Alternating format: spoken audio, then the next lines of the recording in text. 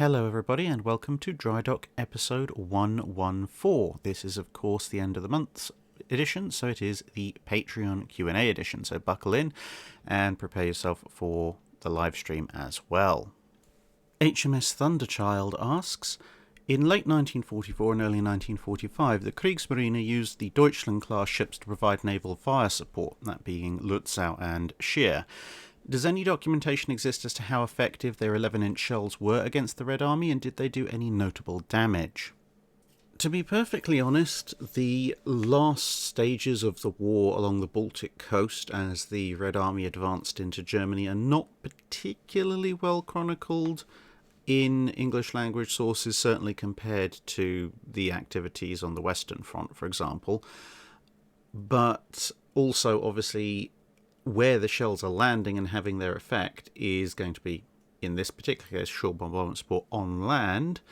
And since the Red Army is the target, I suspect that most of the decent sources that will talk about it, if at all, are going to be Russian and probably still Russian language. So unfortunately, I don't know any particular details about exactly how effective the 11-inch shells would be or were against the Red Army, although you can draw the inference that, well, they're 11-inch high-explosive shells. They're probably going to do a fair bit of damage, considering that they're considerably larger than any kind of realistic large-scale field artillery.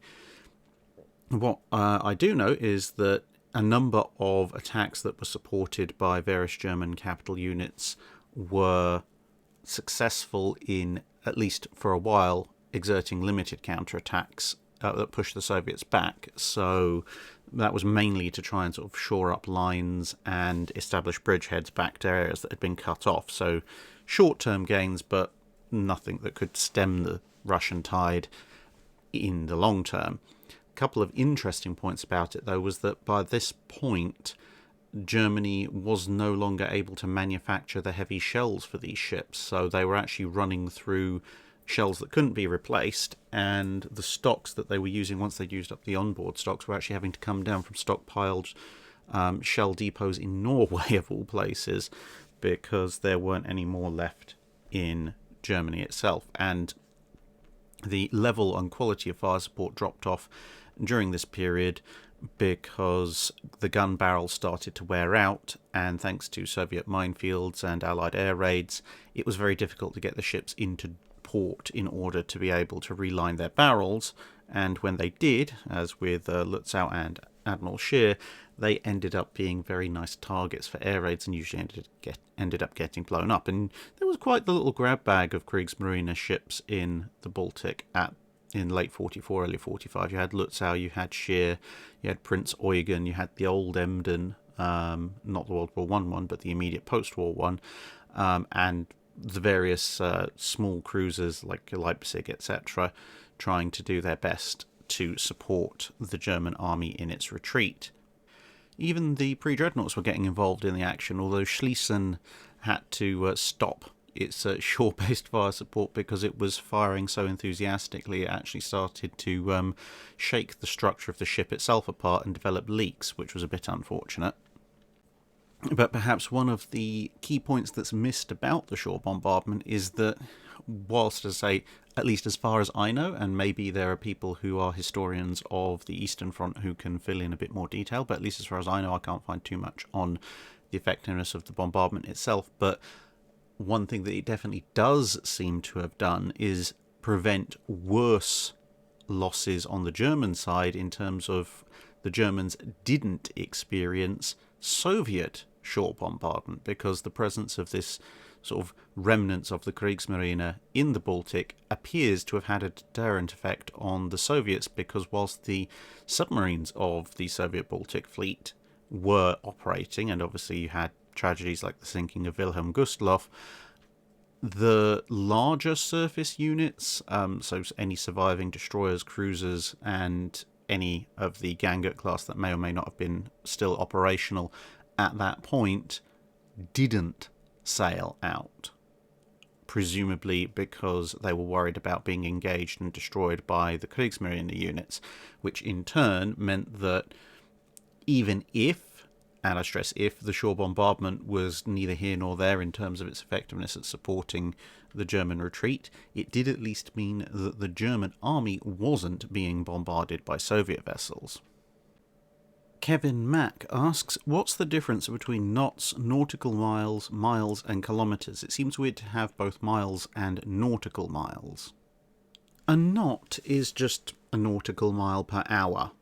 Basically, it's just as you'd have miles per hour, kilometres an hour. It's just that at sea it happens to have a slightly different name. Now, when you're talking in terms of nautical miles, miles and kilometres, it's not a particularly simple way of thinking about it, but the kilometre is, if you're going up to a mile, you're adding just a fraction over 60%, because it's 1,609 point something metres to a mile. And then once you've got your mile is, you increase it about 15% to get to a nautical mile. Now, that might make a little bit of a weird thing, because as you say, why would you have a nautical mile and a mile? The funny thing is that the metre and the nautical mile are actually what you could call absolute derived units, whereas the regular mile is actually the sort of the random one that's built up. Now, I say that because the regular mile that you use on land, that is made up, it's based on a mile that was made up of smaller measurements, so feet, yards, furlongs, etc. And it was just agreed that, so many of this smaller unit made up a mile. And so everybody had their own mile, and it took quite a bit of arguing and negotiation to come up with what is commonly called the statute mile today, which is hopefully the one that everybody uses if you're using imperial measurements. Whereas the metre, at least as originally defined, was a specific fraction of the distance from the North Pole to the equator, so that was an absolute measurement. And the nautical mile is also an absolute measurement, interestingly enough. It is defined, historically at least, as 1 minute of latitude. So, again, that's based on the absolute circumference of the Earth. It's just that it works on the degrees, minutes and seconds measurements of the Earth, rather than just dividing the Earth into arbitrary segments the way that a metre does.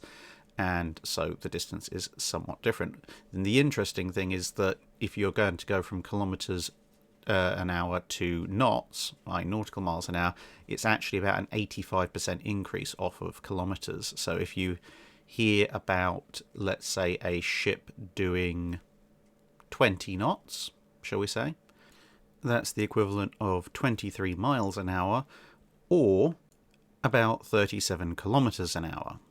Which, as a quick reference, means that if your average treaty-era battleship was motoring along quite happily at 28 knots, it would actually be breaking the speed limit as found in most residential areas, at least in the Western world, as it would be clocking in at 32.2 miles per hour, which, technically over the speed limit in the UK, but unlikely to get a ticket.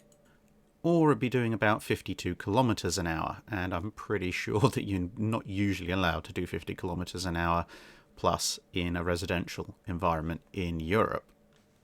Glenn Riccafrente asks, can you please tell us some more about the aircraft carriers of the Imperial Japanese Army? And did any other non-naval branches of any of the World War II combatants operate carriers?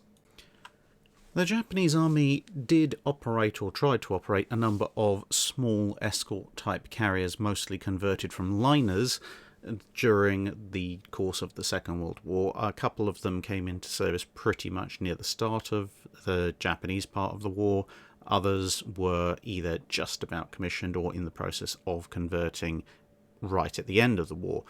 They had various purposes. Ostensibly, some were to provide air cover for actual troop landings. Others were designed to provide anti-submarine escort for troop convoys, and others were designed as kind of an early form of, I guess, what you might call an LHD, except without the H part, because they didn't have the helicopters, but effectively a kind of a proto-landing ship of the type you might associate with something like the Wasps, the Tarawers, the America class, or any other number of vaguely small carrier type landing ships that you see wandering around the world's oceans these days. in as much as it was designed to carry landing craft and also operate aircraft. And that's as distinct from the Japanese amphibious assault ships, which were also quite leading in their field, but didn't carry aircraft generally, at least not on flight decks. Generally speaking, they didn't have internal hangars. Everything had to live on the flight deck, and a number of them were small enough that regular aircraft couldn't actually land on them because they weren't fitted with arrestor hooks and the other kinds of aircraft carrier landing gear that you might anticipate, but they could land some relatively slow speed aircraft and autogyros and the like. Although, generally speaking, they didn't tend to be used in their intended role all that much. They usually were found in the role of either aircraft ferry or alternatively transporting large numbers of troops, mainly due to the fact that, well, as I say, without the ability to land a lot of sort of combat-capable aircraft, they would effectively be one-shot aircraft launches if they were used as originally thought, unless the Japanese army troops they were supporting were really quick about capturing an airfield. As for their fates, well, 2 of them were sunk by US submarines, and pretty much all the remaining ones ended up being converted back into civilian shipping, which is what they'd mostly been converted from in the first place, and actually had, in some cases, relatively short careers. In other cases, they would serve for a couple of decades in the merchant role.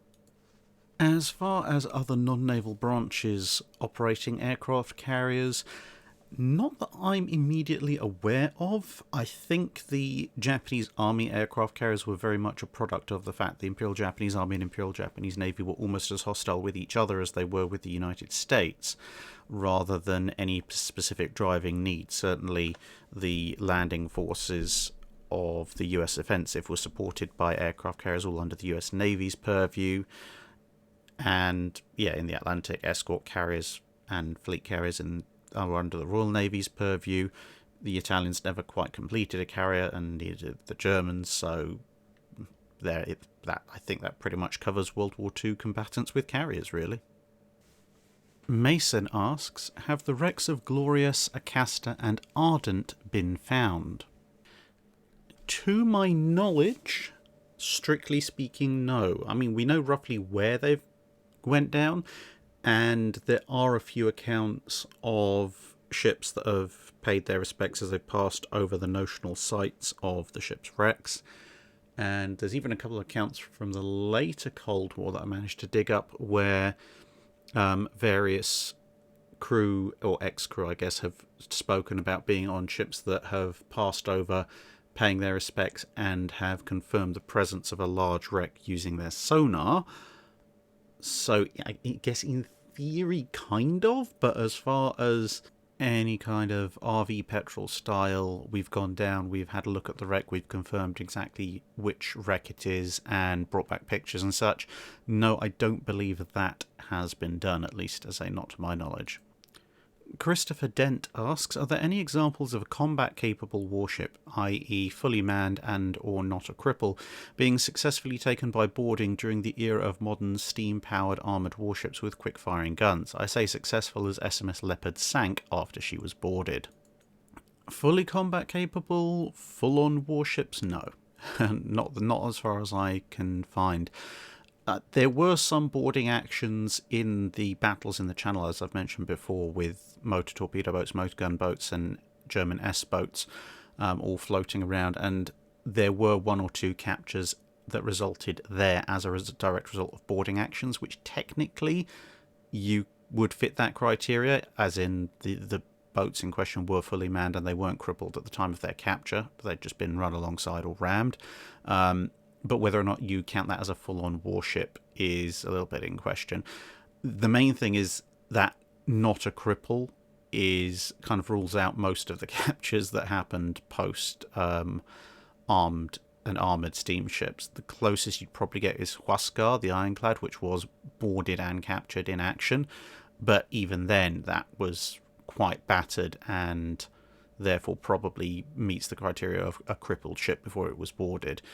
Basically, quick-firing guns made carrying the ship by direct boarding actions, as was done in the Age of Sail, pretty much suicidal. You'd have to either just persuade them to outright surrender or board them only after you've battered them into submission with a lot of firepower so that they couldn't shoot at your incoming boarding parties.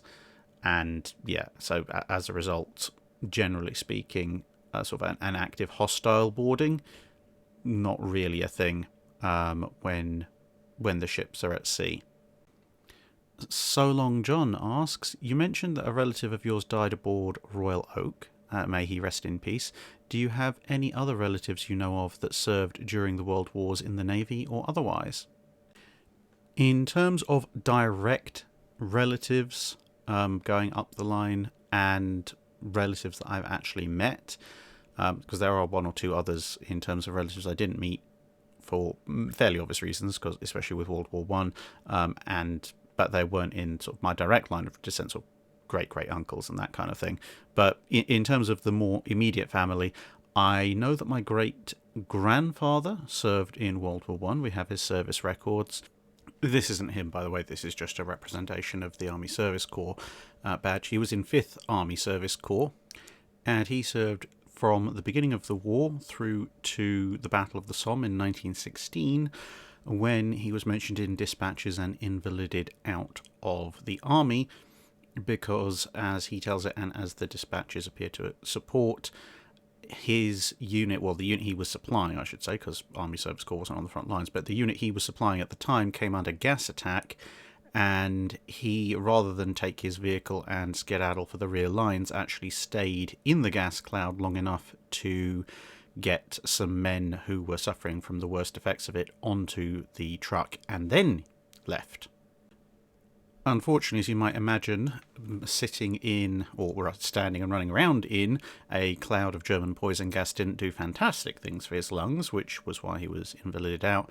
And then, unfortunately, it also completely wrecked his sense of smell, which meant that in 1930, a few months before my grandfather was born, he was working on his car in a barn up in Lincolnshire, which is where the family's from, and the wind slammed the door shut, and the car was running because he was trying to discern a fault with it, and of course, because he had no sense of smell, the fumes built up in the barn, and by the time anyone found him, unfortunately, it was too late. So he was, in some ways, a late casualty of World War One.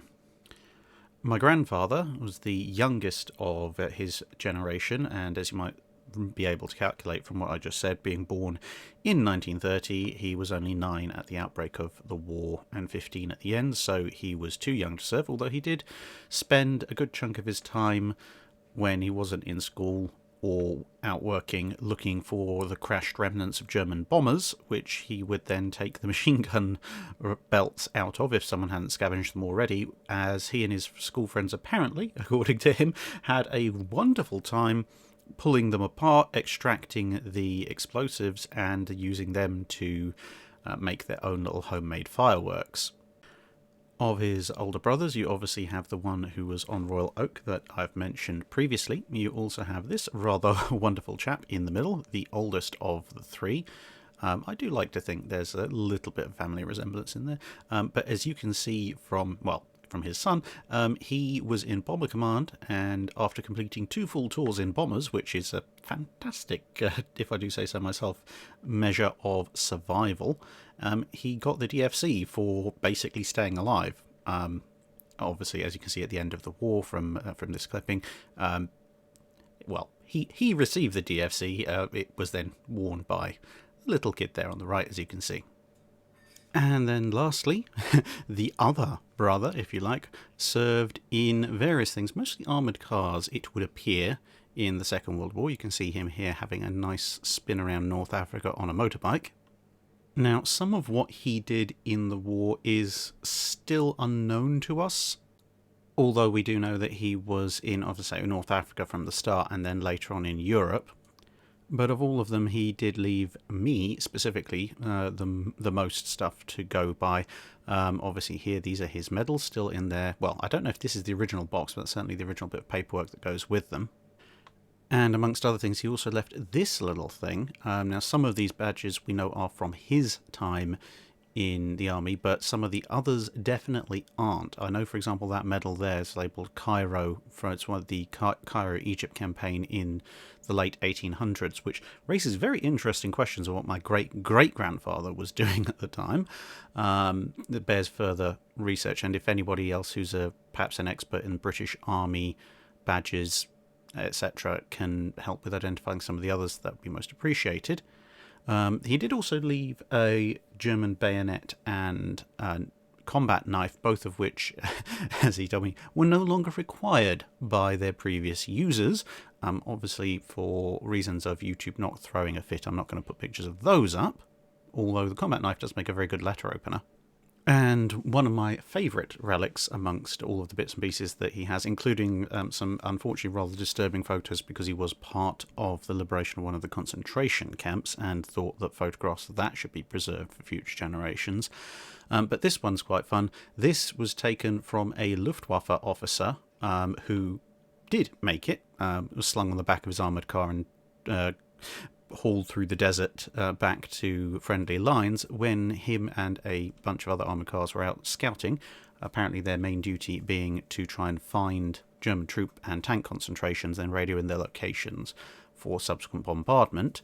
But in any case, the bit of metal is not obviously from the officer himself, it's from the aircraft that he was in, because, as the story goes, as I remember being told back when I was small, standing orders for armoured cars, if you happened to encounter German aircraft that attacked you, were to get out, scatter, hide in the sand dunes, etc., because, let's face it, an armoured car didn't carry all that much in the way of armour, so if you were inside, that was a good way to get yourself killed, but if you ran and hid, then they'd perforate your vehicle, but quite often the rounds would just punch straight through and out the other side, so it's actually relatively uncommon for a strafing run to damage anything particularly vital.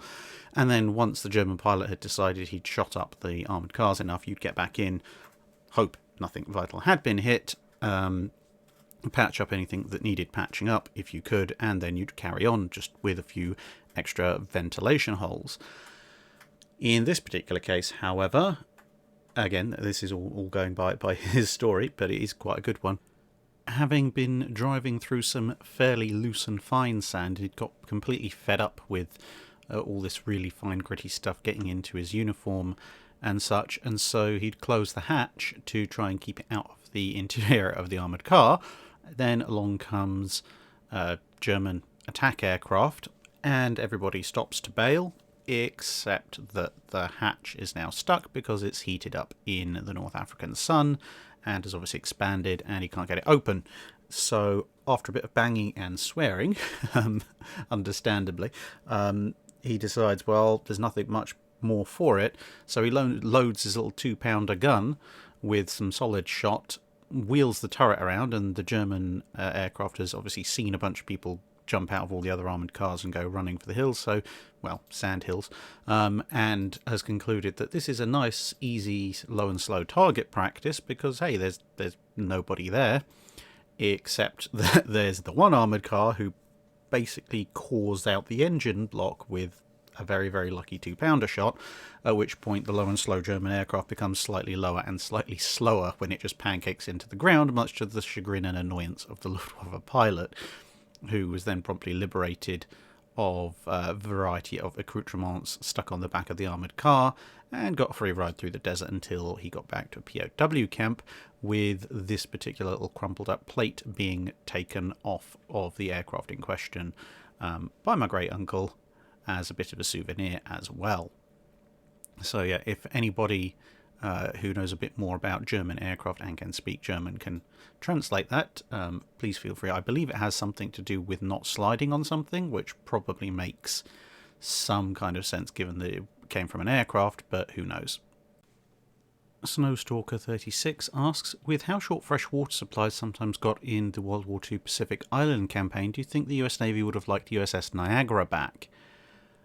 And related, what do you think is the best combat fleet auxiliary? Fleet tugs and treasury cutters seem to be the best options for the US, but I'm certain other navies have surprisingly capable background ships.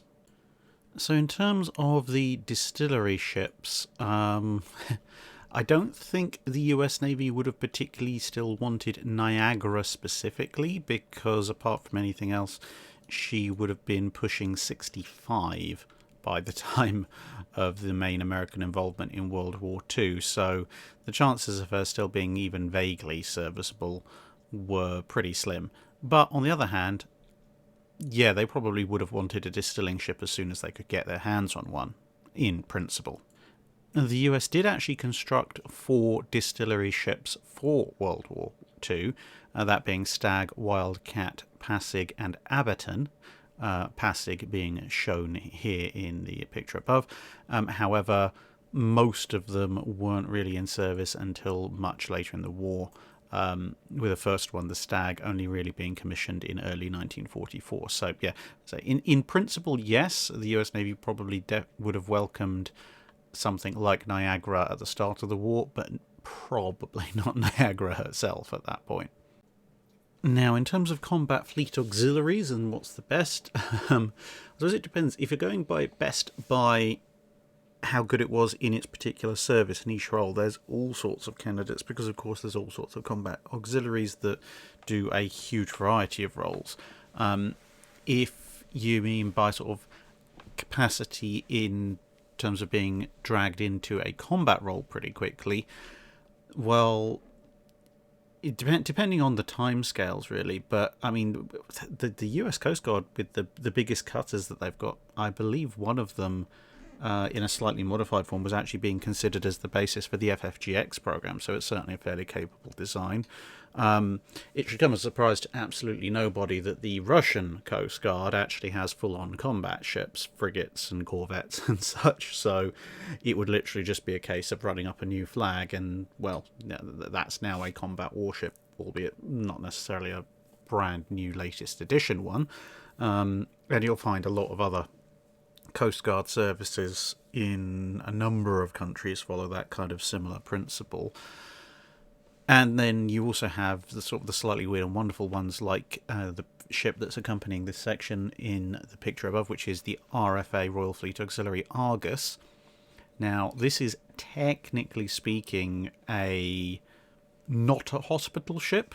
It's equipped as you would expect a hospital ship to be, but it does carry some defensive armament, so it doesn't count as a hospital ship for international rules reasons. But on top of that particular fit and finish, it also can serve as an aviation training vessel. It has a hangar, so as well as a flight deck.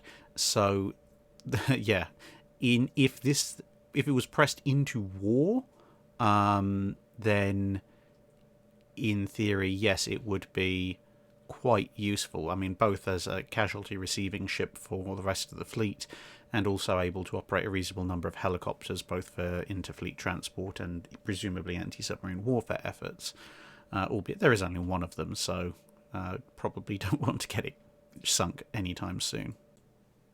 SDF7 asks, you've touched on some of this period with your video on the Great Lakes aspect of the War of 1812, but was there a counterpart to the later US War Plan Red for the British Empire between 1783 and the Great White Fleet period?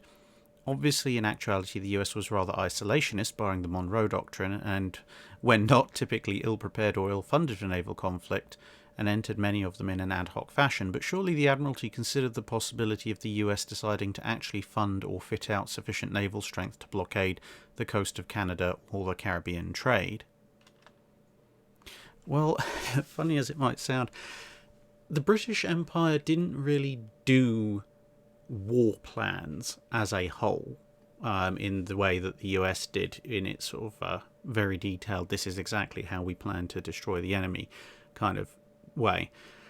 In part, that was, to be frank, because Britain had so many enemies that it going to war with one or the other of them was actually relatively unlikely. They kind of thought, well, we might end up in a situation like the Napoleonic Wars, where either we go to war with a single power that is so tiny we crush it in 30 seconds flat, a bit like, say, the war with Zanzibar, or if it's against any kind of major power, there's a very high chance that one or more other major powers are probably going to jump in, at which point, given how many different powers there are and how many different permutations there are, it would take an entire ministry just to formulate all the possible combinations and reactions.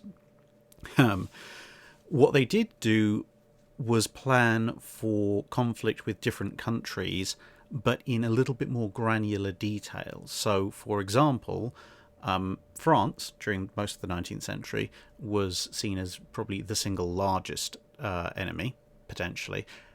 But they didn't have a kind of an overall, well, if we go to war with France, we will do this, and then victory. It was more a case of, well, if we go to war with France, these are the targets where we can hurt them the most right at the start. And then it was kind of, well, we have experience in doing things like taking colonies, blockading, engaging enemy battle fleets, so we'll kind of take it from there and just sort of see what happens next almost. Now, it isn't to say they were completely unprepared. They did a lot of exercises, a lot of tests, a lot of thought exercises, as well as actual practical fleet exercises, where they examined new tactics, new approaches, etc. But it was in the realm of kind of, this is how you assault a fortified port. This is how you attack an enemy battle fleet. This is how you counter commerce raiding. This is how you escort merchant ships. This is how you box an enemy in confined waters, that kind of thing.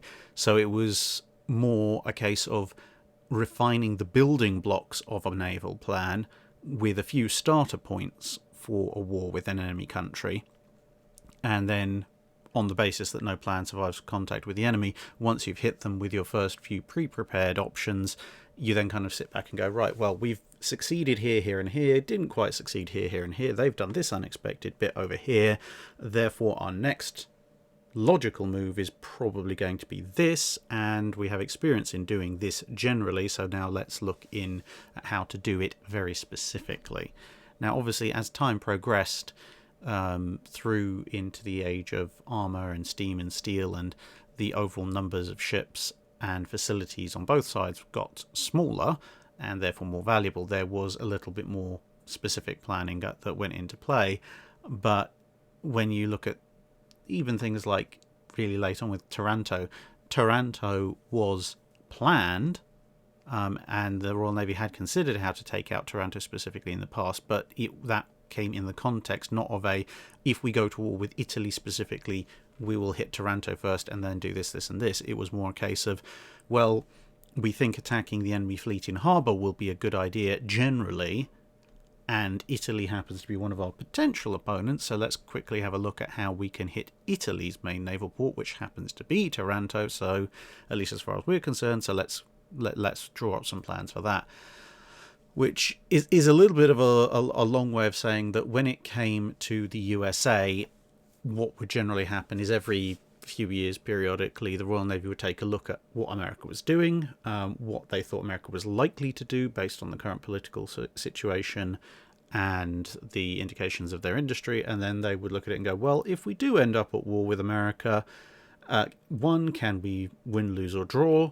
Two, what's probably the best way of doing it? Three, what are the Americans most likely to do against us? And they draw up plans and contingencies for what they thought the most likely American attacks and counter moves would be, what they thought the best ways of hitting the American coastline would be, and then that was the extent of the war plan for America, and then everything else would, hopefully, they thought, fall into place as and when the war developed and they knew what the situation was after the first few rounds. And to be perfectly honest, whilst America did have a significant amount of industrial potential, it was so either underutilized in certain fields or else being so heavily focused in completely non-naval related areas that for the majority of that period that you're talking about, sort of from the late 1700s through to the early 1900s, the Royal Navy really didn't consider it likely that the US was going to be able to build a fleet capable of challenging it on the high seas for control of the Canadian coast or the Caribbean, largely on the basis of the fact that the Royal Navy in that period was so massive and the US Navy outside of the American Civil War was so tiny that any build-up to a level where the US would even be able to challenge for regional dominance, let alone dominance of the seas, would take so long and would require such massive long lead political indicators that it just wasn't worth thinking about at this point, and if it came to it, then they'd still have plenty of time to consider it. So yeah, hopefully that informs a little bit of the Royal Navy's strategy. RJ Blaine asks, in episode 109, there's a picture of a set of superfiring front turrets. Based on the perspective, it looks like the superfiring turret could take part of the barrel off of the front turret's gun. I would assume that they would plan for this and either not allow it to happen or at least have processes in place for saying shoot, don't shoot if you see the other barrel in front of you. Are there any examples of something like that happening in reality? So I believe this is the picture he's talking about, and yes, you can see if the centre gun on the upper turret had fired at that particular point, you may well be sure to centre gun on the lower turret. Now, as you can see, well, there isn't a physical stop in place because all the guns need to be able to depress to a certain level and all the guns need to be able to rise to a certain level. However, there are a few practical issues that mitigate against this happening. Firstly is that for this kind of alignment, the turrets have to be effectively dead centre, pointing right forward across the bow, because the minute the turrets turn in either direction port or starboard, then the line of sight of each of the guns is going to very rapidly go off-centre compared to the gun in front of it. So it becomes less of an issue. I mean, in theory, there's going to be very specific angles slightly off the bow to port and starboard where a gun might overlap in this manner, but with the next gun along, or in a triple turret, the next gun along still, but that's going to be pretty rare. The other thing, which is the much larger factor, is that by the time you've got battleships with gun layouts like this, i.e. dreadnought style, superfiring turrets, etc., the ships are equipped with direct firing. And central direct firing means that all the guns will be elevated to the same elevation and hopefully all pointed at the same target, and that alone kind of mitigates against the kind of sort of friendly fire incident we're describing taking place, because if the ship was actually in action, then if all three of the guns in, say, the front turret are elevated up to the level that that middle gun is, which has been kindly elevated to allow the men below to sweep, then all the guns in the turret behind it will also have been elevated to that level.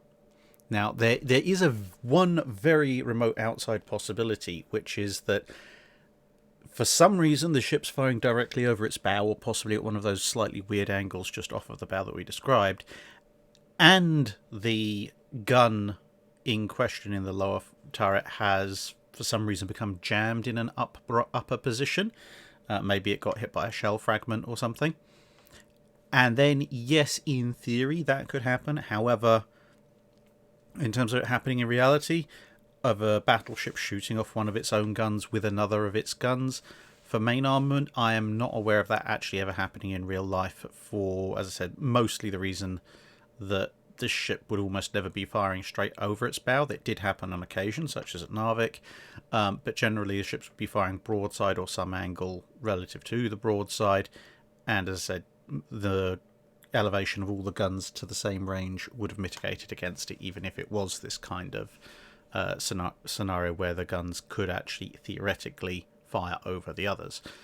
So yeah, it's one of those things that kind of, because you can't massively restrict the firing arcs of your guns, it's not quite something that you can guard against 100% specifically, but it's such a vanishingly unlikely event that, as I say, I do not believe it actually ever happened in the Dreadnought era. Paul Goyne asks, in most 20th century battleships, the barbette and turret face armour for the main guns is at least as thick as the maximum belt thickness, and often quite a bit thicker. On the second King George V class, however, the barbettes and turret faces are about 2 inches thinner than the belt. What was the rationale for this, and was 13 inches of armour really enough for enemies armed with 16-inch and high-velocity 15-inch guns? I must admit, it does seem odd on the face of it, especially when you read into the design history of the King George V's, where the design philosophy essentially amounted to make sure the ships have enough deck armour to survive long-range gunfire, and then enough belt armour to sit squarely at the 12 to 16,000 yard range and just blast away at the enemy at what was for World War II battleship engagements basically point-blank range. This is actually pretty much what Duke of York managed to pull off on Scharnhorst. And then, as you say, you look at the turret armour and you go, hang on a minute, because you look at, say, American turret armour, and that's massively thick. And look at the, say, Littorio, Bismarck, Richelieu, they've all got thicker turret faceplates. So, what's up? Well, part of it is that the Royal Navy, unlike Littorio and Bismarck, was actually trying desperately to stay under the 35,000 ton limit. Unlike the North Carolinas, they hadn't been rejigged, at least in turrets and guns, at the last minute for 16-inch weaponry. And, again, the Japanese were just doing their own thing with the Yamatos, so let's leave that one aside. Richelieu is quite interesting, although Richelieu did obviously benefit quite a bit from the fact, only 2 quad turrets instead of 2 quads and a twin, albeit 15-inch, but they also had the all-forward arrangement, which saved them a bit on weight. Now, with all that said and done, King George V's deck and belt armour was quite extensive and quite thick, so a lot of weight went there. So the Royal Navy was basically faced with this quandary. They were told repeatedly that they couldn't drop the speed of the ship, which is understandable, 28 knots being about the standard. And every single design change that came up just kept putting more and more armour on to make them more and more durable. And part of that was the torpedo defence system as well, which was actually pretty good when it was actually engaged. Prince of Wales, of course, famously going down to Japanese torpedo attacks, but the fatal ones being, unfortunately, outside the torpedo defence system, pretty much the same way as the torpedo that doomed Bismarck being also outside of its torpedo defence system, and so on. So, with protection to the actual hull of the ship the main priority, and not being allowed to drop anything in terms of speed, that meant that the armament of King George V started to drop instead. Now, that meant, obviously, switching B turret from a quad to a twin, but when they looked at everything as a whole, it appears they took the view that the amount of turret face actually showing, and you can see in this picture, it's actually quite small. Generally, most ships did try and keep the turret faces as small as possible, but when you compare the turret faces of King George V versus Richelieu, Littorio, especially Bismarck and even North Carolina, you actually notice, as I say, that there's not actually an awful lot of turret face. And the Royal Navy appears to have gone with the idea that, well, if there's not an awful lot of turret face, the chances of it being hit are, relatively speaking, not so great. And if we bump the armour up there, that's going to take several hundred tons, which would mean dropping, say, an inch of belt armour, or half an inch to an inch or more of deck armour. And on the 35,000 tons, then it really wasn't much of a choice, because it was fairly obvious that the deck and the belt were much larger target areas, and of course the guns, unlike the rest of the ship, could be moved at fairly short notice.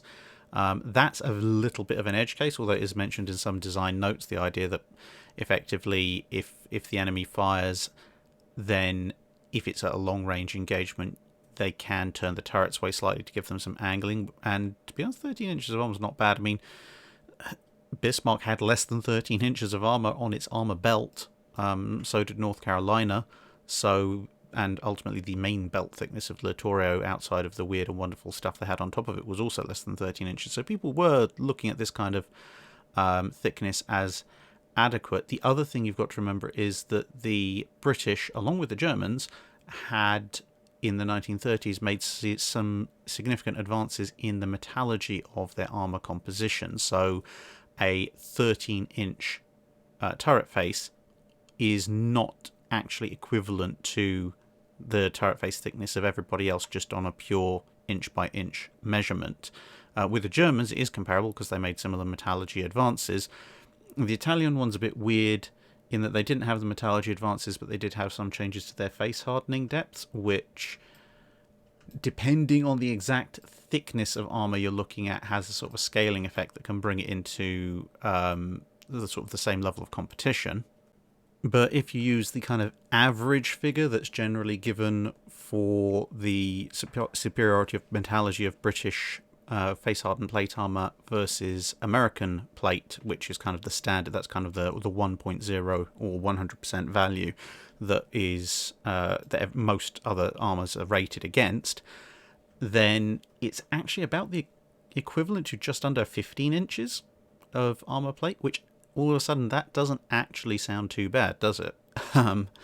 And yeah, if you take the equivalent in some other armours, it gets slightly slightly thicker still. So yeah, they're not awfully protected. It's not as much as they would have liked, but it was what they could get on their attempts to keep it within 35,000 tons. If you look at Lion, HMS Lion, the Lion class battleships, you'll notice that despite the fact that at the time that they're being built, there's not really any considerably larger guns available as threats. It's still looking like, well, potentially in a very outfield situation, American 16-inch guns, but otherwise the Nagato's 16-inch guns and the German and Italian 15 inches.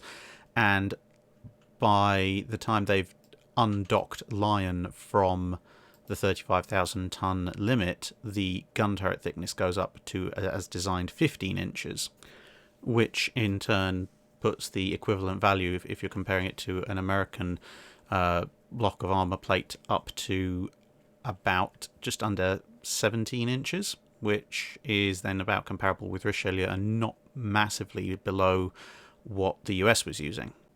This is, of course, just talking in direct face-hardened plate thickness equivalents, as of course I am aware that US battleships used Class B homogeneous armour in their actual turret faces, which just makes everything far more complicated when you're trying to get into a detailed discussion on the subject.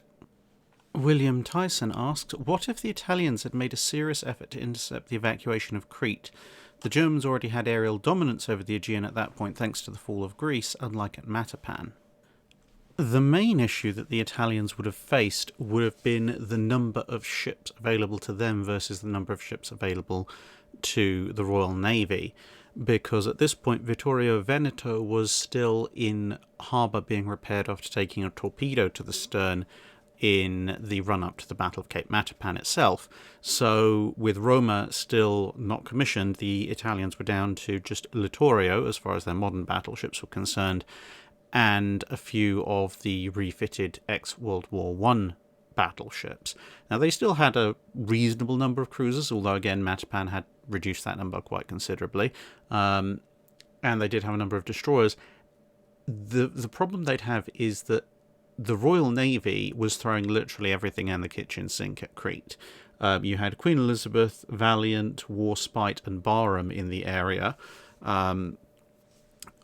So there were 4 battleships that weren't all operating off the Cretan coast all at the same time, but they were available in the area, and there were cruisers and destroyers all over the place. Now, fair enough, a lot of them got hit, damaged, and sunk by the Luftwaffe, but there was still more where that came from, and it also depends on when in the evacuation. It obviously depends on how many ships are available to the Royal Navy at that point.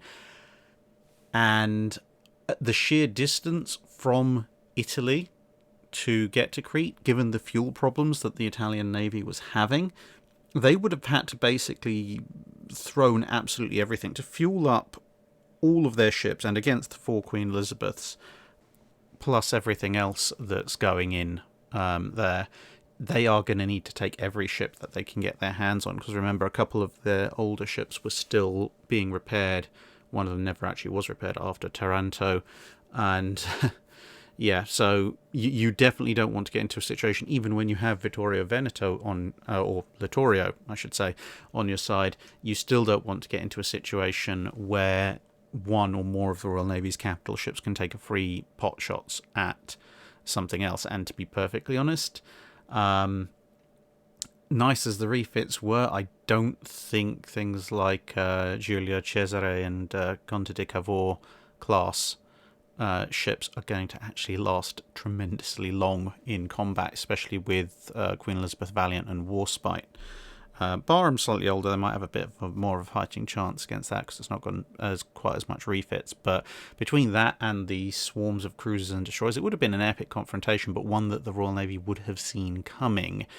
And the Italians were quite worried, obviously, after Matapan as to what the Royal Navy's capabilities would be, and whilst the Luftwaffe dominated the skies during the day, you can near enough guarantee if the Italian battle fleet was sighted moving in to intercept the evacuation of Crete, then Cunningham would have turned around and, knowing that the Italians wouldn't want to fight at night, he would have then known the Italians' approach would have been during the night, so that they could show up probably mid-morning in order to have maximum amount of time to do damage.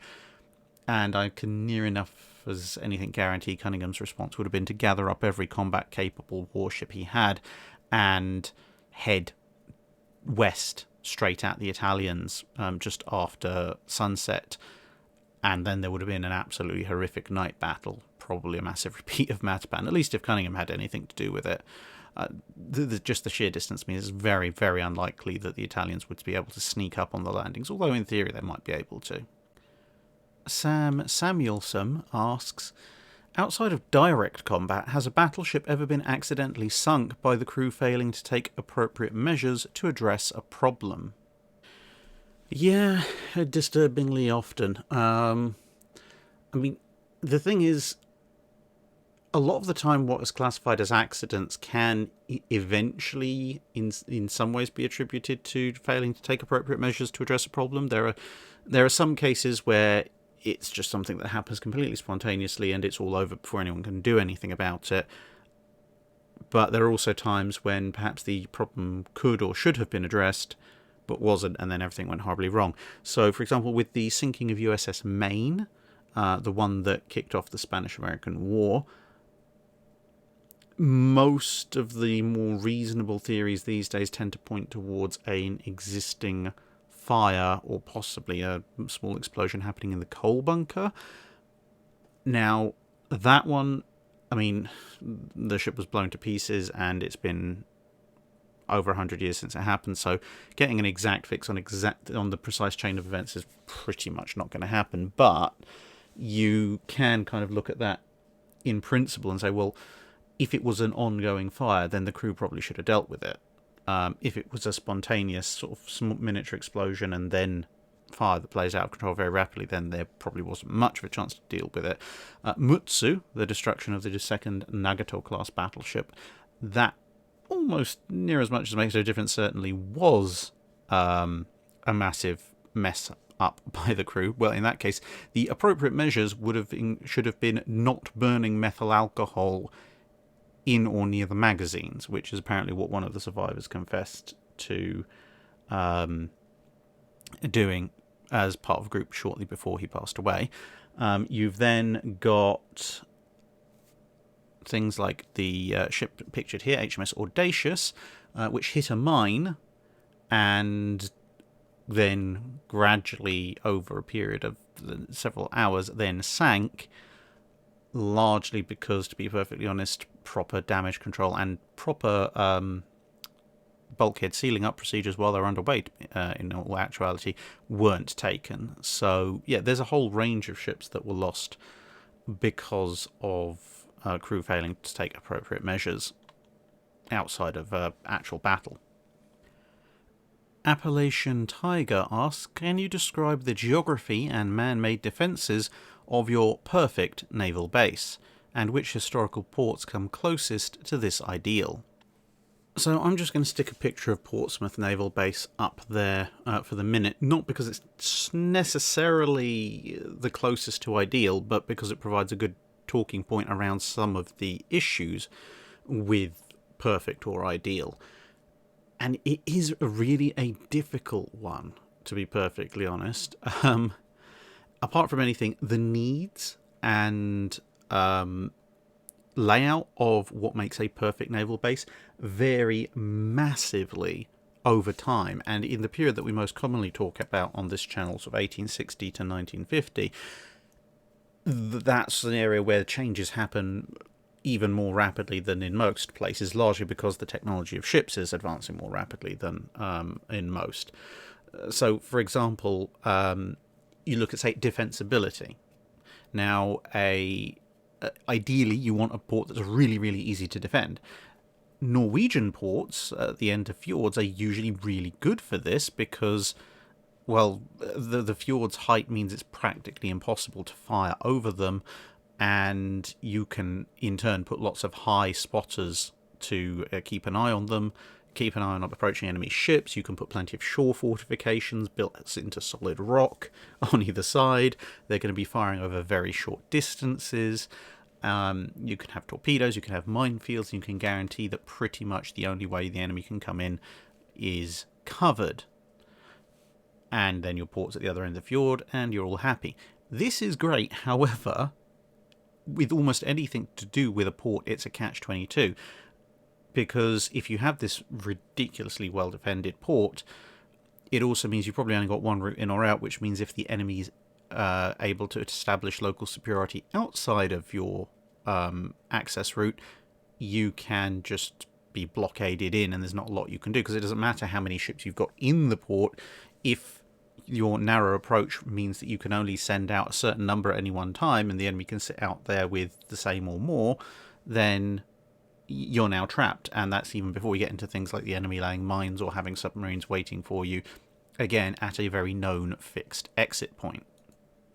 You've then got to take into account overall size, because back in sort of the Age of Sail period and maybe into the early part of the Age of Iron and Steam, you could get away with having a much more compact, much more, again, easily defended port, but with plenty of anchorages for any reasonable size of fleet in a lot of different places.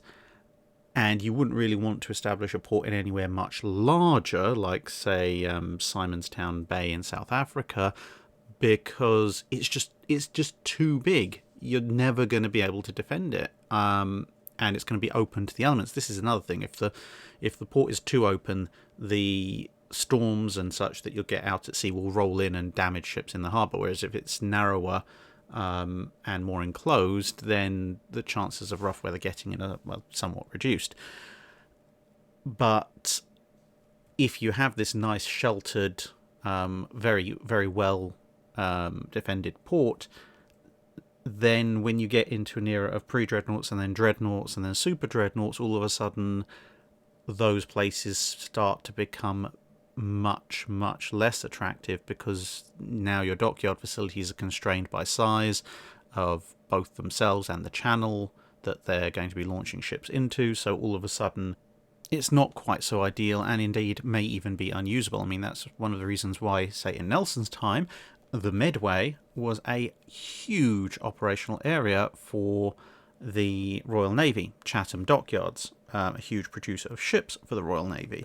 But by the time you got to the age of steam and steel, the anchorage was pretty much good for destroyers, and the shipyards were pretty much good for destroyers and maybe small cruisers and submarines, and that's about it. You just couldn't build or store battleships there, generally speaking.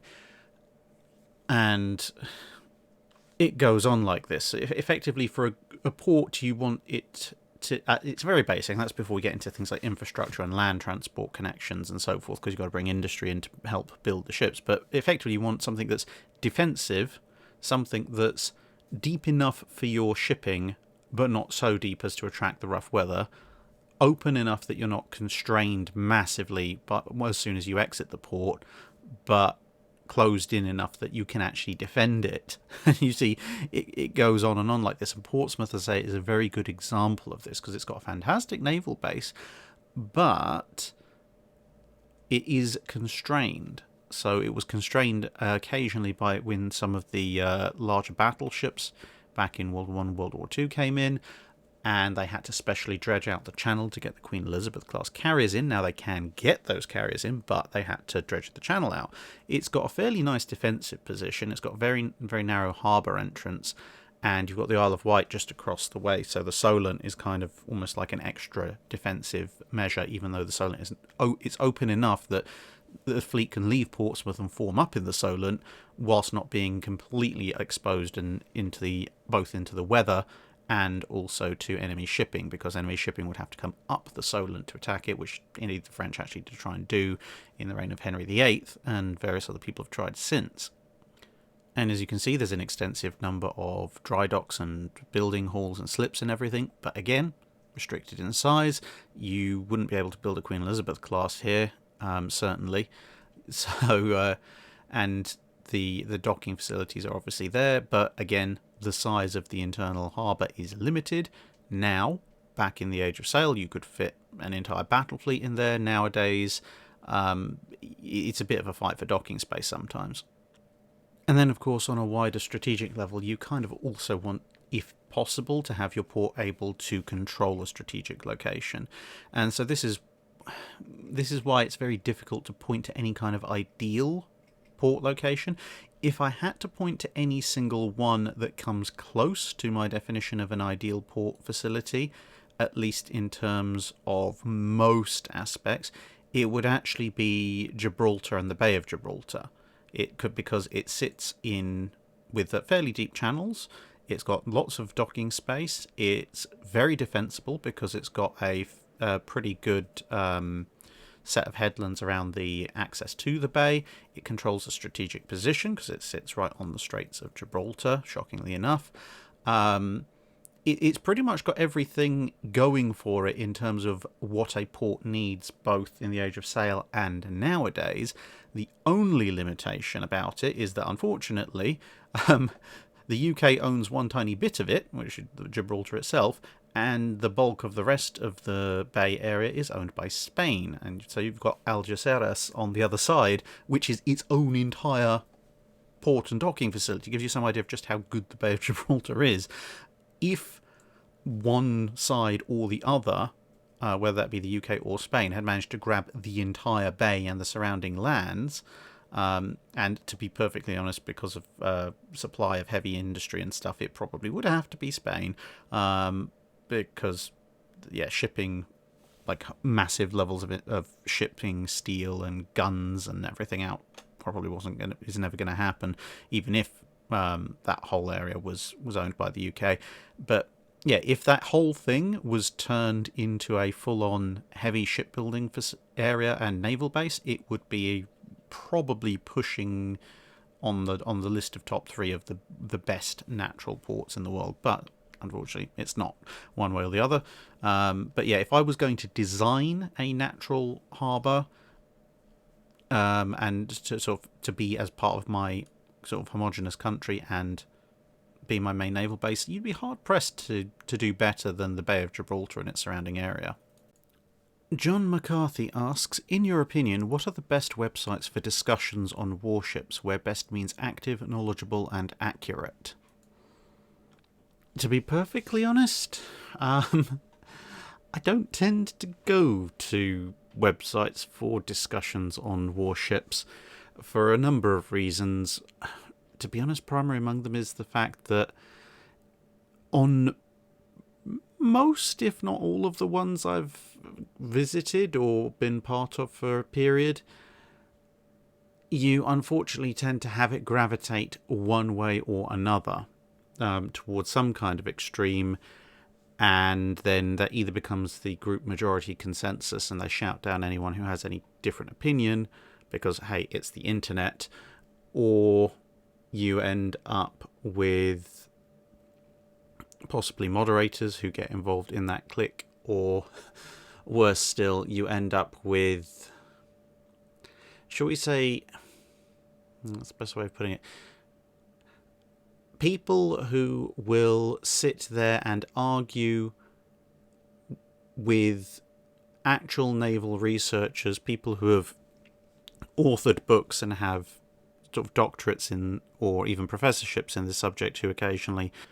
will drop by, and then you will get someone just turn around and say, well, no, actually, you're wrong about everything you wrote, because either that's just what the local group consensus says, or because I found this one document that says this. And then I've seen legitimate arguments where people will go with that, and then the researcher or professor or whoever or whatever will say, well, I know about the existence of this document, however, there's this, and this document, and they all suggest something different, so overall or maybe this document says this, but it's never been proven, or whatever. But then people just go, oh no, but this document, so you're wrong. It's It's not generally a good environment. I've seen debates where people have tried to randomly give USS Massachusetts the longest range gunnery hit in history based on some, and been very strident and shall we say, bullying about it on the basis of some very flawed interpretations of some very specific readings of certain logs. And I think I've posted before the chart that I did where I took the actual battle logs of the Massachusetts and showed that, shockingly enough, for a ship that had only been in commission for a few months, the various logs of course, direction, speed, range, etc. didn't match up with each other in the slightest. So how on earth you can expect to pull something like, it hit at longer range than Scharnhorst or Warspite, I don't even know. But it was a strong enough thing that the thread went on for pages and pages. Now, I'm not saying that these websites can't be useful sources of information, because very often you will find sort of a user or two who somehow, just through proximity or luck circumstance or incredible knowledge, has access to information that generally isn't available to the public, or at least isn't easily available to the public in the forms of things like drawings, documents, quite often just being able to translate documents into English, because obviously that's the majority of the warship research English-speaking websites tend not to have great command of foreign languages. So there is a lot of useful stuff out there, but unfortunately the internet can tend to bring out the extremes in people quite a bit. Weirdly enough, some of the better discussions I've seen have actually been on large Facebook groups of all places. Places like Navy General Board. That's actually a pretty good one. Unfortunately, their main Facebook page got hacked. They do have a website of the same name, and they had to start up a new page recently. But that's actually a pretty good place for discussion, because for all the other things you might want to say about Facebook, it does obviously have a much wider readership and membership than sort of niche forums. So you do end up with a lot more diversity of opinion and people able to argue their point to a certain degree. Obviously, there are benefits to dedicated web forums in terms of archiving and ability to link sources and state long explanations with multiple pictures and things, but there you go, that's been my experience at least. So broadly speaking, I would say if you do find a website where you're looking for active discussion, I would treat it kind of the way I treat Wikipedia articles, which is look at what it says, but don't take anything that it says there at face value. Look at the sources quoted. Follow the sources, read up on the sources, and then see, one, does the source actually say anything like what the article or the poster claims they say, which can often be very different, and then two, what is the context of that quote? And that way not only do you improve your own research abilities, but you'll actually get a much broader picture of what is being said and why for a particular subject, and hopefully that'll lead you then to look at other sources beyond that. So yeah, that's my opinion anyway. Take that as you will. Texas and LaShock asks, how did traditions such as King Neptune's Court upon crossing the equator and the realm of the Golden Dragon for crossing the international date line and other such things come about? How many such informal honours are there? In terms of how many, humans have an interesting habit of making up ceremonies for practically anything they can point to and say, aha, this is significant. So, yeah, there's probably too many to count. In terms of where they came about from, it seems to be an interesting developmental tradition. I mean, it's not something I've researched in huge amounts of depth, but I have looked into it to a certain degree, and it appears, at least to me, that if you go back far enough, and I'm talking ancient history level kind of thing, then it's rooted in really, really old practices. For example, when going on very long ocean voyages, it was traditional to, when we're talking about sort of it was pre-0 BC period, to make sacrifices to whichever gods you happen to believe in, or whichever gods happen to be predominant in the port that you were in, before you went off on a long voyage. And then once you arrived at your destination, basically initially saying, please don't kill me, and then when you got to your destination, thank you for not killing me. And then quite sometimes you would have minor sacrifices that would be going on the way. So if you were, say, rounding a particularly notorious headland or going down a particularly dangerous channel, you might make a sacrifice to Poseidon or Neptune or Baal or whoever the local or period god happened to be, who was thought to have dominance in that area, in order to, again, for them not to kill you, because a lot of the ancient pantheon were very much the kind of sacrifice to me, or very, very bad things will happen to you. And when you're on a boat at sea, very bad things will very often end up being fatal. As time went on, and the whole kind of animal sacrifice on land and smaller sacrifices and burning incense and stuff at sea kind of went out with the rise of various other religions, it would appear that you then had sort of little ceremonies would take place instead, but a lot of the holdover that sort of something must be given to ensure safe passage still held on. So things like sighting land on after a transatlantic voyage, or if you were heading round into the Mediterranean from the UK, once you left the Lizard or something, which is the point at the end of Cornwall, not actually a gigantic reptile that guards the south coast of England, although that would be very cool. But anyway, there would be kind of little ceremonies to mark that you had left the area. And I think over time that kind of evolves into what we have nowadays, in that there's these symbolic things that you are accomplishing, and that notion that something must be done, something must be appeased, something must be given in order to ensure that the ship continues to enjoy good luck and safe passage, still persists in some way. And since you're no longer generally allowed to sacrifice animals, and running around in strange robes and burning incense is generally restricted to non-shipboard activities, then you kind of get a natural extension of that, where you have these weird and wacky ceremonies that everybody invents, that one of which being King Neptune's Court, which is celebrated in all sorts of different ways in all sorts of different ships from all sorts of different countries, and inevitably some people get a bit carried away with it. But anyway, that is very much my subjective opinion based on some research I did into ancient history and nautical ceremonies, especially around the time of the Middle Ages going through into the early Classic Age of Sail. So take that as you will, and if anyone's done even some more extensive research, please feel free to chime in the comments below. But that would certainly be my deeper understanding of things in terms of timeline more than anything else. Stephen Dick asks, was the idea of belt feeding a Bofors 40mm mount ever explored by any navy? It was, but belt feeding something like a 40mm shell is quite the feat, and not usually done, because apart from anything, any significant belt of 40mm shells is going to weigh an awful lot. I mean, and I'm sure anyone who's served in the military, particularly in the army, will tell you just how much of a pain it is to carry belts of 5.56 or 7.62 around, let alone belts of 20mm, which did have Kerr for the Orlecan 20mm gun. But yeah, trying to upscale that again to the mass and weight of an unfired 40mm Bofors cartridge, and then chaining that into dozens, it'd be, yeah, not fun.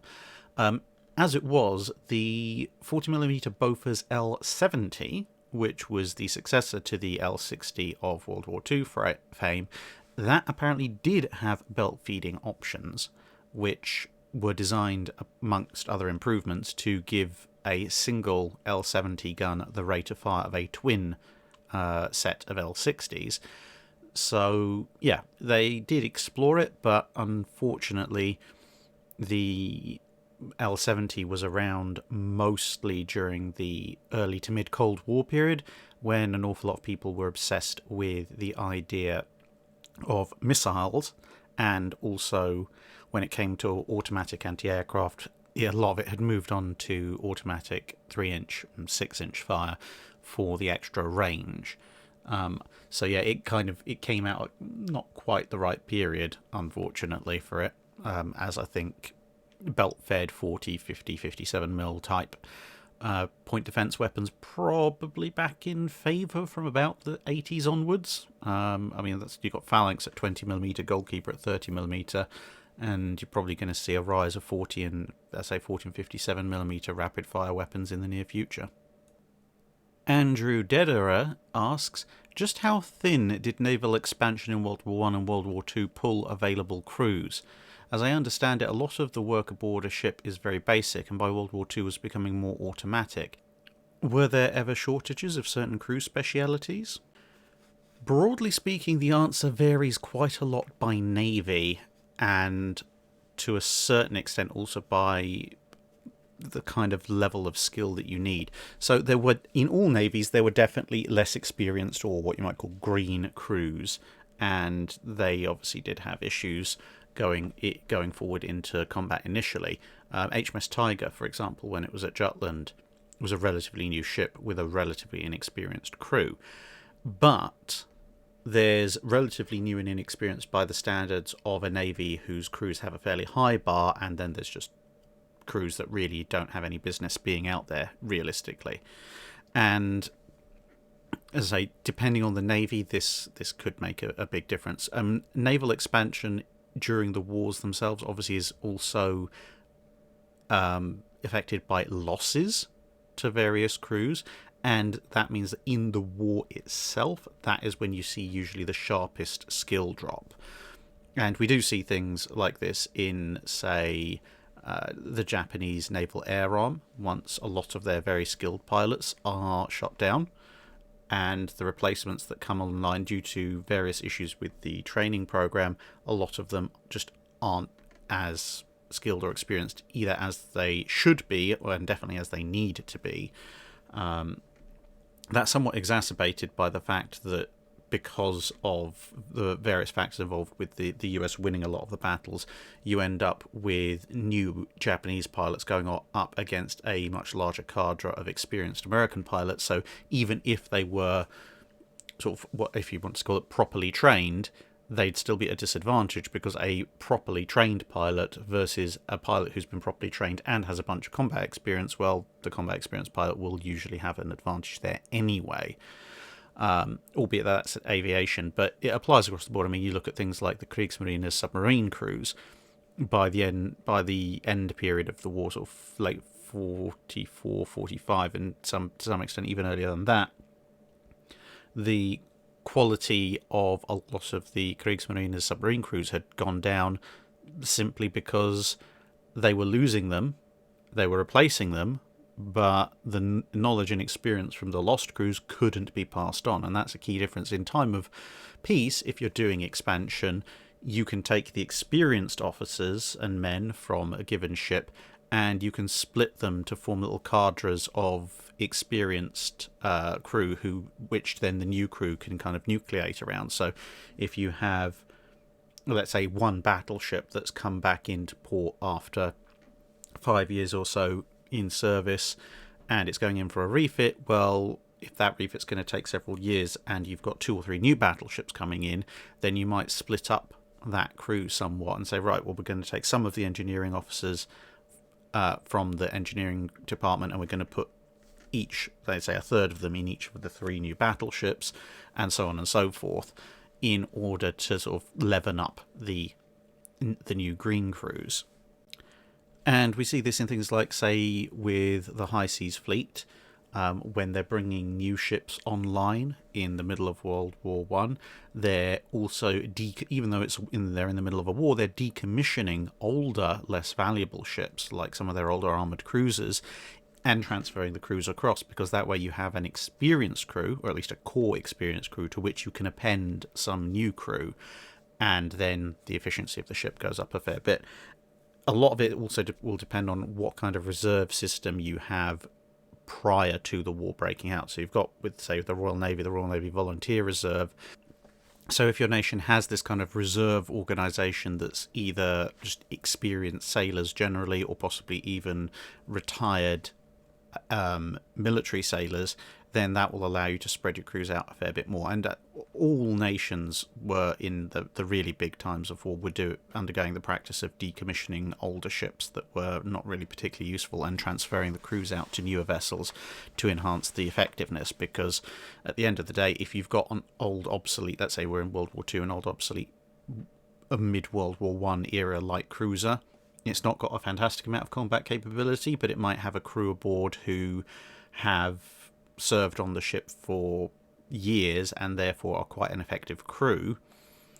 If you're commissioning a brand new cruiser into the fleet, it makes a lot more sense to take that experienced crew, leaven them up with a few more additional green crewmen, and put them on the brand new ship, so your brand new ship is pretty effective from the start, than it would be to keep either your good crew on an old ship and put a brand new crew on a new ship, or perhaps worse still, give the old ship to a brand new green crew, because at that point you've got a crew that doesn't really have too much knowledge about what it's doing compared to the more veteran ones, and they're in a ship that doesn't have an awful lot of firepower, so that's a recipe for just losing the ship.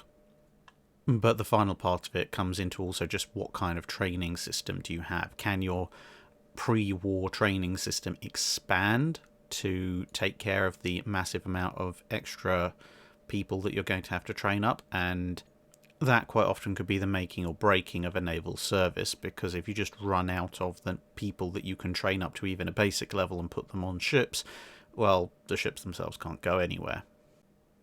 John Comtois asks, what were the oddest engines tried in the early days of steam power before they settled on various engines including triple expansion? What balance of needs drove design variants? The balance of needs effectively amounted to, we need enough power to get the ship to move at a reasonable speed, and that included against the wind, and therefore we need an engine that can deliver that power, but you had to balance that against the engine being small enough to actually fit in the ship, and not just fit in the ship, but also fit in the ship in such a manner that they left space to do something else other than just have an engine.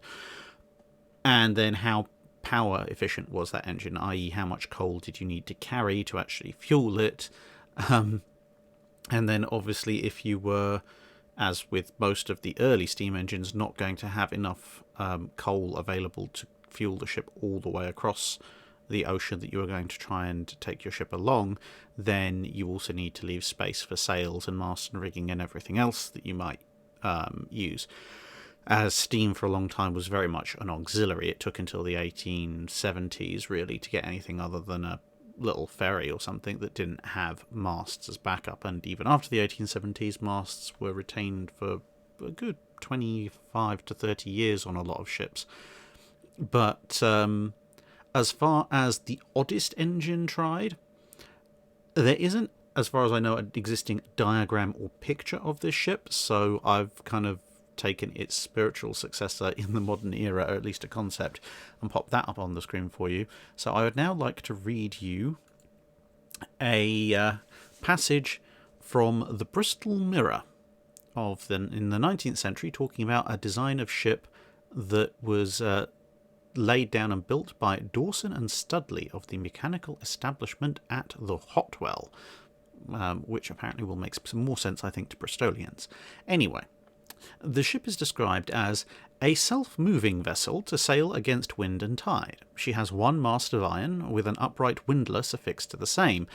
There are 12 horizontal sails similar in shape to window shutters which, when in motion, can weigh her anchor, work 3 pieces of mechanism, 2 projecting from her sides and 1 in the centre, 2 pumps, and upon occasion 2 sweeps of 24 feet, and the whole in a simple and compact manner. Her canvas is also extended or shortened in an instant. She has neither blocks nor any running rigging, except a fore and aft stay and cable. In fact, she is a complete life as well as packet boat, and calculated to sail upon as well as before the wind. Now, from that, I'm vaguely deriving that what we're actually talking about here is a massive great iron mast upon which appears to have been fixed something a bit like a multi-bladed wind turbine, with 12 individual sails, and this presumably by clockwork means and ropes and pulleys and everything is basically automated the function of a sailing ship. It certainly sounds like the canvas, the actual sails, are raised and lowered mechanically. It's got pumps, it's got various other unnamed pieces of mechanism which are worked by these sails as they go, or this little windmill as it goes round and round. And it also mentions a couple of sweeps, i.e. big oars, 24 foot long. So presumably that's how it would go against the wind. You just turn the windmill to the wind, furl in the sails, presumably with the touch of a button, or to be honest, this is the 19th century, probably pull the lever. And then these automated powered oars would just row you merrily on your way. So yeah, it's a shame that nothing actually survived in terms, at least far as I know, of diagrams. But yeah, a windmill powered, mechanically driven, automated vessel in the 19th century. That certainly counts as weird, but also shows just what a wonderful set of imaginations those people had. His Lordship asks, I read years ago a book about the Mediterranean theatre in World War I, and the key memory is the sheer amount of effort and resources that were thrown into the Otranto Barrage. Can you tell us why the Entente persisted with the barrage for as long as they did, despite its obvious lack of success? How would you have gone about trying to block the straits? Well, part of the reason that they kept up with it is because they thought it could work, but by the time they gave it a first crack, a lot of the resources they'd planned to put in there were diverted off to other needs, like Gallipoli. And so I think for a lot of the time there was this persistent belief that it will work, but we just need to put a bit more onto it. It's almost a sunk costs fallacy in a way. So there was that aspect, at least for dealing with the submarine threat. And for those of you not aware, the Otranto Barrage was basically, as you can see, this idea of lots of small ships, mostly converted fishing trawlers and such, that would haul big steel nets behind them with the idea to catch, literally, submarines that tried to break out. And it didn't really work very well. Realistically, in sort of the post-war analysis, people pointed out that the Otranto Straits, whilst they are probably the narrowest choke point along the Adriatic, they're still too wide to really pull something like this off successfully, even interspersed with stuff like minefields. So there was another aspect to it, which was the surface nature of things. If the Austro-Hungarian Navy chose to sail, then the barrage would be kind of like a tripwire that would alert Allied naval forces based nearby so they could come and confront them. In that respect, I think it probably worked a bit better. The Austro-Hungarian Navy did make a few attempts to raid it with varying degrees of success, but in each case, the fact that they were raiding the barrage and thus alerting the nearby Allied forces to come and try and stop them meant that they weren't sailing straight out into the Mediterranean. And even if they had sailed straight out into the Mediterranean, the barrage being there pretty much 24/7 outside of some really bad weather would have meant that they'd have been spotted and the Allies would have at least known what was coming, even if they weren't able to necessarily catch them immediately. So it's kind of one of those negative successes in that something didn't happen. It prevented something from happening, quite probably.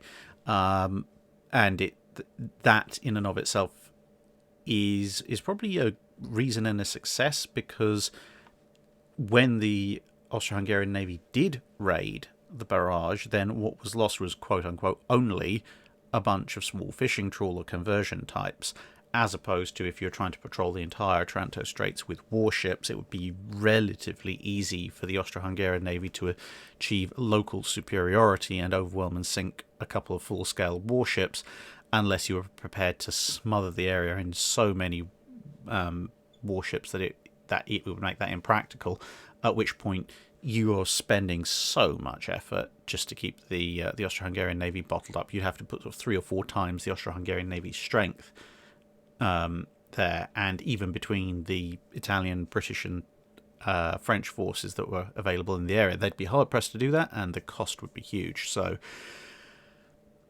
Yeah, I think as a tripwire force, probably it was more useful than it was as an anti-submarine force. If I'd been blocking the Straits, to be honest, again, retrospective knowledge is a little bit of a factor coming in here, but I probably would have just put a load of mines down, to be perfectly honest. You look at the sheer scale of the minefields that both the British and the Germans deployed in the North Sea. Just fill the place with mines and keep a couple of known marked channels, regularly sweep them, and then if you know that there's only a couple of areas in which the enemy can escape from, then you probably can keep a relatively decent naval force off of those entrances because you don't have to patrol anywhere like the same amount of space. Thomas Webber asks, if the naval treaties hadn't curtailed the ever-increasing size of warships, would classes such as Montana, Yamato and A150 still be considered to be super dreadnoughts, or would they have increased in size and firepower so much they'd need another type of designation such as Mega-dreadnought? To be honest, by the time if the naval treaties hadn't been a thing and you'd gotten to the point where you're looking at stuff like A150, Montana and Yamato, you'd probably need something like Hyper Super Giga Dreadnought XXL 9000 or something. But in more seriousness, to be perfectly honest, the dreadnought, super dreadnought paradigm of things had kind of gone away by mid-World War One, really. You had the dreadnoughts, which were the sort of 11, 12-inch gunships. You had the super dreadnoughts, which were the 13.5, 14-inch, pushing 15-inch gunships. But once you start to consider much beyond that, when you're looking at things like the Lexingtons, the South Dakotas, N3s, G3s, Tulsas, Amagis, and so on, it's kind of died out, mostly because everyone's kind of looked at each other and gone, yeah, well, Super Dreadnought was pushing it. Anything beyond that's just going to sound stupid, apart from anything else. So they kind of just went back to either just calling them dreadnoughts generically or battleships generically, and then once you get into the 1930s, you could become fast battleships. And the dreadnought thing is just kind of a colloquialism at that point. So I suspect that you might have seen, maybe as like with this kind of reset, you might have seen a set of, say, battleship, fast battleship, heavy battleship, super battleship. I don't think they would have continued the dreadnought theme. So you might have had something like I don't know, a heavy battleship. What you could say would either be one that's massively armoured or one that's massively armed. I suspect that. Yeah, I don't know which designation that would have taken, but you'd probably have your baseline battleship, your fast battleship, and then your super battleship, which is what a lot of people tend to call Yamato anyway. So yeah, I think those probably would have been the designations. And then once you got up to something like A150 or something ridiculous running around with 20-inch guns, they'd have to invent something new to stop themselves sounding silly again. Now, apparently a question I missed previously. I do apologise for that. I do recall seeing it, but for some reason, obviously, I never got around to answering it. HMS Barham seems to have two coats of arms, a dragon and a lion. Were they interchangeable, or was it changed during its service? And then separately, what is some of your favourite warship heraldry? So I had a look into this. Barham's not the only ship of its period to have two apparent different badges. Warspite as well, if you look, sometimes is depicted with a cannon, sometimes with a woodpecker. What it appears to be is that in 1919 the Admiralty formalised ships' badges, and so some of them had them reissued and changed.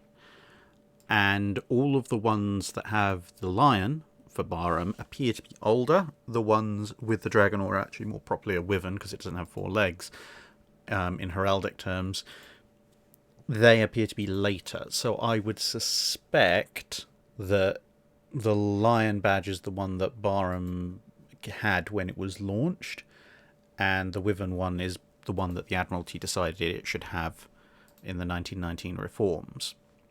Now, in terms of favourite warship heraldry, I kind of like two aspects of ship's heraldry. Some of the stuff is when they go very surreal, because a lot of ship's badges are fairly direct. It's if they're named after a person or a place, it'll be their coat of arms or something, and that happens across navies. And a lot of the time, it is also very literal. So, like HMS Battle Axe, its ship's badge wonderfully is a big gold battle axe on a blue background.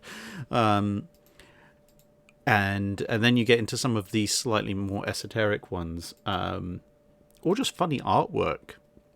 And some of the ones you can't quite figure out. I think I've seen a badge for what I believe is HMCS Halifax, which appears to be a very angry woodpecker with a trident, which is that's just great. It's almost verging on surreal, but it's absolutely fantastic to me. There's also one of the older badges for HMS Tartar, which I don't think you'd get away with having these days, but the Tartar in question, he looks so done with being on a ship's badge. But if I was going to go with sort of best as in, oh, that looks really cool, then I actually tend to apply something of my medieval reenactment expertise to things and go, what would I really like to have on a shield if I was going to go into combat? Which, after all, in a way, technically is what a lot of these ships were doing. And for that, then this variant that's been up on the screen for the minute for HMS Thunderer, I think probably has to rank fairly high up there, although there are a number of others that would probably contest that for that position. But at the moment, I think, yeah, this one is a pretty good one. Patrick M. asks, why isn't the mechanism that brings ammunition to the gun turret or gun room called a shell elevator? And yes, I know this is a loading port, but whatever. It's a very good question. Probably because, well, being a Navy, everyone wants to have everything prim and proper on the proper manuals and everything. It wouldn't surprise me in the slightest if there were various nicknames, one of which was shell elevator, for that particular bit of mechanism. Bill Brockman asks, which major World War II Navy had the best gun in the 6 and 8 inch ranges? So this is a bit of an interesting one because it really depends on what exactly you're trying to do with it. And also the 6 inch and 8 inch guns have kind of different requirements. So if you do a very basic analysis using some of the more obvious categories, so bursting charge, which is going to dictate how much damage the shell does if it detonates inside the ship, assuming it's armor piercing. Penetration, obviously important for penetrating the armour of a ship, unless you're shooting at destroyers.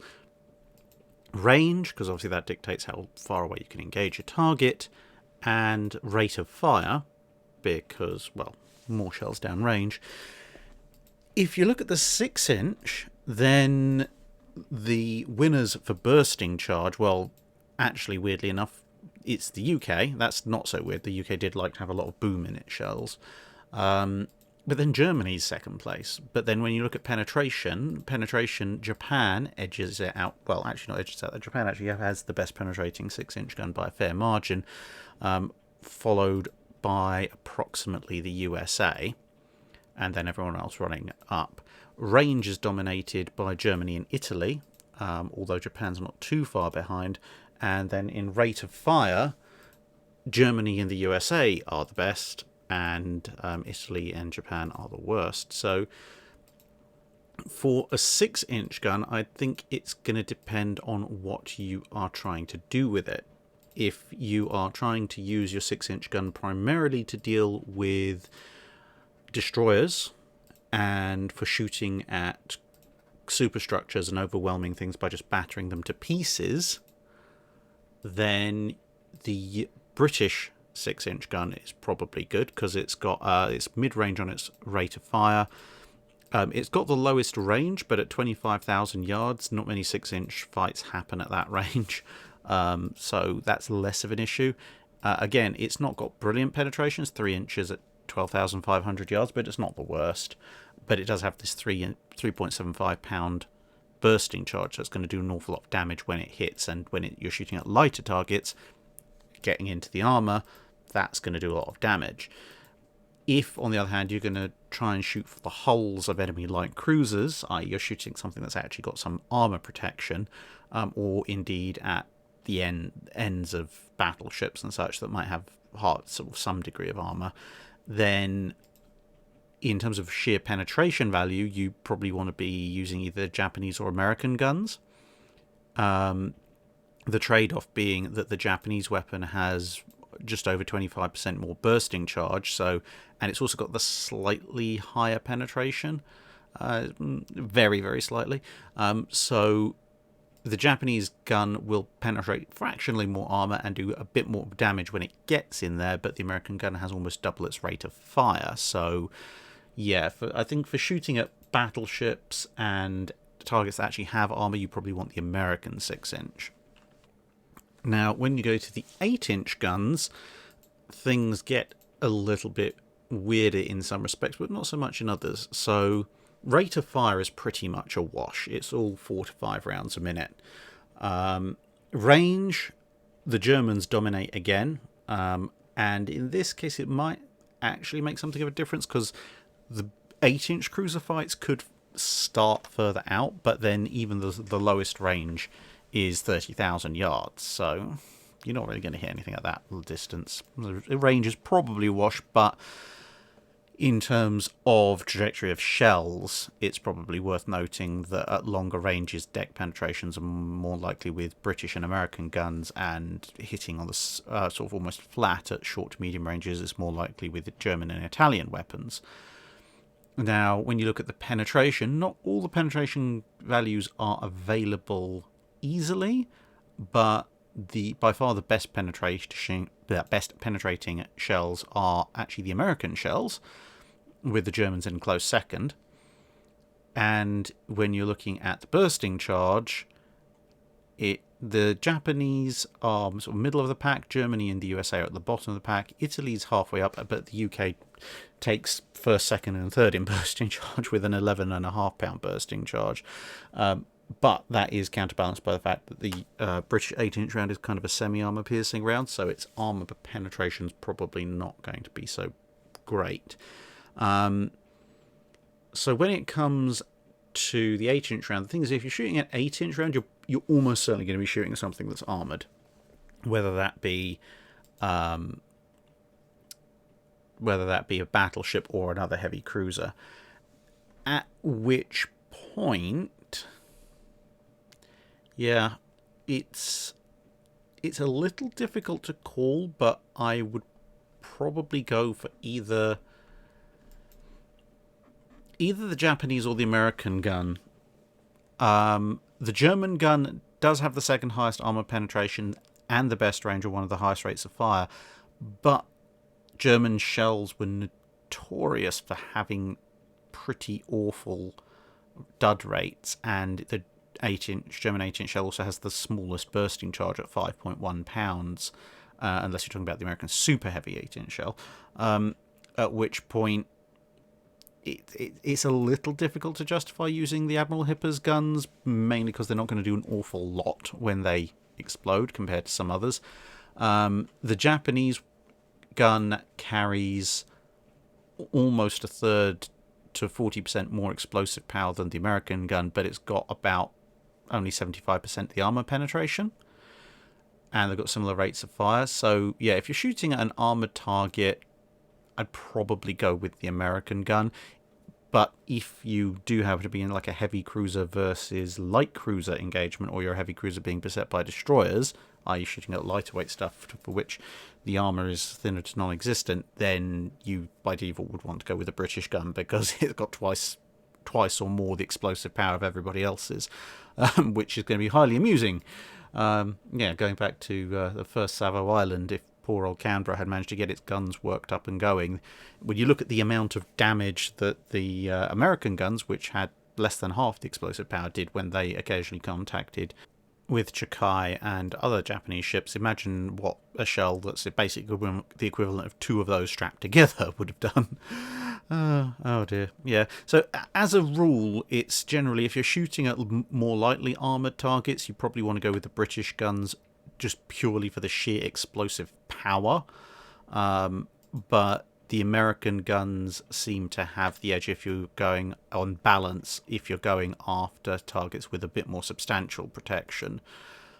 With the German guns and Japanese guns certainly hanging in there in terms of it power and penetration to a degree. The Italian guns are just kind of alright. They don't have any particular standout values. Colonel Cheng asks, which of the following individuals accomplished a more spectacular feat of long-distance navigation with minimal resources and or were fate's biggest chew toys? Master, I believe it's Arjen Jacobs of the Dutch ship Batavia, or Lieutenant William Bligh of the Bounty? This one's fairly easy. I think it's got to go to William Bligh. He had to sail considerably further from a considerably less favourable start. I mean, okay, being shipwrecked on an island isn't exactly a favourable start, but it's a little bit better than being summarily chucked into a boat. But the reason, apart from just the sheer distance of it, the other reason is that unless I've completely misread 2 or 3 different sources,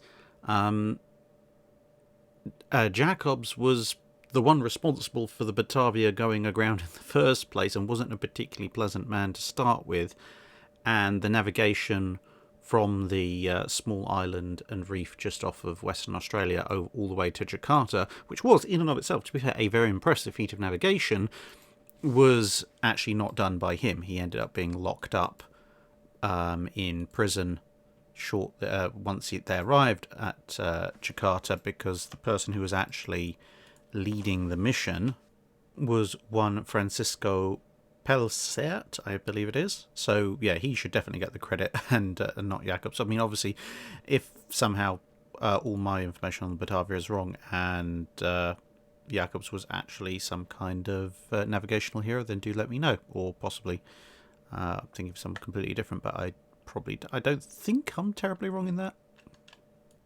Bird Dog asks, how did the merchant navies of neutral nations, especially those who had to navigate confined and heavily contested waters around Europe, like Portugal, Spain, Ireland, Switzerland, and Sweden, fare during the world wars? How diligent were the warring nations in avoiding accidentally sinking neutral vessels? How did they deal with mines? And did they face any additional problems when they had to use the ports of warring nations to load and unload cargo? Well, a lot of those nations kind of lucked out by not having the world's biggest merchant marines, especially compared to some of the combatants, although there were a fair number of ships around as well. The Swedish obviously famously sending iron ore to the Germans for quite extensive periods of time. Now, when it comes to how diligent was everybody in not sinking neutral shipping, it depended on who you were talking about.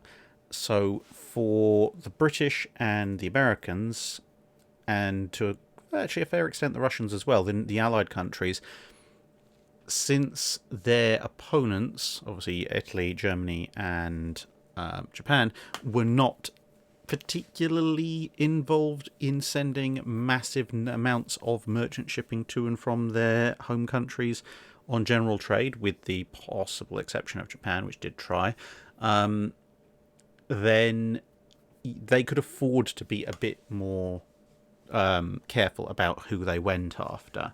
So you had a blockade on Germany, but Germany wasn't trying to send massive amounts of merchant shipping to and from, for example.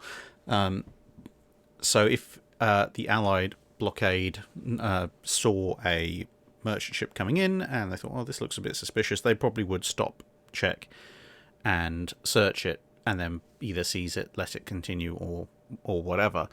Whereas the Germans, obviously not having command of the sea, were going with unrestricted submarine warfare, which generally meant if they saw it, they sunk it. So they did try and take a bit of care when they could, when they saw real obvious flags flying. But when you've got shipping crossing the Atlantic, especially if it's heading for somewhere like Ireland, until you get right up to the Irish coast, you don't really know anything other than it's heading generally in the UK's direction. Whereas if it's heading for somewhere like Portugal or Spain, that's a bit more obvious that it's off on its own. And also, in some ways, the Allied convoy system did make it a bit easier, because if a ship was in a convoy, then it was almost certainly Allied. If it was off on its own, there was a reasonable chance it might be a neutral. So and also a lone freighter is much less of a threat, much less likely to have escort, so it's much easier for the U-boat's commander to take a bit longer with its periscope or even surface to check what the identity is. So both sides did try and respect neutral shipping as much as they felt that they could, but on average, the Axis powers sunk more neutral shipping than the Allies would do. And obviously, whilst the Japanese were trying to do a lot of their shipping trade, a bit unlike the Italians and Germans, whose cargo ships generally were mostly being used for warlike purposes, the Japanese obviously hadn't left many neutral nations in the vicinity, so that was something of a lesser issue for the US going after the Japanese ships. Mines, well, you shouldn't be mining neutral ports, so there's that. I mean, obviously, if they're heading for a belligerent port, that's a different matter, but generally people would try and escort them in the same as they'd escort into their own vessels. And when it came to using the ports of a warring nation to load and unload cargo, well, because of the absolute warfare that was going on, it would be fairly risky. Because, let's face it, if somebody conducts an air raid on an enemy port, whether it's the RAF attacking German ports, or the Luftwaffe attacking British ports, or the US attacking Japanese ports, or whatever, torpedo bombers and level bombers are not going to stop to distinguish, well, this freighter over here is neutral and this one is hostile, so we're going to bomb this one and not this one. Apart from anything else, 90% of the time, unless you're the occasional harbour attacking torpedo bomber, you can't guarantee where your weapon's going to land in the first place anyway.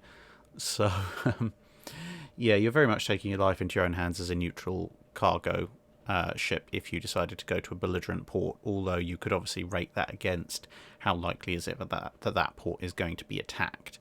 So let's say a neutral vessel going to unload in a US port, it's probably pretty much like peacetime activity with the slight chance of U-boats, whereas if you were going to try and unload in, say, Portsmouth or Kiel, yeah, well, you better hope you've got a few Lucky Charms scattered around your ship. Brian Smith asks, how would the German Navy have fared against the French Navy that it was designed to face off against, as opposed to taking on the Royal Navy as they did in World War II? So in 1939-1940, the period that France is sort of in active combat status in World War II historically, not well, to be perfectly honest. If you look at it from from any view really, but let's look at it from a top-down view. Carriers, well, I was going to say neither side has any. The French have been, but that's not really worth considering. Battleships-wise, the French don't have any of the Richelieus complete. The Germans don't have any of the Bismarcks complete. But France has Dunkirk and Strasbourg. Germany has the two Scharnhorsts. Now, whilst Dunkirk's not the world's best armoured ship, and Strasbourg still doesn't carry anywhere near the protection of the Scharnhorsts, they do have some very nice guns. So, broadly speaking, you could probably call it a rough match. Seeing a fight between Dunkirk and Strasbourg versus Scharnhorst and Gneisenau would be quite the interesting fight. But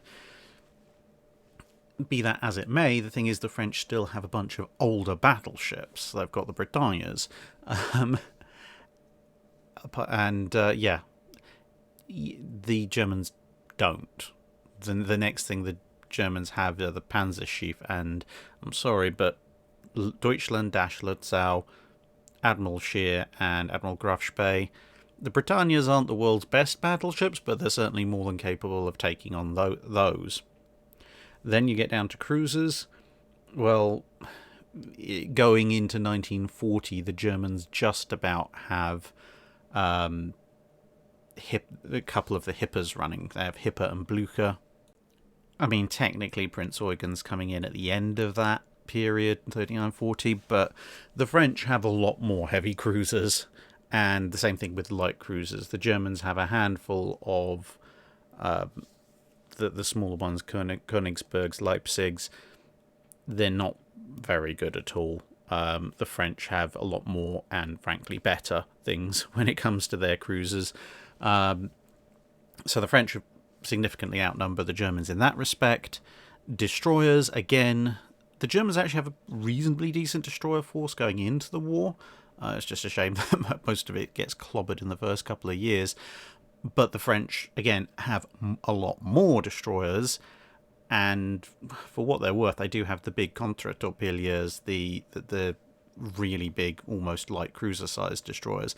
Exactly how a fight would have gone between something like, say, the Type 1936s and some of the larger French destroyers, I'm not entirely sure. I have a suspicion that given some of the issues that French destroyers had with running at high speed and actually using their guns, the Germans might be onto a bit of an advantage there, but who knows, if the French ships actually slow down to something not quite ludicrous speed, they might actually be able to shoot straight. The two advantages that Germany has really are, one, that their entire navy is based in one place, whereas the French have a significant force in the Mediterranean and are going to have to be doing merchant protection when obviously the Germans can do merchant raiding. Although the Britannias, kind of like how the R's did, would probably be pretty good at scaring off Panzerschiff and things like that. But the other thing is the Germans also have, albeit not necessarily a substantially larger, if any larger, submarine force, they do at least have a much better idea about how they're going to use it, faulty torpedo detonators notwithstanding. So those would be the two German advantages: the fact that they're concentrated, whereas the French are dispersed, and the fact their submarine force is probably slightly better. But in a straight up surface action, the Germans would lose overall. It's going to be a lot closer than it would be if they were facing off against the Royal Navy, but they're still not really on all that much of an advantage.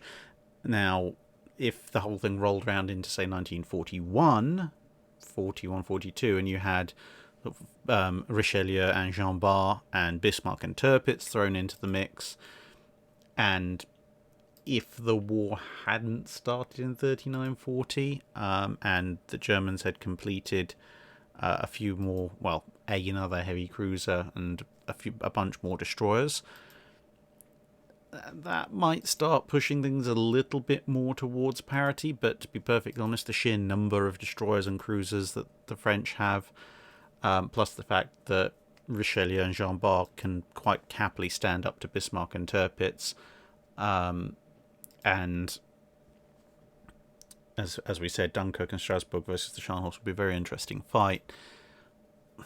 It would be the Marine Nationale's fight to lose, put it that way. But the flip side is that they could conceivably actually lose it. Trevorius asks, the maximum range of the Type 93 Long Lance was over 40 kilometres, which matched or exceeded the maximum range of any battleship gun except Yamato. Was it just a fluke that led to gun ranges increasing first, thus ushering in the era of big gun battleships and the Jeu Nicole falling out of favour, or are longer range guns something that inevitably gets unlocked way earlier in the tech tree than long range torpedoes? And also, could you give a brief overview of said tech tree? So basically, at the time that torpedoes were first developed, guns could, and for a long period of time prior to that, had been able to massively outrange the torpedo. The only reason they didn't was because they lacked the effective fire control system to exploit the range that they could actually fire their shells out to. And the torpedo was one of several rather important factors in driving the pace of technological development forward so that they could then fire at extremely long ranges with their guns. Effectively, when the first torpedo was developed, it could go a few hundred yards, and then later torpedoes would go up to a few thousand. All during this period, guns could hit well over 10,000 yards, and much further still by World War I, they could hit over 20,000 yards comfortably, and so on and so forth. It was just a matter of, could you actually have a fire control system that would mean you could hit anything at the other end? And to be perfectly honest, it was pretty much the same with torpedoes, because most of the calculations when it comes to estimating range, deflection, etc. When it comes to a torpedo, are pretty much the same as when it comes to a gun. It just takes a lot longer, which gives the enemy much more chance to evade, basically. Well, and the fact that with a gun, if you can shoot straight, but you go long or short, i.e. you're not off target to the left or right, then you will still miss. Whereas with a torpedo, as long as you've got that sort of left-right adjustment, then you are going to hit, because the torpedo will travel linearly. It's obviously just a matter of time that it takes to get there. So yeah, the long range gun is kind of an inevitable reaction, because it already can do that and the torpedo just forces it to do so. And then you've also got to take into account that both chemistry is a developing science in the late 19th and early 20th centuries. Well, it still is, but it's very much a developing science in the early 20th century. And the technology to capture, store, and then use either more concentrated or pure oxygen, which is what we needed for longer range torpedoes at the time, that's just... it's a bit more complex than a kind of optical mechanical system that allows you to shoot your guns accurately further. So yeah, that's basically the kind of the tech tree, if you like, is torpedoes get faster and faster and longer range as well. At first they switch over to engines from the original compressed air, and then they go on, or even clockwork in some cases, and then they go on to invent more powerful, more compact engines, and more combustible fuels that aren't completely explosive. Then you've got the enhancement to oxygen. That's basically the torpedo development in a nutshell as far as propulsion goes, from inception through to the end of World War II. Whereas guns, as I say, the entire era that torpedo exists, can shoot out considerably further than anything other than a long lance. It's just a matter of, can we make rangefinders and fire control systems that will allow us to exploit that, or are we still going to be shooting at each other at point blank range, kind of like Spanish-American war style. Salamin Shakia 93 asks, I'm wondering how Fisher's Incomparable would actually be built, specifically her hull with such a shallow draft. The question then goes on to ask a fair bit about detail using Hood's hull as a basis, which actually isn't too bad of a shout, considering that the beam of Incomparable and Hood are pretty much, near as much as make no difference, the same, and they're designed in the same period. So, yeah, in some ways you could almost view Incomparable as a very much stretched Hood, and obviously with twin 18s instead of twin 15s, or no, twin 20s I should say, instead of twin 15s, which does raise some rather interesting issues of, given that Hood was designed around the twin 15-inch turret, just exactly how much of the hull width would be taken up by barbette and turret space if you're using twin 20-inch guns, which are obviously considerably larger. Effectively, the summary is, how do you get a 1,000-foot hull with that draft? Is it practically possible in 1916?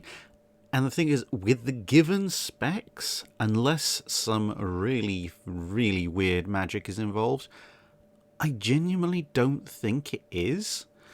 I did a rough analysis when you look at the length, beam, and displacement at roughly standard displacement, that is, for HMS Glorious, which is of course a Courageous class large light cruiser, Hood herself, and Incomparable, and obviously you have to adjust the overall surface area for the fact there is a bow and a stern and it's not just a rectangle.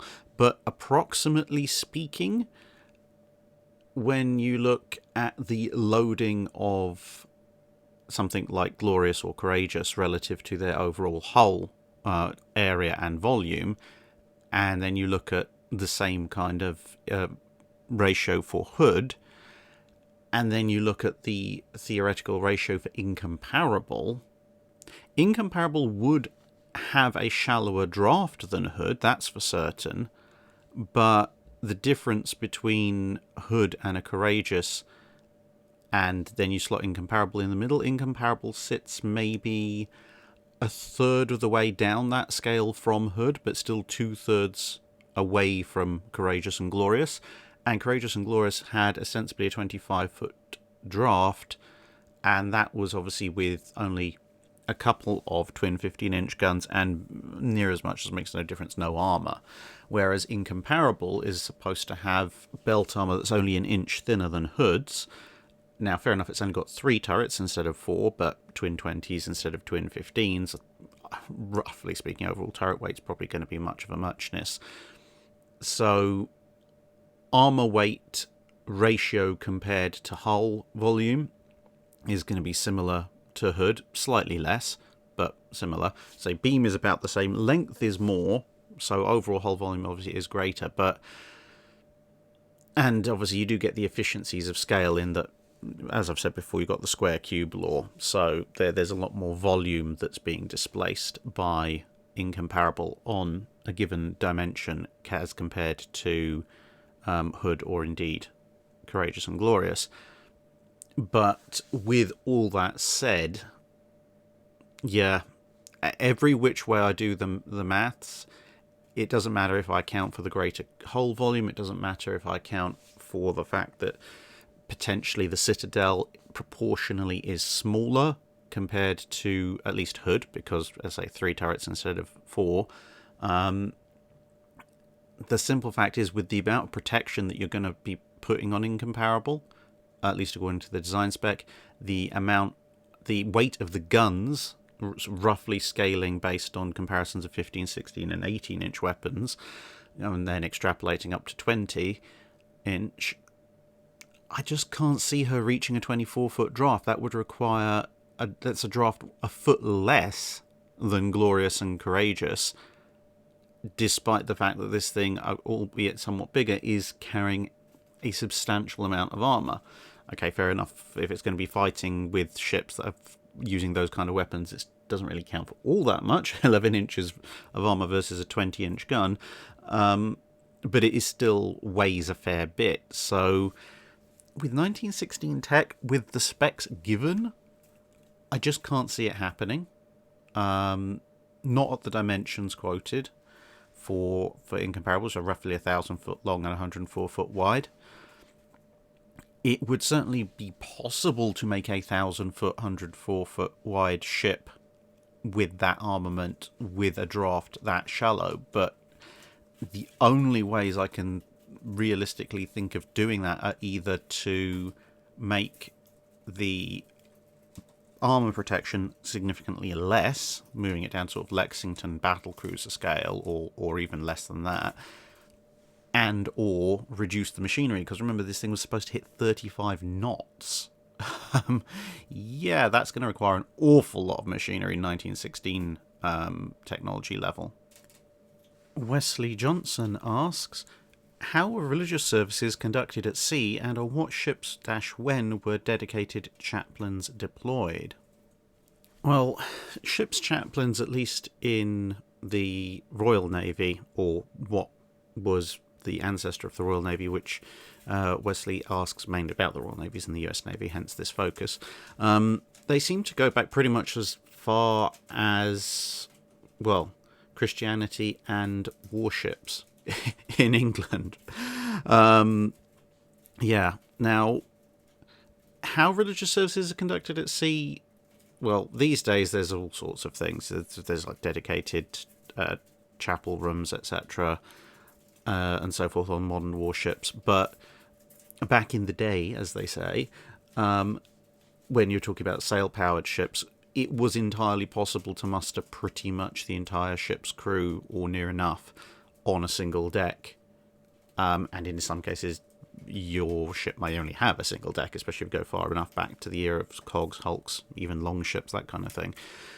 So it would just simply be, okay, everyone is now here, and we're going to have, so presumably at that point, probably say mass or something like that.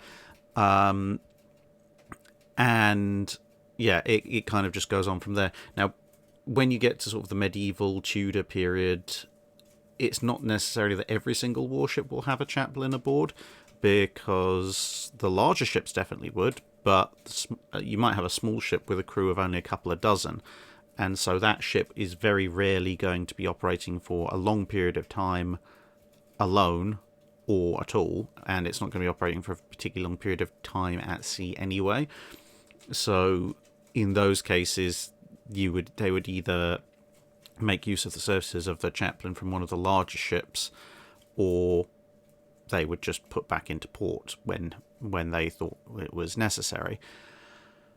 As time went on, obviously, generally ships get larger, warships get larger, and so you'll see chaplains deployed on more and more vessels, but there still is kind of a lower limit as to the size of ship where you can expect to find a chaplain. These days I would expect, although not having done massive amounts of research into this particular field, to be perfectly honest, I would expect modern day something like a frigate would probably be the smallest ship you'd expect to find a chaplain on regularly. Back in World War I, World War II, I don't know, probably a small cruiser. I have seen and read about accounts of chaplains aboard things like destroyers, frigates, sloops, destroyer escorts, etc. But equally, I've seen several crew lists for various destroyers where there hasn't been a chaplain on board. So, yeah, I don't know. That would seem to be roughly my estimation. But as I say, ecumenical matters at sea are not my strong suit, at least in this regard. Alexandru Bucur, I think. Bucer, maybe? I was recently looking at some plates of British World War II naval ammunition and noticed that the 8-inch and 5.25-inch semi-armour piercing shells all seem to have colour bags in their windshields. It's noted these can be red, yellow or green, and I'm imagining they were to dye the shell splashes and allow the guys manning the fire control directors to tell which salvo came from which ship. But how effective was this really in practice, since I don't remember reading about it in any war journals? Also, I know the French also had this system in the interwar period, but did any other navies use it? The answer to the second part, yes, it was pretty common across quite a number of navies. Quite famously, at the Battle of Samar, a number of US sailors pretty much ended up almost tie-dyed by the number of different coloured shell splashes that were landing around them, because the Japanese fleet that was coming in was using different colour shells, different coloured dyes in shells for different ships. There is, of course, a massive argument as to exactly which colours were correctly perceived and which ships were using which colour shells and so on and so forth, but the one thing that everyone does agree on is that the Japanese were using coloured dye in their shells. Now, as for effectiveness in practice, it kind of varies. The thing is, these dye colours were brought in during the interwar period when everyone was looking at actions like Jutland and thinking, okay, big fleet battle in the future. One of the major problems that the British had at Jutland was the fact that, say, with the Death Rider, the battle cruisers, although they got quite badly hit, they didn't get hit anywhere near as badly as everyone thought they should have done, partly because all anyone could see was, oh, lots of shell splashes, I wonder which one of those are ours.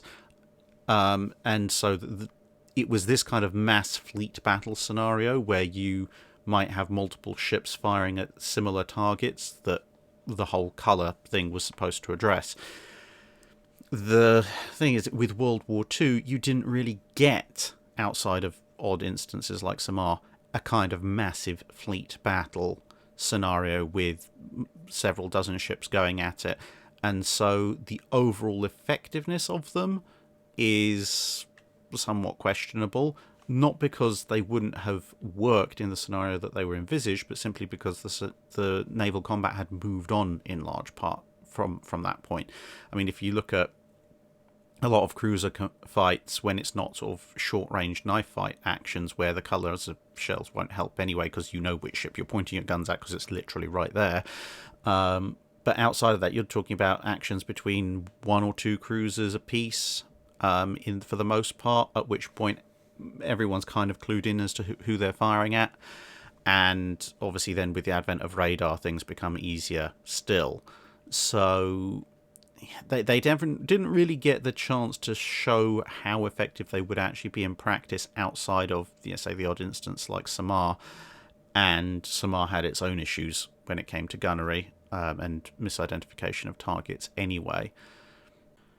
Specialist 290 asks, what would you consider to be the top 3 most unusual and or improbable naval engagements in history? Well, from a modern perspective, it's easy to give an answer. Bear in mind that at the time, while some of these battles would have been slightly unusual, a lot of them would have just been a case of, that's just how we fight. So, again, from my perspective, an unusual naval fight would be the Battle of I believe it's Hafrsfjord, something like that, which you can see depicted here, and this big battle between Scandinavian people, or classically everyone calls them Vikings. I know that's not technically correct, but let's go with it because that's everyone will recognise what we're talking about. So a fight between 2 fleets of Vikings, and they've got their longships, they're fast, they're agile, but the solution that's come up with by the defensive fleet, as you can see, is just chain all of our ships together in a massive pontoon bridge style arrangement. Then when the enemy comes to us, because longships are relatively lightweight, so there's not going to be an awful lot of ramming involved, we just have a massive land battle, except with an additional risk of drowning. So yeah, that's a pretty unusual one. In terms of others, another one would be, and I can't for the life of me remember the name of the ship, but I do distinctly remember reading an account, which is of an early galleon, at the time it's called a carrack, sailing in towards the Middle East on supporting one of the many crusades of the medieval period. And of course it's a massive slab-built, high-sided monster of a ship compared to most of what's sailing around in the Eastern Mediterranean at the time. And it's feeling all well and good. It's got men, it's got archers, it's got armoured combatants, obviously the crewmen, and it's sailing along, and then suddenly the wind kind of dies, and it gets mobbed by a bunch of lightly built galleys, which are kind of the standard combat vessel for the period. And they've got javelin throwers, dart throwers, which actually are a lot bigger than you might think. Obviously, they've got their own archers and infantry, and they've got rams, except that this massive great thing for the time is built to withstand Northern European waters, and lightly built galleys kind of ramming it, just like, oh, you bumped me. Stop scraping my paint down there, you infidels. And obviously incoming ballistic fire, darts and arrows and such, just sticking in the sides. Everyone's firing down, but there's far too many of them and they're far too quick. You can't really have a boarding action because the main deck, let alone the forecastle and aftercastle of this ship, is dozen feet plus above the waterline, and the galleys are pretty much at the waterline. So you end up with this weird and mildly ineffectual slap fight as this the big sail-powered ship just kind of drifts along in the breeze, and everybody else is desperately trying to figure out how to hurt it. And then eventually the wind picks up and it just kind of sails away, somewhat scratched up, but not really much the worse for wear, a few casualties on either side. So that would have been quite the entertaining and unusual fight to see. And then the last one, I would kind of award a collective medal grouping to a number of actions fought between destroyers and destroyer escorts against various Japanese submarines and U-boats. When you were talking about the larger Japanese fleet submarines and something like, say, a Type 9 German submarine, those subs could actually approach the size, or even exceed them in some cases, of the smaller destroyer escorts and smaller destroyers. And so you do get a number of instances. The USS O'Bannon, possibly apocryphally, maybe accurately, I don't know, is certainly one of them, where the two vessels either end up in very close contact or having actually one ramming the other, usually the surface ship ramming the sub. And then you end up in a very odd, not quite boarding action, but usually it's the case that the destroyer has, or escort, or frigate, or whatever, will have much heavier guns, 4-inch, 4.5-inch, 5-inch guns, whatever. That could easily make short work of the sub. The only problem is because they're so close, they can't depress the guns enough to take out the sub, and this happens often enough that it's a verifiable thing. And similarly, even at that close range, even some of the anti-aircraft guns that you might think would be able to rake the sub can't. So you're basically down to machine guns and maybe one or two enterprisingly laid AA guns, except that the submarine also has deck guns, and those deck guns, especially at point-blank range, could make a real mess of the surface vessel. So you end up with this kind of bizarre scenario where the submarine's crew are trying to get to the deck gun to man it, to take out the surface ship, and the surface ship's crew, now bereft of pretty much all of their heavy armament, are desperately trying to do everything they can to prevent the sub's crew getting to the deck gun. So you get stories like, say, with the O'Bannon of throwing potatoes at them. There's instances of U-boat crewmen getting knocked over the side by someone lobbing a shell case at them with a pretty good aim, and the kind of small arms fire, literally throw anything you can at them, that kind of stuff. It's incredibly improbable, but it happened on multiple occasions in World War II, and many of them can be verified. So yeah, that would be a very unusual, almost playground style fight if it wasn't for the fact that a few people had automatic weapons. Ryan Gale asks, how much information did non-combat engaged crew members, engine room personnel for example, get about what was going on in an engagement during the First and Second World Wars? Were they informed when major events happened, such as an enemy or friendly ship sinking, or were they only told after the battle was over? And was there a uniform policy on this amongst major navies, or did it differ? Generally speaking, with the speed and intensity of combat in the First and Second World Wars, if you weren't directly involved in seeing what was going on, or in some other way had a visual lookout on the top side of the ship, so fire control directors, gun sight layers, the bridge crew, obviously, maybe some of the secondary crew, you probably wouldn't know what was going on. And to be honest, unless you had some high power optics, in most cases you probably still wouldn't know what was going on anyway, other than there's flashes and bangs going on. I mean, even the turret crew of a lot of battleships that were engaged in combat, they just talk about how literally all they know is we're training the gun, we're elevating the gun, or we're watching it happen, and we're loading the shell and the shell is firing, and that's basically all they're focused on, because everyone's got a pretty intense job to do. And for example, there was an audio recording from one of the crewmen on HMS Belfast who was there during the battle with Scharnhorst, but his damage control station was in the forward part of the ship, quite deep down, so he couldn't see a thing, and all he could hear was the occasional bang of their own guns going off. Then the ship would occasionally shudder or shake, or there'd be a deep rumble, which would be a shell landing nearby. Crewmen who were particularly attuned to their ship might be able to tell from the sounds the ship was making as it moved through the water, and the vibration of the engines if the ship was speeding up, slowing down, turning to port or starboard, etc. But yeah, the captain had things to do other than provide a running commentary for everybody, much as it would have been fun to have. When it came to telling everyone what had happened, generally this would be done after the battle, but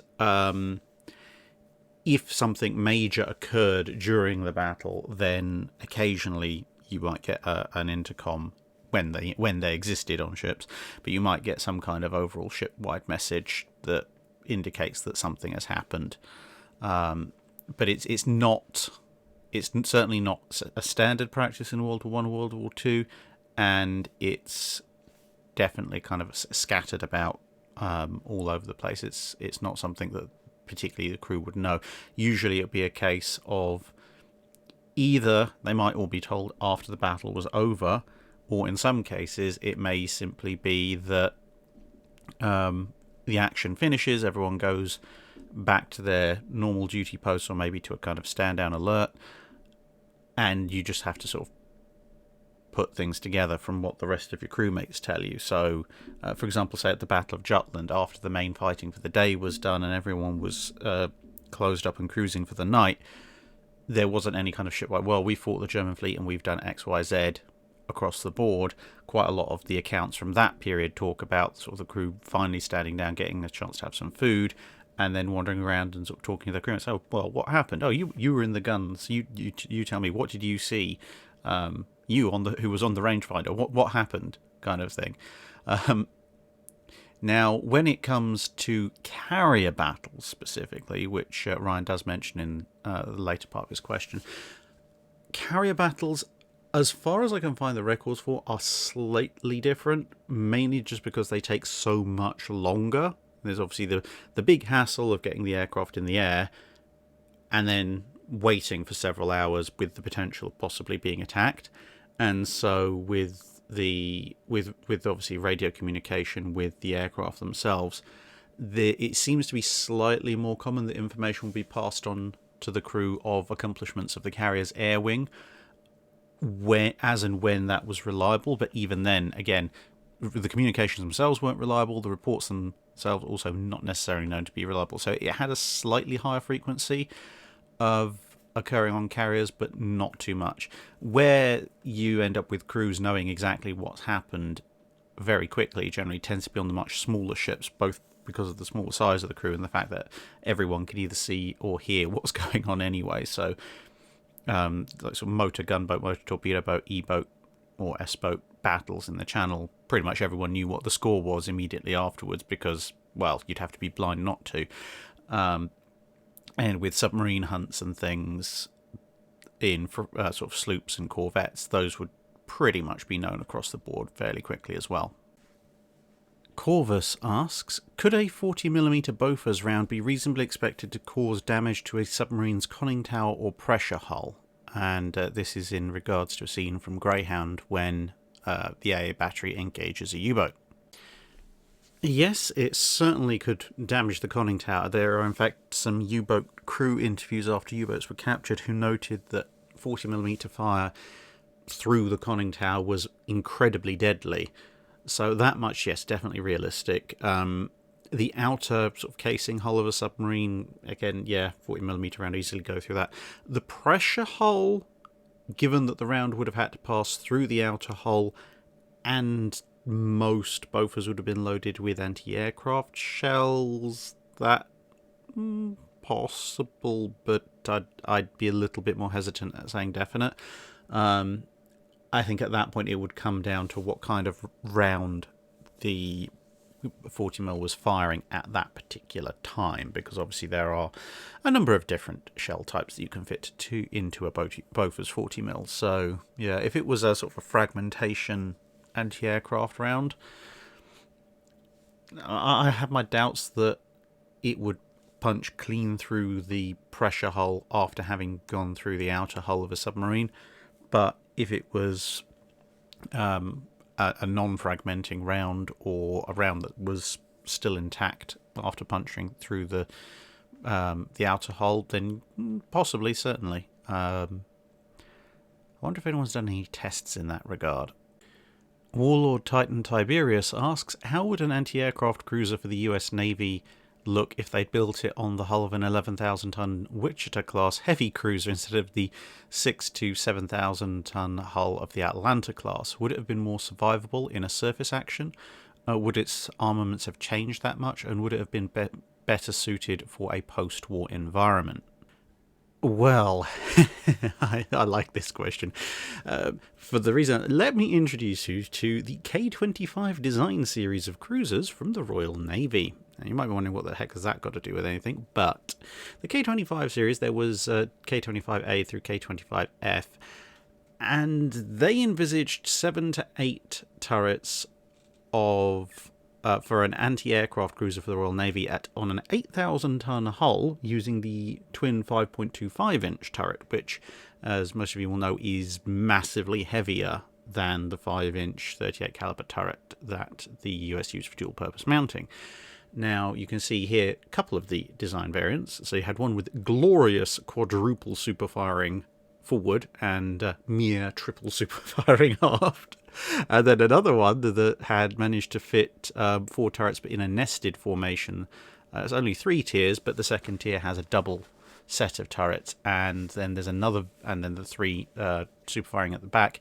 There's another variant that has this kind of diamond pattern forward and back, and so on and so forth. The whole thing's absolutely crazy.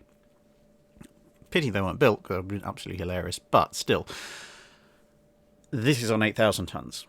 As was mentioned, the Wichita class is, the Wichita on its own, based on another light cruiser hull, is considerably larger and more heavily armoured. So, in that respect, yes, it would be more survivable than an Atlanta, but to be honest, there's... The Atlantas are nice, but they're just not very survivable when they take hits. But if you extrapolate this, bear in mind, as I say, these turrets are heavier, and so you could probably fit more on.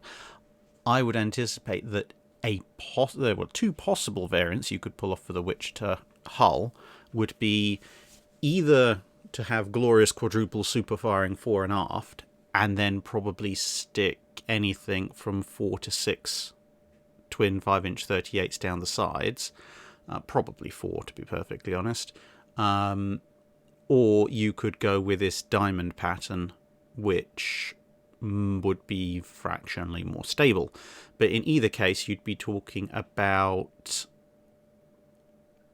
if you went with 4 per, not 4 per side, but if you went 4 along the side, so 2 per side, you'd be talking about a total of 12 turrets for 24 guns total.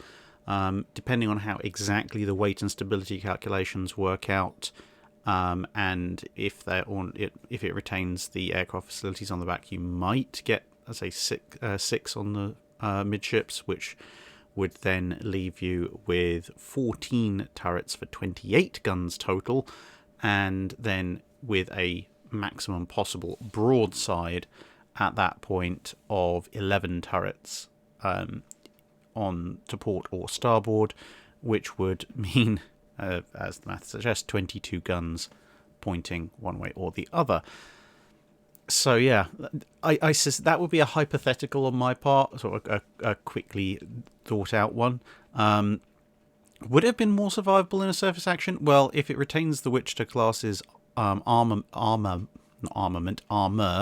and torpedo defense, then yes, it's going to be a lot more survivable than an Atlanta.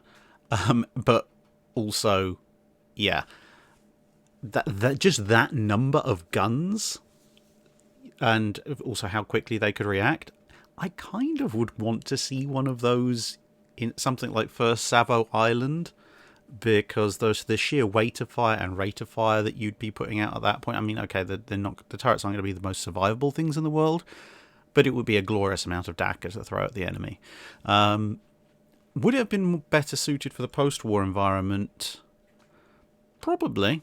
I mean, as a very large dedicated anti-aircraft ship, it would probably lend itself very well to being converted to a missile ship, and I could quite easily see, especially given the sort of hybrids that they had initially when they were a bit worried about whether or not missiles would be completely the future, I can see them actually maybe, say, taking off the rear 4 turrets, converting the stern to a missile launching battery, keeping the 4 forward turrets, whether that be in diamond or glorious superfiring configuration, and then whether or not they retain the turrets amidships on either side would be down largely to weight considerations.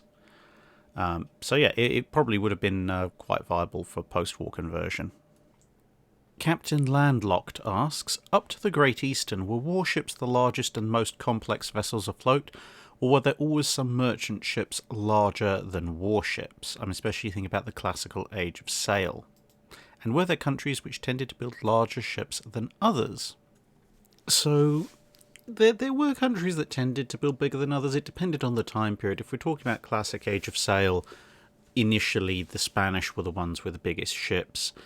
And, well, to be honest, actually, even with things like Santissima Trinidad, they kind of kept up that.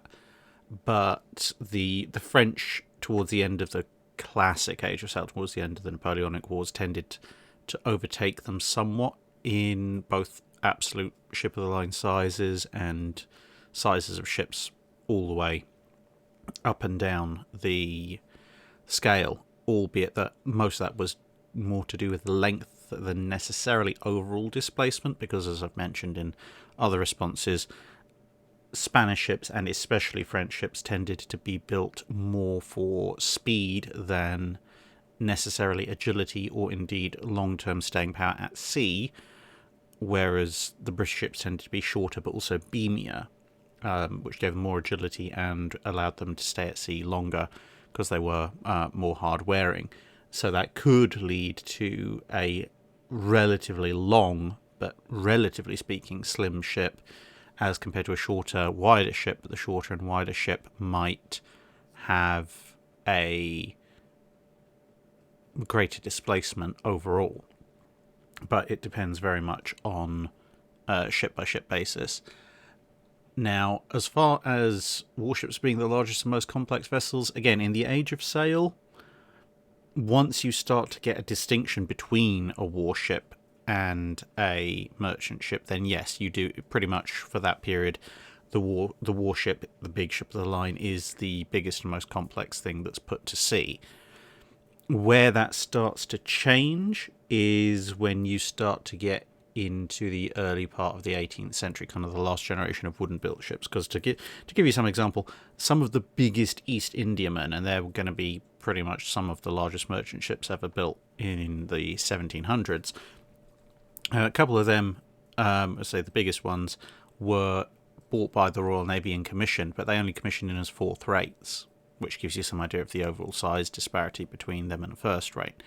Now, once you start getting into sort of the era of clippers and Seppings and Simmons design revisions that strengthen wooden ships and the extensive use of iron and such like, then you start to see comparably sized ships, merchant ships and warships. That's why the British Queen here, along with a bunch of other passenger liners, were kind of on a par with sort of taking the crown to and from warships through the 1830s and 40s. And then once you get into the proper age of iron and steel and steam, when, as you mentioned, with the Great Eastern, then merchant ships start to run away with it. And in part, that's just because of the advancing technology, but also in part it's because once you get into the sort of full-on 1860s onwards, once warships have to start to carry armour, they end up, for obvious reasons, displacing an awful lot more on a smaller tonnage than a comparable merchant ship would. Paul from Chicago asks, what are names given to various decks in the UK and US? Well, on a warship, you'll have some fairly common ones. You'll have the hold, and you'll have the main deck, which, shockingly enough, is the main open-air deck. You'll almost always have a quarter deck, and sometimes you'll have a foredeck or forecastle deck, depending on the nomenclature in favour at the time, which obviously is forward. But you might also have something like a flush deck, in which case something like quarter deck and forecastle deck is more a location rather than a specific deck in and of itself. If you go back in time to the Age of Sail, then you'll also have gun decks, and depending on the reference, you might also still have some reference to gun decks when you're talking about ships with extensive casement batteries, but that varies somewhat. Beyond that, you sometimes might see a reference to an engineering deck or a machinery deck or an engine deck, something like that, but again, not necessarily all the time, and most of the other decks in between will just be referred to by the first deck, second deck, third deck, or whatever. Now, there can be very specific decks that are involved in very specific kinds of ships, so perhaps in the more modern periods when you're looking at landing ships, there'll be a well deck. Conversely, on aircraft carriers, there will be a flight deck, and on most of them, there'll also be a hangar deck, and possibly two. So there's those to consider. So yeah, there'll be some specific ones for specific ships, but generally speaking, most of the time you'll find main deck, quarter deck, and foredeck or forecastle deck are the main named ones outside of the hold. And everything else is just kind of up to the specifics of the ship in question, the exact time period, and the whether you're in the US or the UK. Starn asks, was there ever a serious or semi-serious consideration given to the concept of a torpedo battleship, specifically a capital ship with a primary armament of torpedoes, with the intent of fighting in the line of battle, along the lines of torpedo cruiser concepts that surfaced from time to time? So yes, the torpedo battleship did pop up from time to time in various navies. One of the best documented cases of this is actually with the US Navy. The torpedo battleship shows up shortly after the dawn of the dreadnought era in full design, and it persists for a surprisingly long time, all the way up to the latter part of the standard class designs, when you're talking about, let's say, the Tennessees, ships like that. People are still arguing, but can we have a torpedo battleship instead? And there's a whole variety of different types that are brought up. The one that's being shown at the moment is a relatively tame one. It only has 8 torpedo tubes, but there were some with 16. Now, other nations did consider the idea of heavily torpedo-armed battleships, but of the design documents that have survived, and also of the continuity of people just keeping on going about, we want the torpedo battleship, despite being repeatedly told no, the US Navy has some of the best records and, say, some of the funniest ongoing persistent officers who really thought it was a good idea. The rather interesting thing about that, actually, is that it shows the US Navy actually going through a very radical and very rapid change, because at the one hand you've got officers, and a fair cadre of them, not enough to actually get one through as a built project, but still a fair number of them, who are going on about, we need a torpedo battleship, which obviously necessitates fighting at very close range. And yet by the end of World War I, the US Navy's focused almost entirely on extremely long-range engagements, to the point of actually taking torpedoes off of even cruisers, because they believe that they're just going to be fighting a range beyond the effective range of torpedoes. David Blanchard asks, the Royal Navy developed the Insect class, or large China gunboats, to be used on the Danube in World War I. How would they have fared against the Austro-Hungarian monitors and gunboats? Also, in what colours were pre-World War I Royal Navy gunboats painted? Pre-World War I gunboats, well, if they're immediately pre-World War I, they would just have been painted in pretty much the same colours as all the other Royal Navy ships would have been, namely some variant of a shade of grey if you were in colder waters, and white, as you can see here, if you're in tropical waters. If you go a little bit back beyond that, so sort of 1905 and earlier, they again shared the standard Royal Navy paint scheme, so that would be white again in the Mediterranean and other tropical regions, and in regions that are slightly cooler you would have they would use the black, white and buff colour scheme that was the Royal Navy's favourite colour scheme, and to be honest one of the better ones, I think, of the peacetime colour schemes in day-to-day life. They also had some rather interesting variants on that, because as you can see with this gunboat and with quite a number of others, they would quite often have quite a low main deck, but they'd have a raised forecastle in order to allow for, obviously, better sea keeping, or I guess river keeping a lot of the time. And when they were painted in the original black, white and tan Royal Navy, or black, white and buff Royal Navy colours, quite often that raised bit of the forecastle would be painted in white. So they'd have, that was actually quite a fetching colour variation on the main scheme, whereas obviously battleships, cruisers, that kind of thing, the hull would just be a uniform black. So that's the colour scheme. Now, as they would have, how they would have fared against Austro-Hungarian monitors and river gunboats, as far as gunboats went, the Insect class were actually quite large and fairly heavily armed. They had a couple of 6-inch guns. So against other gunboats, just by dint of their wide range of armament and heavy armament, they probably would have done pretty well. Against the monitors, it's a little bit more difficult, because the monitors, obviously very low lying, make a very difficult target, and they have, to a certain extent, varying degrees of armour. Also, once you're talking about some of the larger monitors, especially some of the later ones like the ENS class monitors, although they don't carry 6-inch guns, they carry some smaller weapons, usually 4.7s, but they carry quite a few of them, and the Insect class doesn't carry armour. So against something like an Ens class monitor, an Insect class gunboat would have a very interesting fight, I would say. Because theoretically, the Insect has the individual hitting power, and none of these ships are particularly large, so even hits by 4.7 and 6-inch shells are going to be devastating, pretty sharpish. But on the other hand, the Insect class could be overwhelmed by a rapid massed fight. I think it would depend very much on where they encountered each other on the rivers, who got off the first shot, and what positioning they got themselves on. Because, for example, in a head-to-head against some of the Austro-Hungarian river monitors with double turrets and such, I'd actually probably bet on the monitor, simply because it's going to be putting a lot more weight to fire downrange, and a head-on monitor is an utterly tiny target to be shooting at, and the turret's pretty much the only large part of the ship that you can shoot at, and it's also the best protected.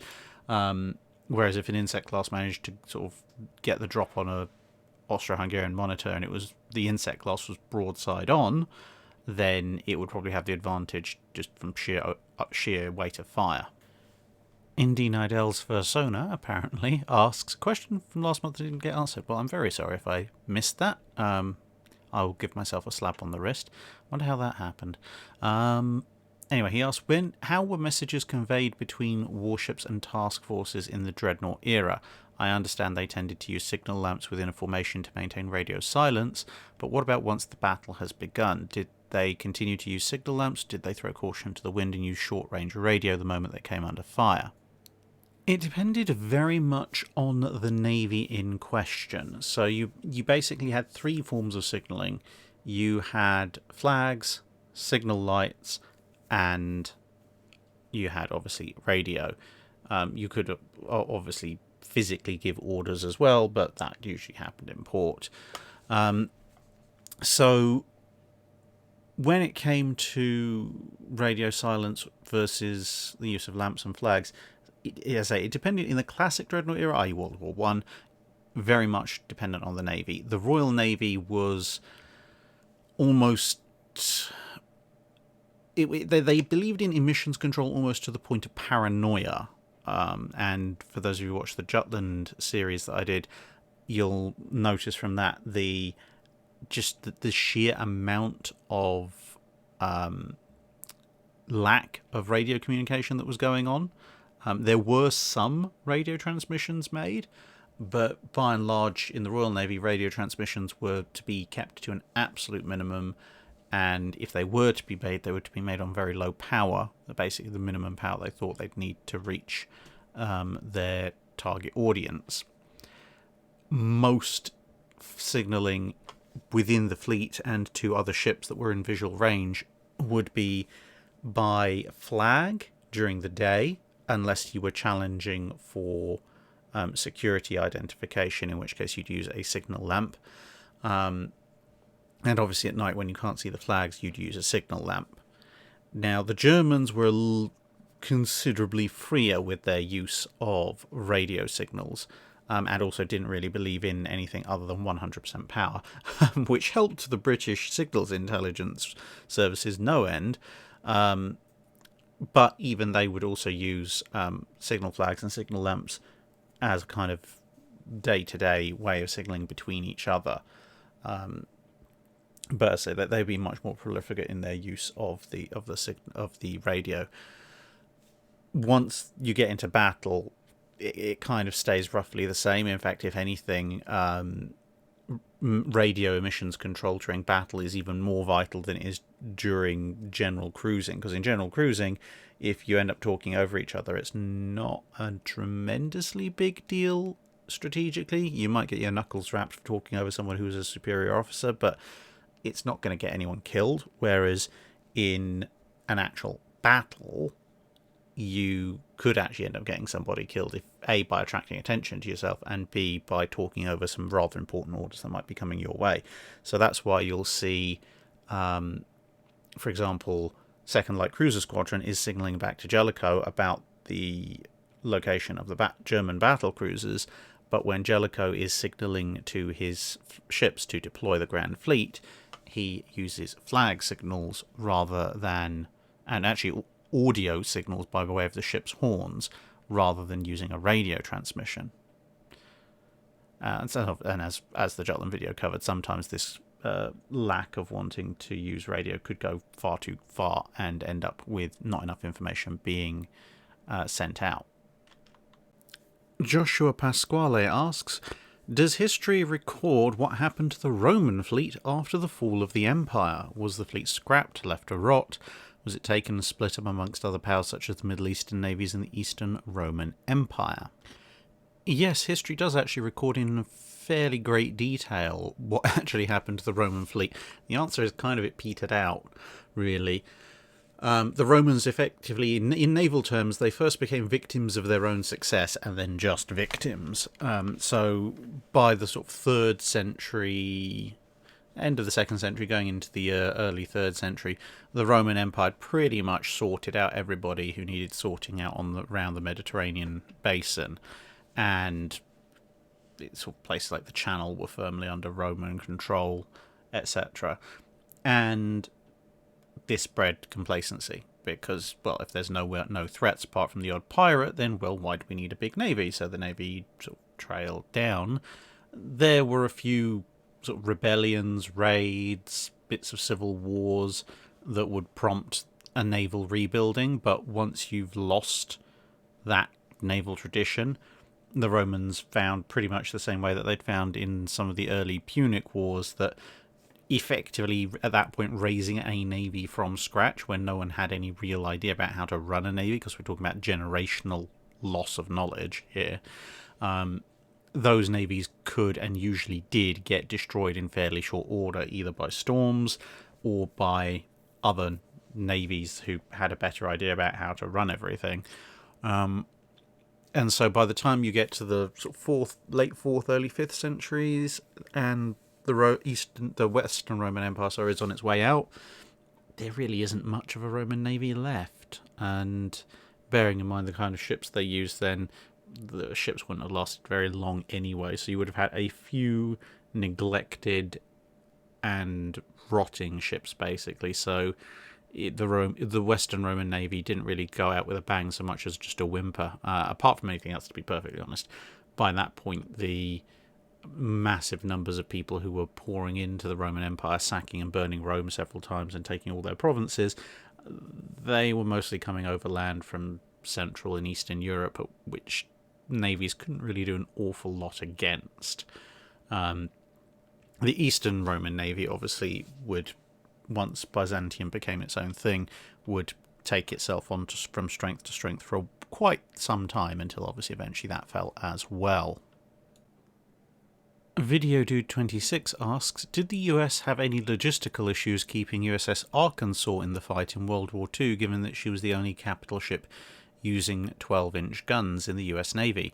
Did they have an entire factory devoted to turning out shells and charges and spare parts for this one ship? Spare parts weren't so much of an issue, considering that most of the standards had been built in pairs, so the idea of having various slightly unique runs of spare parts wasn't exactly massively different for Arkansas compared to anybody else. And I mean, well, you had Nevada. After the loss of Oklahoma, Nevada was a one-off, and so was Pennsylvania after Arizona went down. So that part wasn't so much of a problem. When it came to turning out shells and charges, for the most part, I don't think that was really necessary, because if you think about it, back when you had Arkansas and Wyoming, they would have been built with plenty of charges and shells ordered, the AP Mark 15 shell, which was being used by World War II. However, at least a variant of the Mark 15 AP shell was also being used in the 12-inch guns of the older US battleships. So given how many of those there were, and therefore how many projectiles would have been produced, they probably just would have kept the AP Mark 15 stocks and the corresponding HE stocks and charges, just keep them around. Charges can be rebagged. Obviously, the charge for the 50 caliber 12-inch guns on the Wyomings compared to the 45 caliber 12-inch guns on the older ships would be different. But outside of that, yeah, you can make small modifications to your existing shell stock. It's more a case of just making sure it's well maintained enough, and you store it in a decent environment. And they probably would have just drawn down on that, I imagine, much in the same way actually as the Iowas in their sort of interrupted service careers through the second half of the 20th century. By a certain point, they were just drawing down on pre-built stocks for their 16-inch guns, which could work, and sometimes, as in the case of New Jersey bombarding Syrian positions, really didn't when people started messing around with them. Brian W. Broadaway asks, Captain Browning, US Navy, that's Miles Browning, on Halsey's staff, he had a spat where he ordered flyers in the concluding efforts of the Battle of Midway to conduct a mission that the dive bomber pilot commander refused to fly, with Spruance backing the pilot. After the Battle of Guadalcanal, Browning claimed to have been instrumental in sacking Helena's commander. What else did this personage, Captain Browning, do? And was there some previous interaction between the two that left Browning with a bit of a chip on his shoulder? As far as sacking Helena's commander, Browning certainly could have been influential on that. Browning was sort of viewed as the linchpin and the right-hand man on Halsey's staff, or at least for as long as he lasted in that position. And given that it was Halsey who hauled Captain Hoover off of the Helena after the debacle of the sinking of the USS Juneau, and then a number of other issues, it's possible he may have had a very strong voice in that, although obviously ultimately it was Halsey's decision to make at the end of the day. As far as what else he did, he's credited with being a very, very good carrier tactician, and unfortunately that's about it. He was not a particularly popular, particularly nice, particularly what did you say? He wasn't a man that people would get behind and follow because he was a good leader. They'd get behind and follow him because he was the captain, and that's about as far as it went. But he still had an undeniable flair for carrier tactics. The odd thing is that later in his career, when he was given command of the Hornet, it would appear that he wasn't necessarily, as well as not being a particularly good leader of men, he wasn't actually a particularly good commander of a ship either. He was very much just, his strength was tactics and almost that alone. So yeah, what did he do? He managed to make an awful lot of enemies, including Admiral King, which got him first hauled off of Halsey's staff and sent over to, well, I said, command the Hornet, amongst other things. And then when he made a series of errors aboard the Hornet, he was hauled off of that and sent ashore. They kept him around to teach carrier tactics because that was, that was the thing he was actually good at. But yeah, he basically, between antagonizing everybody and making a series of mistakes that he probably shouldn't have, he basically managed to talk himself out of what could have been a significantly more developed career, especially in the transition period between propeller aircraft and jets in the US Navy. Dominic von Bismarck asks, in the classic Age of Sail, could two frigates with relatively competent captains fight and beat a first-rate ship of the line with a fairly incompetent captain, assuming that somehow he managed to buy his way into a captaincy instead of earning it? Can the frigates pull it off, or is a first-rate just too strong of a vessel?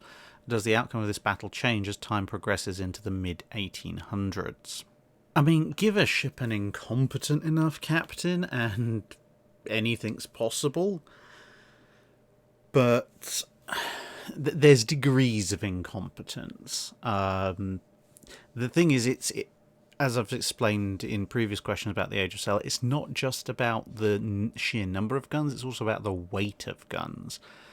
Two average frigates, say fifth rates, versus a first rate ship of the line. Well, for one thing, actually two fifth rates wouldn't have the combined gun numbers of a first-rate ship of the line, but nor would they have anywhere near the firepower. Most of the time you'd be looking at something along the lines of 18-pounders versus 24 and 32-pounders on a ship of the line. At long distance, a ship of the line would be inconvenienced by the frigates, but it could return an absolutely devastating broadside. And at close range, yeah, then the frigates could hurt it, but the return broadside from a full-on first-rate ship of the line would absolutely devastate a frigate. I mean, we saw this at the Battle of the Nile, where one of the frigates just poked its way into the fight and almost immediately got slapped down by not even a first-rate, a third-rate, just went, no, sit down, shut up, go away. And that was pretty much it for the French frigate in pretty short order.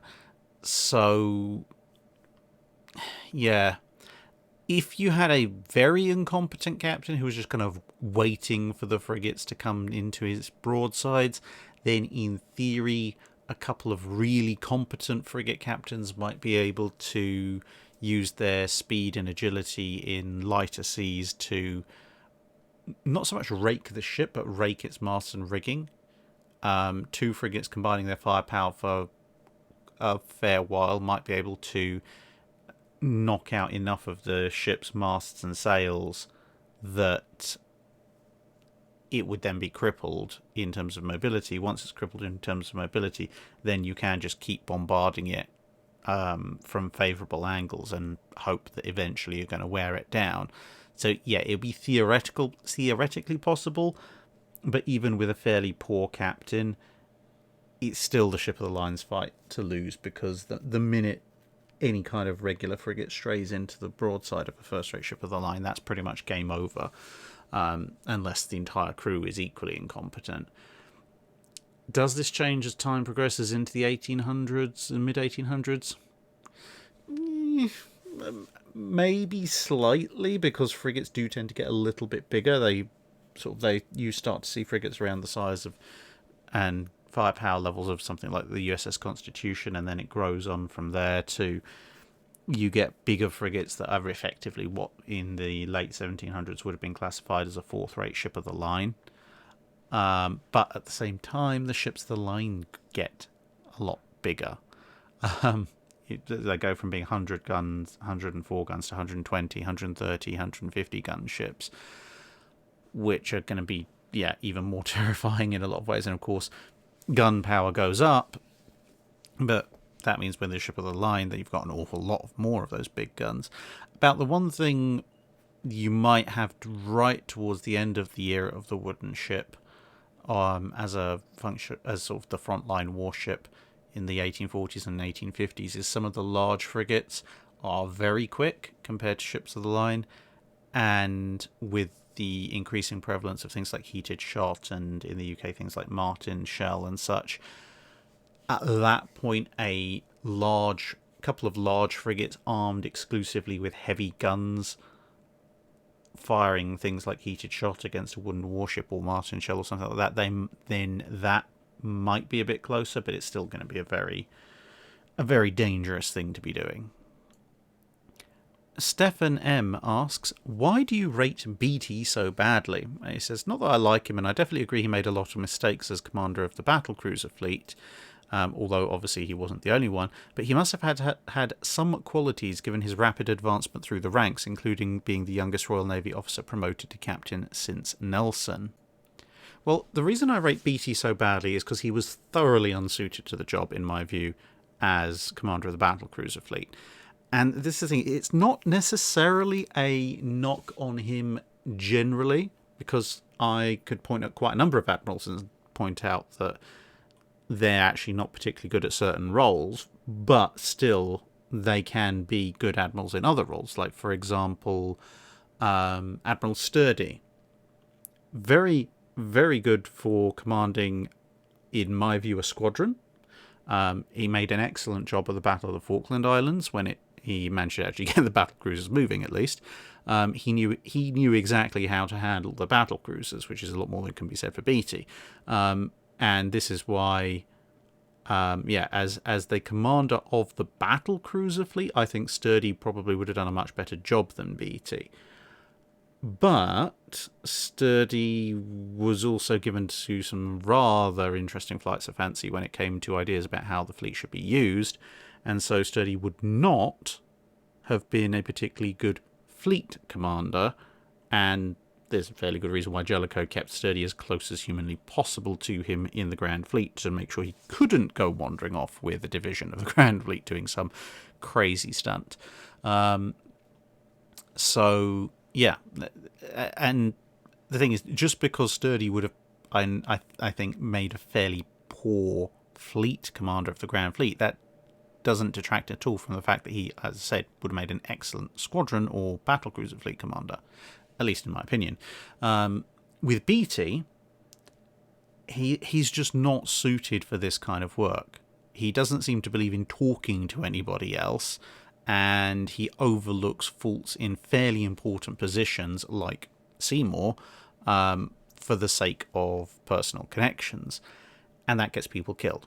And this is basically why I rate him badly. He fought for and got himself command of the battlecruiser fleet, which was the second most important command position at sea in the entire Royal Navy in World War One. The only other one obviously being superior to that being the Grand Fleet. And his entire job was to enable the Grand Fleet to do its job, to crush the enemy. And when he was being used alone, his job was to try and see off and hopefully destroy the first scouting group. And he failed in pretty much all of those roles abysmally. He didn't really know how to command a squadron. He didn't really know, as I said, how to get competent officers around him. He had the blinkers of personal patronage on, and he also, and I think this is the thing, we're going from possibly kind of dog with the chasing a car scenario of, well, yeah, he's managed to catch the car, now what does he do with it when he gets command of the battlecruiser fleet, over to why I actually then look through the lens of all of that and go, actually, I really don't like him, is the way he then tries to blame everybody else for his mistakes, including Jellicoe, once Beatty has command of the Grand Fleet, and then later on various other higher commands, and tries to rewrite history. That for me is the tipping point from just maybe an officer with a run of bad luck or a little bit out of his depth up over to, no, you're just being actively stupid and malicious at this point. However, he did have some redeeming qualities. Shockingly enough, he was incredibly aggressive. This is why when he was commanding gunboats and such like, which is where he got noticed quite a bit when he was younger, with the gunboat, being incredibly aggressive and driving forward is pretty much the only thing you can do, because you can't afford to sit there and have a slugging match in a gunboat because it doesn't have any armour. And he was a very aggressive commander. He was also a very well-connected commander, or officer, politically speaking, especially with his very rich and very well-connected wife. So he had that going for him in an era where patronage was very, very important still, unfortunately. And the third positive element to him, being well-connected, it's a positive element for him at least. It explains why he got promoted, not necessarily a positive element overall. But the other positive element is he was a very, very good politician. And yeah, you know my opinion of politicians. But he was a very good political admiral for the Royal Navy in peacetime. Jellicoe, in my view, far, far superior tactical commander for fighting a war like World War One. However, I don't think Jellicoe could have done anywhere near as good a job at fighting the Royal Navy's corner as Beatty could in peacetime when you're talking about the Washington Naval Treaty, because that kind of being a military officer but using your connections and influence and your own personal charisma / prestige to get what you want, Beatty was much better at that. So, yeah.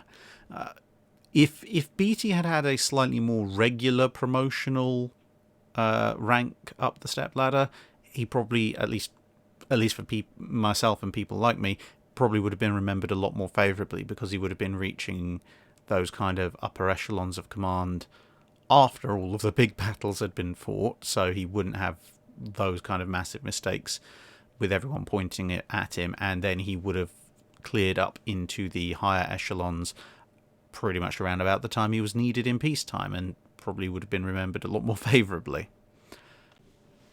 Cicero asks, throughout the history of the Royal Marines, has there ever been a time when you believe their scope and scale rivaled that of the current US Marine Corps? And if not, at what point would you say the Royal Marines were at the height of their importance?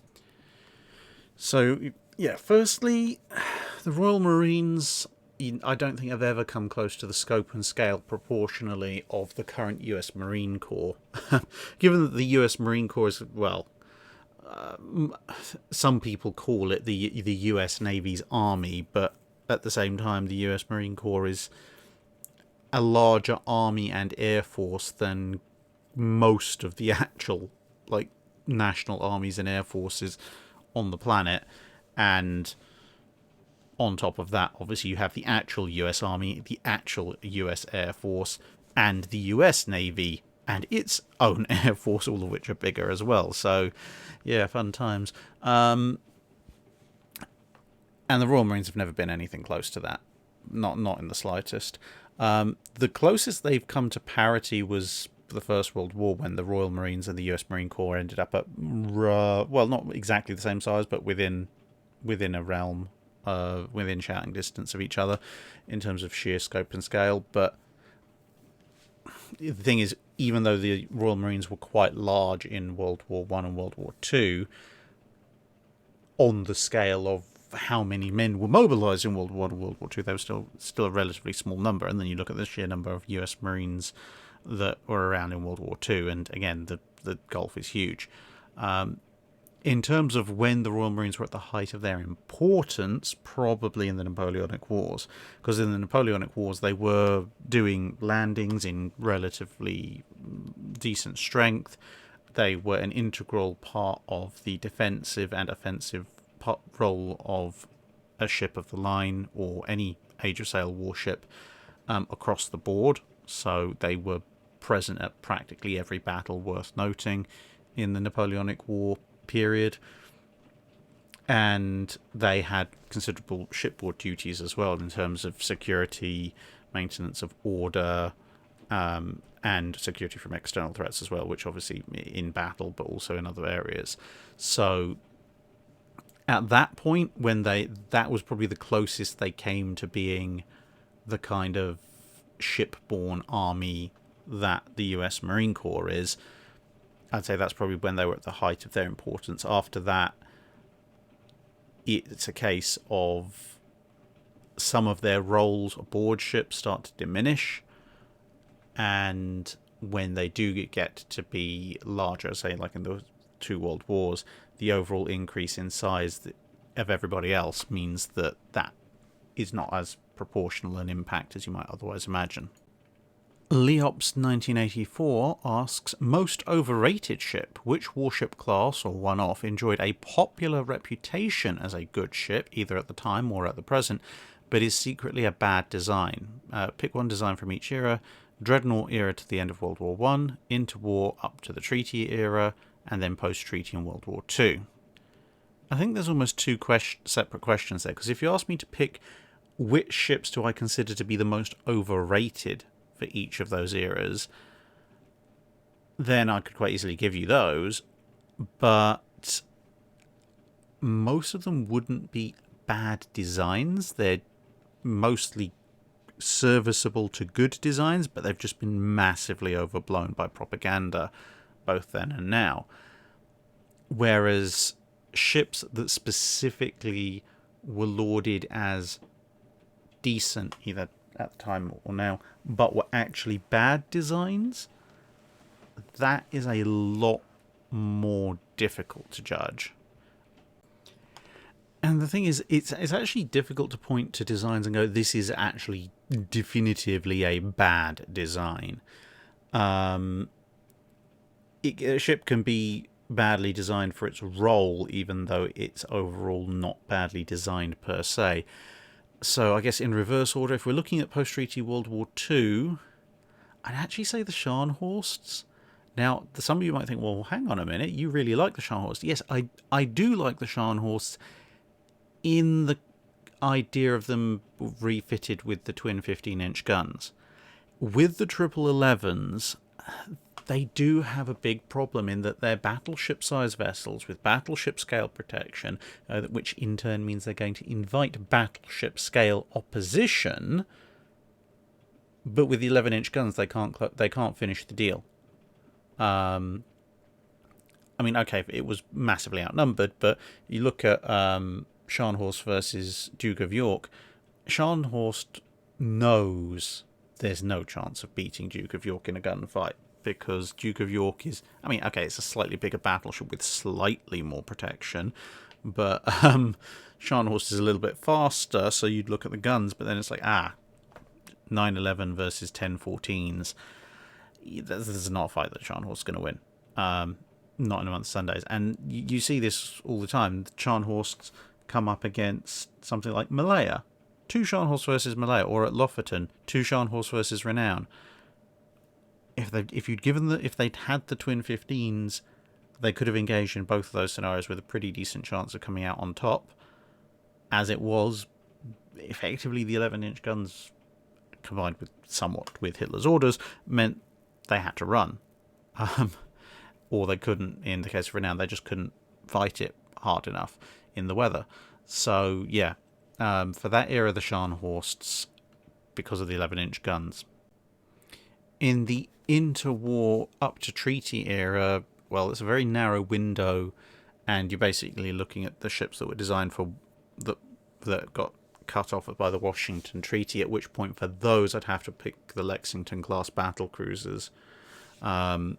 Because when you look at the battleships that are being designed, apart from maybe Tosa, they're all pretty slow, pretty heavily armoured, pretty heavily armed. Okay, South Dakota, 1920s, not got the world's best armour plating, but it's got standard grade armour plating kind of from the standard battleships, but everyone else has gone a step further, but it's not awful. But when you look at the battle cruisers, you've got Amagi, which is incredibly heavily armed. They're all 3 of them, Amagi, G3, and Lexington, are fast. But Amagi's is the heaviest armed of them, and has okay-ish armour. It's like it would stand it in reasonable stead at at longer ranges. Probably not medium to shorts. You've got the G3s, which are well armed and very well armoured, and then you've got the Lexingtons, who are also well armed but have less armour than some of the British battlecruisers that were at Jutland, at which point, yeah, it didn't work out quite so brilliantly in certain cases for the British battlecruisers at Jutland, and when you're slinging 16-inch rounds, and if some of these other ships have been built 18-inch rounds around as opposed to 11 and 12-inch rounds, that's a very bad idea. And probably the one that I could point to and say legitimately is a bad design but was hyped up at the time would be for the World War I era. Probably come as no surprise to many of you, the Indefatigable class. The Indefatigable class are in many ways actually actively worse than the Invincibles that preceded them. They were, obviously, they're the battle cruisers, they're important, there's at the time they're sort of held up to be so good that Australia and New Zealand should buy them. And yeah, they're just not a good design. And Indefatigable paid for it, and New Zealand needed divine intervention to prevent the same fate. Kevin Kennelly asks, I want to know about the repair work that went into USS Yorktown at Pearl Harbor between Coral Sea and Midway. How badly damaged was she at Coral Sea? What was repaired at Pearl Harbor? What wasn't repaired? How many amphetamines did the work crews need to make all those repairs? And what shape was she in when she sailed to her fate at Midway? So Yorktown took some quite bad damage at Coral Sea. It can broadly, if you're looking at it in terms of repairs, be divided up into 4 main aspects. So Yorktown took a number of near misses from bombs, and then one particular bomb amidships, which did the bulk of the damage. You had, obviously, a hole punched through multiple decks from the flight deck down by the bomb, and the resulting explosive damage, which had knocked out various systems. You had the primary damage that bomb had done, which was damage to a number of the boilers, which limited her top speed. And then from the near misses, you had general rents and tears across the hull, with bits and pieces of internal structural damage, and more specifically, you had breaches in some of the fuel tanks. So those are the 4 kind of main areas, if you like. And yes, there were rolling blackouts on the island because it was basically throw everything in the kitchen sink at the ship, so the number of arc welders that were needed were just colossal. When Yorktown sailed out to Midway, much is made of the fact that she was basically patched up in 48 hours and sent back out, but it very much was patching up. Some of the stuff, like the breaches in the oil tanks, could be patched up. The ripped up bits of the hull, for the most part, weren't actually fixed as such. They literally just took socking great steel plates and just went, right, we are going to weld these over the breaches in the hull after having bent or cut away any protruding bits and pieces, and that is going to be our solution. I mean, it kind of works, but it's not a full fix. Then you've got the flight deck and the various holes in the various bits of deck. Those bits and some of the electronics and other machinery could be replaced and repaired pretty quickly and easily when you had a mind to do so. So that part was all patched up.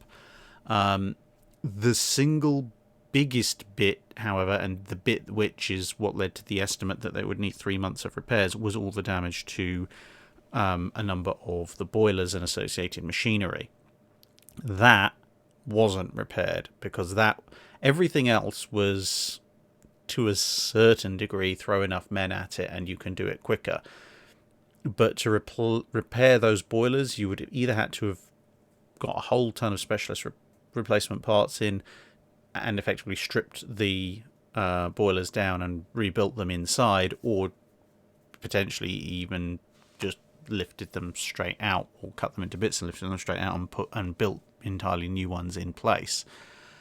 So when she left for Midway, Yorktown was not capable of full speed, not by a long shot, and some of that structural damage that had occurred from the near-miss bomb hits hadn't actually, as I say, hadn't been repaired. It had been patched over, but obviously if the ship then took more damage in that vicinity, those patch repairs may start open and the original damage might actually work itself into much larger issues.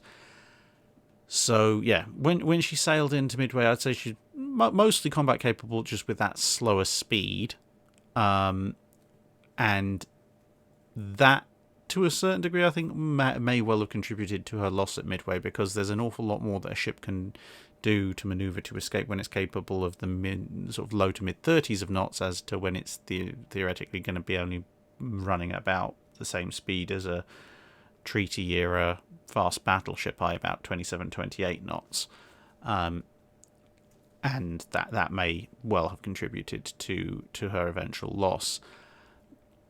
So yeah, that's the thing that wasn't repaired, even though it was quite serious.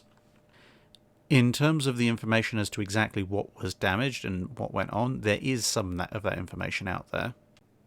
You'll want to search for the USS Yorktown War Damage Report, 20th of May 1942, which is included in the overall USS Yorktown CV5 Action Reports Record Group 38, which is with NARA.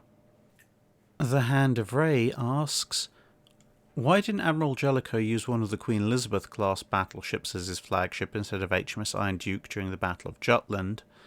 And can you give us a brief explanation about the Audacious incident of 1914? As far as the flagship of the Grand Fleet goes, initially, Jellicoe took Iron Duke because Iron Duke, at the time that he became commander of the Grand Fleet, was pretty much the most powerful battleship in the Grand Fleet. Well, technically share that honour with the rest of the Iron Duke class, but near as much as makes no difference. Queen Elizabeth herself wasn't actually going to commission into the fleet for a good quarter to a third of a year after Jellicoe took command. And then Warspite and Barham came in 1915, Valiant and Malaya in 1916. So basically, when Jellicoe initially took command of the Grand Fleet, none of the Queen Elizabeths were actually there. Now, as they started to then come into service, there was another issue, which is that because they were faster than everything else, there was this idea of using them as a fast wing of the fleet, so they'd have to go off and do their own thing to a certain degree, basically be away from the centre of the fleet. And so for Jellicoe, he made a relatively sensible decision of staying on the Iron Duke, because if he took one of the Queen Elizabeths as his flagship, he'd then have either all the Queen Elizabeths in the centre of the fleet where their speed wouldn't really avail them of all that much, or he'd have one of them in the middle of the Grand Fleet, which would be depriving the fast wing of one of those ships, and again, not doing an awful lot much, and also then causing potentially operational issues, because where possible, they like to group together ships either of the same class or of similar performance levels into a single cohesive unit, division or squadron within the fleet. And so it wasn't worth it. As for Jutland specifically, well, at that point the Queen Elizabeth had been detached as part of 5th Battle Squadron down to reinforce the battlecruiser fleet, whilst 3rd Battlecruiser Squadron came up for gunnery practice, so it wasn't physically with the Grand Fleet, period. So he definitely wasn't going to be using the Queen Elizabeth class then. Now, as for the loss of HMS Audacious, that is quite the fascinating thing. Audacious was one of the original King George V class battleships, the World War I vintage ones. The Grand Fleet was temporarily moved to Western Scotland as a result of fears about Scapa Flow being more vulnerable to submarine attack than had been hoped. And while it was there, they decided to go off and do some gunnery practice. They went off to do the gunnery practice. For various reasons, Audacious was not at action stations, and so watertight doors, etc., weren't locked. As it turned out, may not have had an awful lot of an effect on the sinking. A lot of the crew did insist that the doors were locked pretty quickly after the incident occurred, and it was probably more around issues with seals and hatches and pipes that didn't really close properly. Basically, problems with design construction and also some unexpected effects of explosives deep underwater. But basically, a German merchant ship that had been converted into a mine layer had dropped off a bunch of mines in the area, and no one had quite realised this in the Grand Fleet, although a couple of ships had been mined earlier. And so Audacious was hit by powerful underwater explosion, started listing, and then the captain kind of in some ways almost doomed himself, because he thought, well, he didn't know about the mining of the other ships, so he concluded he must have been torpedoed, hoisted warning there's submarines around here. And so Admiral Jellicoe basically said, well, if there's a bunch of submarines around here and they've just done this to Audacious, everyone else, all the other dreadnoughts need to get out of here ASAP, which they did. Unfortunately, that left smaller ships to help Audacious, which was gradually flooding. If other battleships had hung around, then with their more powerful engines and thicker ropes and cables, they might have been able to tow Audacious into safety quicker. But as it was, with some small cruisers and destroyers around, and then later on Titanic's sister ship Olympic showing up, there just wasn't enough engine power and thick enough cables to tow Audacious to safety before she foundered, rolled over and sank. Jellicoe did eventually figure out from reports that it was more likely to be a mine than a submarine, and dispatched a pre-dreadnought to help tow the ship, but it basically showed up just in time to watch Audacious roll over. So, and that, unfortunately, was that. Dave Collier asks, could you tell us a bit more about the history and practicalities of manning the rails, aka Procedure Alpha, and can you tell us when the Royal Navy started doing this for Royal Navy ships doing their first entry into Portsmouth? So as far as manning the rails itself goes, that is a tradition that goes way back.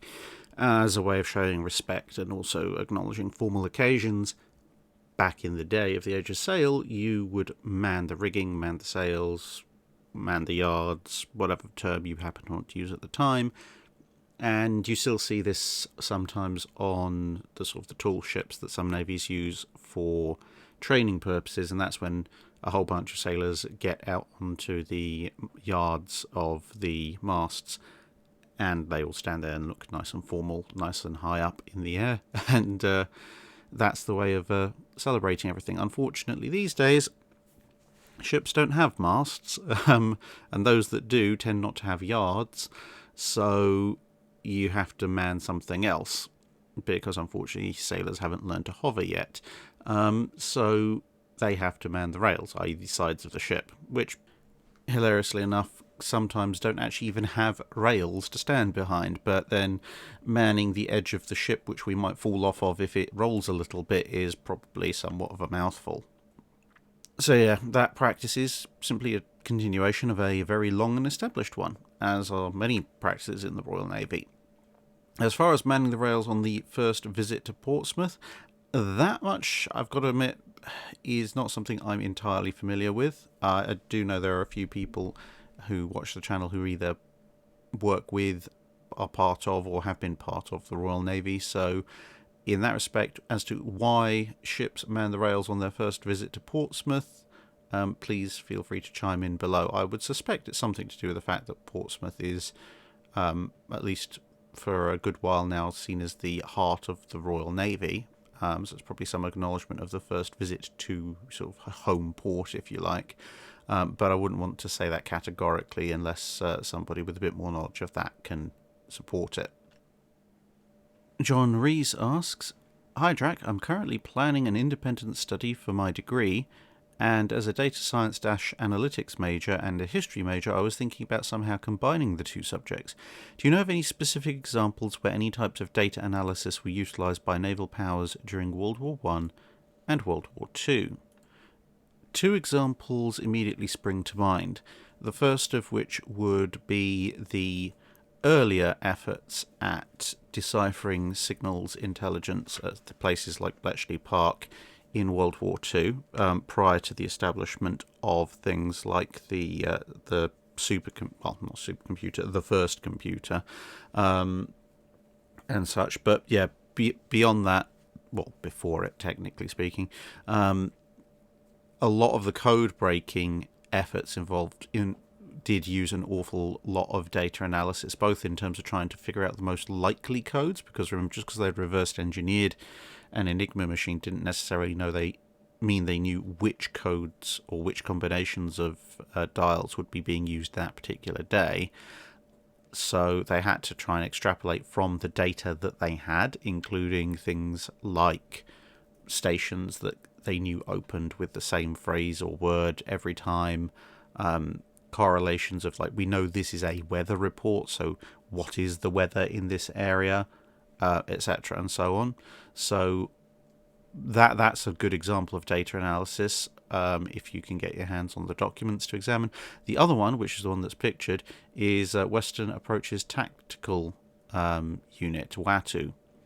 Now, that's often cited as an early version of war games, but the thing is, the reason it was so effective as a war game, bearing in mind that obviously the Wrens who were operating and devising most of the tactics had never been to sea in a submarine before, was because they had to sit down and they had to sift through and analyse a lot of data that was made available to them in terms of reports from escort group commanders, reports from Royal Navy submarine commanders on how they might do things, reports from the convoys on what had actually happened, etc.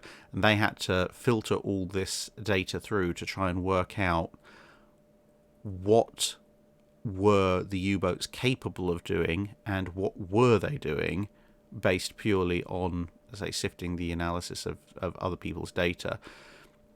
So I'd say that those two immediately would come to mind as the two best examples of data analysis in World War One and World War Two. And yeah, there's a few others, but if one of those suits you, great. If not, pop me a line and I'll let you know a couple of others that I can think of.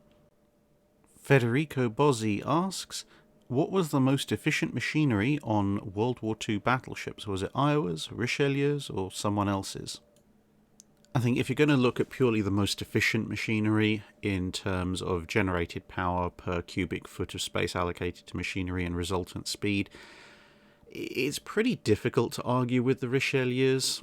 They're fractionally over treaty standard displacement ships with a pretty powerful armament, pretty decent armour set, and they're able to hit 32 knots. So they're not only a knot slower than the Iowas, and one of the main reasons that the Iowas ended up with the 16-inch 50 caliber guns was because there were an awful lot of complaints in the US Navy in the original draft Iowa design of paying 10,000 tons for 5 extra knots to hit 33 knots over the South versus the South Dakotas at 28.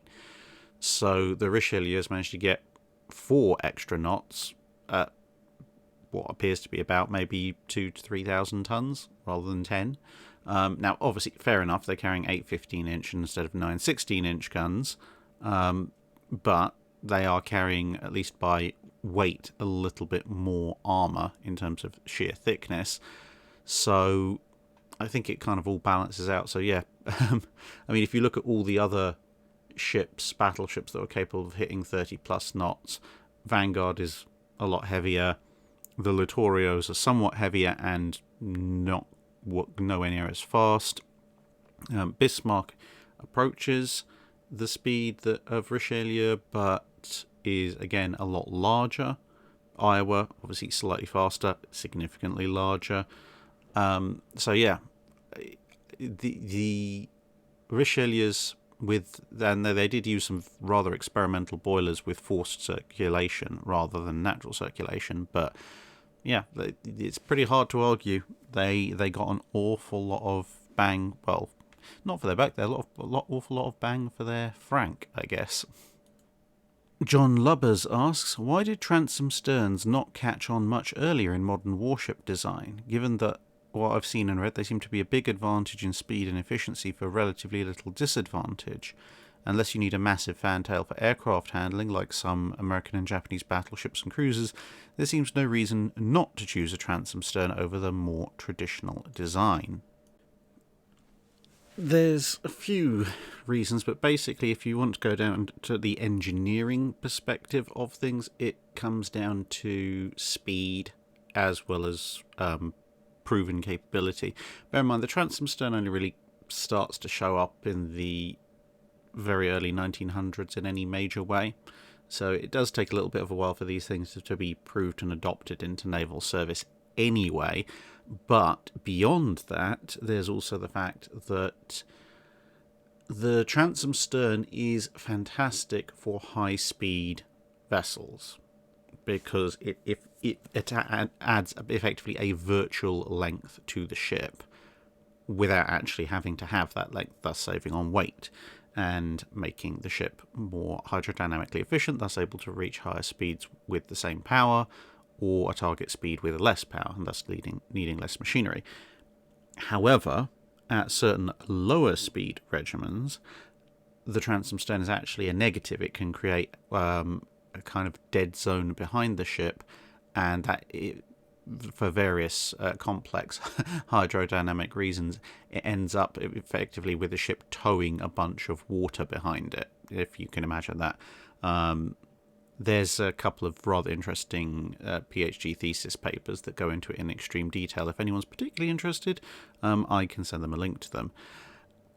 But what it effectively boils down to in simple terms is that with the kind of speeds that ships were generally achieving in World War One, the transom stern overall probably would have been a net negative because it would have actually increased drag at their typical operating speeds, and they wouldn't have gotten a fantastic amount of benefit out of it proceeding in the low 20s of knots. Whereas by the time you reach World War II and ships are routinely doing the mid to high 20s and capable of doing the low 30s, at that point, then the efficiencies of the transom stern become more and more viable and more attractive. And people are more willing to accept that, okay, maybe at cruising speed we might be slightly less efficient than we used to be, but we need that higher speed, or we need to minimize our machinery space to fit all the other stuff, like generators, so that we can provide power for radar and such like. So there's a whole load of competing reasons for adopting the transom stern, but the primary one is that ships finally got fast enough and routinely fast enough for the major benefits to be exploited. Jabberview asks, for Japanese World War II cruisers with 3 forward turrets, why were some ships such as the Megami configured with the third turret superfiring over the second, and other classes like the Takao and Myokos configured with the second turret superfiring over the first? Did either of these configurations expect to provide a tactical advantage over the other configuration?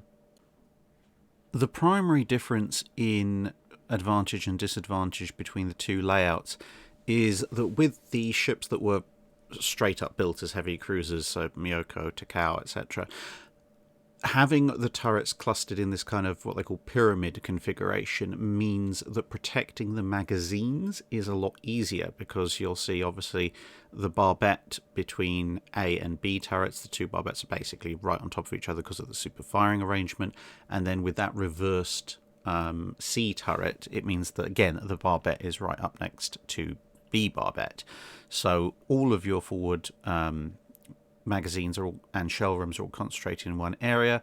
That in turn obviously allows you to concentrate your armour a little bit more than if you space out Megami style, where you've got the guns of B turret obviously have to swing past the back of A turret, and thus A turret has to be proportionally speaking a little bit further forward. Thus, with the magazines more separated, you either have to thin out protection between the magazines, which at angles of fire, apart from broadside, is a very bad idea, or you have to extend the plating over a wider area. Now, obviously, in the end, with that C turret on the 8-inch cruisers reversed, then you've still got the, roughly speaking, the same overall proportional length of the ship from sort of stern turret to fore turret that needs protection, but if you're concentrating armor over the magazines, which quite often on cruisers and even on certain battleships you would often find, it's a lot easier to do when you've got a cluster of barbettes. So you're like, okay, I can put more protection here, I'll have some protection either side, whereas with a Megami style layout you can put increased protection over B and C turrets, and then you have a choice of, well, do I keep this increased protection running over this gap and then obviously also cover A turret, or do I thin it down and then make it thicker again? So yeah, protection is an advantage with the Takao Myoko pyramid style design. When it comes to the Megami design with 2 at the same level and then C turret super firing, that gives C turret better arcs of fire as compared to in the other 2 designs. Now obviously it does restrict B turret somewhat, because it now can't fire dead ahead as it would be able to do if it's super firing, but B turret is capable of firing along much closer lines, much closer angles to the front relative to A turret as compared to the pyramid design, because it has that setback between the 2 turrets and thus their barbettes. So effectively with the Megami design you've got better arcs of fire for your forward guns, whereas with the Takao and Myoko class you have a slightly easier job of protecting your ship on a given amount of tonnage. Starn asks, what exactly goes into selection of a gun caliber or bore? For instance, why were 6-inch, including 5.9 and 6.1-inch guns, so widely adopted, and by contrast, why are 7-inch guns comparatively rare? Well, at the kind of calibers you're talking about, It comes down to two things in the sort of the 1900s through to 1940s navies. One, what's the biggest caliber of gun that we've invented quick-firing technology for early on? And two, although perhaps it should be one because it's in a lot of ways perhaps the more important, what's the biggest gun that a given number of gun crew can actually service? And that is a huge, huge consideration. And it goes all the way back to the Age of Sail. It's one of the reasons why 42-pounder guns fell out of service. There is a limit to what a human can carry in terms of weight on a fast and regular basis.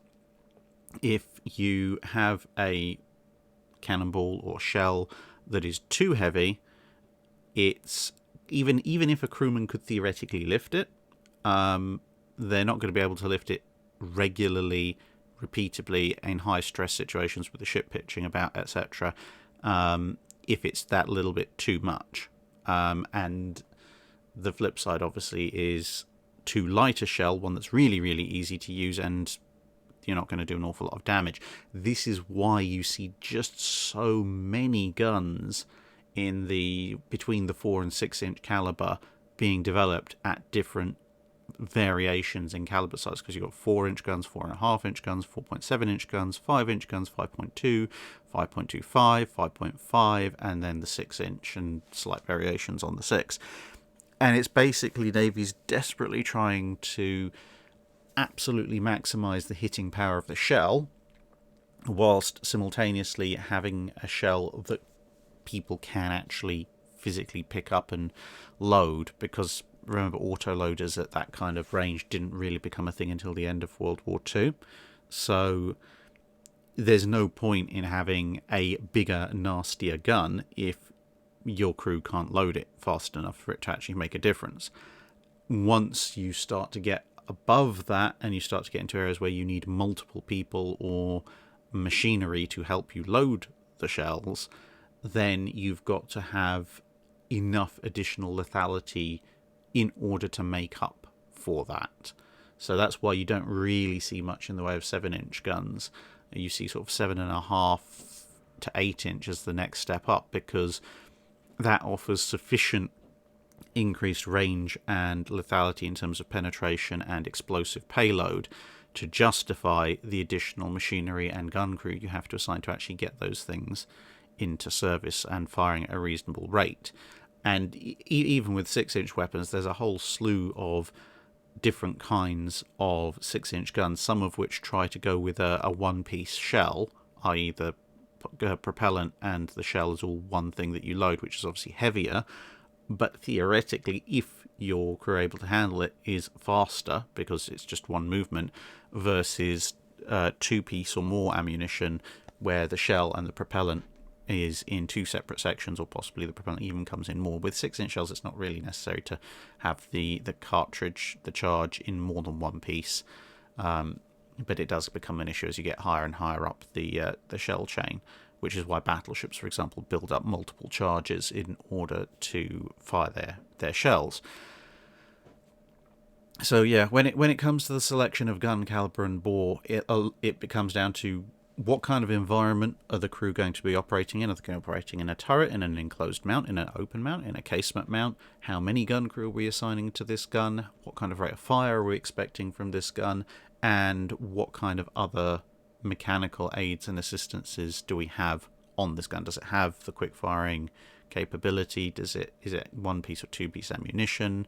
Are we providing them with cranes and hoists or runners for the shells, or are we expecting them to just physically pick them up and do the entire loading procedure by hand themselves? Kyla Stern asks, could you give us a quick rundown of damage control procedures in submarines in the Second World War? What did one do if the submarine got hit by depth charges and didn't get torn apart immediately? So damage control in submarines, assuming the depth charge didn't just blow you apart, largely comes down to two things in World War II submarines. One is, have you got a leak? And two is, have you got a fire? These days, of course, you can also worry about steam leaks and such like, but back in the day when you're talking about diesel-electric submarines, you quote-unquote only had to worry about water leaks, but that has its own special,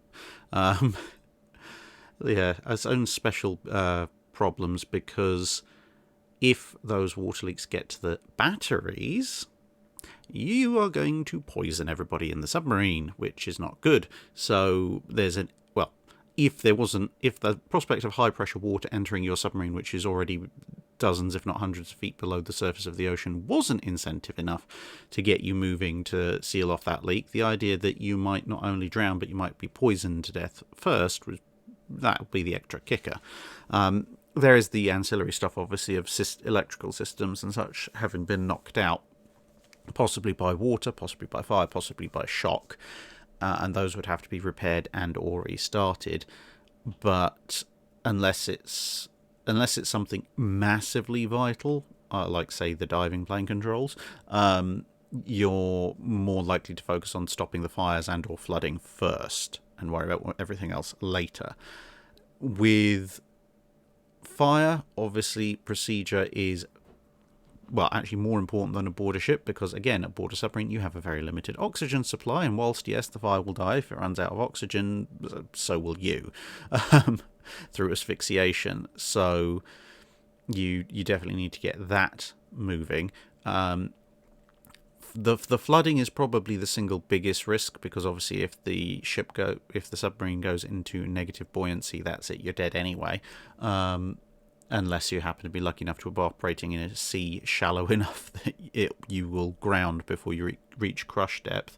And even then, you've still got to stop the flooding before you drown, so there's that. So yeah, damage control procedures would consist of, firstly, trying to stem the leaks, and that would be more difficult than on a ship, in large part because, again, you're underwater, the water pressure is going to be a lot higher, so the force of that water coming through is going to be a lot greater, and obviously submarine, generally speaking, is much smaller and has much less reserve buoyancy than a surface vessel, so you've got to stop it faster, even though it's actually a harder leak to control. Otherwise, again, you'll go negatively buoyant, and that's all she wrote. So they had to invent quite a number of interesting procedures to do that, because the high pressure water would quite easily do damage to people, and you would usually have to use somewhat stronger methods than you might otherwise use on the surface vessels as well, because some of the ways of controlling damage on the surface, the water leak in a submarine might just cut straight through them. Fire, obviously, breathing apparatus, get the fire out almost immediately, because again, it's going to eat up your oxygen. So there were things that you could do to try and salvage the ship, although one of the main things, if the damage got too bad, would be you'd just have to go with blowing all ballast tanks and getting to the surface, because if the damage is too bad, damage control at that point might just be prolonging the inevitable, and prolonging it just long enough for the submarine to get to the surface so that everyone can get out before it takes a final plunge, because it doesn't take an awful lot of damage to cripple or total a submarine. But oh well, there you go. It's not an area that there's, unless you've served in the submarine service, that there's massive amounts of detail available for. Outside of the regular damage control procedures, at least that I've been able to find. But some of the additional hazards and risks and the two primary things you need to worry about are definitely there. William H. Burke III asks, what do you call the fancy whistle that gets blown to call the men to attention, and can you give a brief history of it? Yes, the good old bosun's whistle. It goes back a long time. Obviously, for the vast majority of time, it's a classic age of sail, and modern era back into medieval times made of metal. Prior to that, some examples seem to have been made of clay. But it basically, it's made this way for three reasons. One is that, unlike a lot of other whistles, it doesn't require a diaphragm, so it doesn't require a reed or anything like that to make a noise, which obviously that kind of organic material would be highly susceptible to being made useless or significantly degraded by sea conditions. So you definitely don't want one of those. You want something that can make a noise pretty much in any weather, and a clay or metal whistle is much more capable of doing that. Secondly, it produces a very high pitch, as anybody who's been within earshot of one can verify. That is also very useful because outside of day-to-day activities, one of the most important uses of the bosun's whistle, especially back in the day, was to signal the men as to what they needed to do in the middle of really rough weather, storms and such like. And in those conditions, high-pitched noise carries further than yelling or such like, which might not be able to be heard, and the loudness of it obviously helps as well. So yeah, a high-pitched loud whistle will cut through the noise of a storm in a way that a man's voice just won't. So it's very useful for signalling the men in that respect. It could be vital to the survival of the ship. And the third aspect is that with its design, you'll notice if you watch bosuns piping someone aboard, sometimes called the bosun's pipe as well, you'll notice they actually vary their hand, because the whistle, as you can see, that is what creates a basic note, but you can vary the pitch, etc., of the note that's being generated by having the forward part of the whistle in your hand, and then it's almost like playing an air flute or an air trumpet, in that you're not actually manipulating anything other than the shape of your hand, but it does affect the sound that is produced.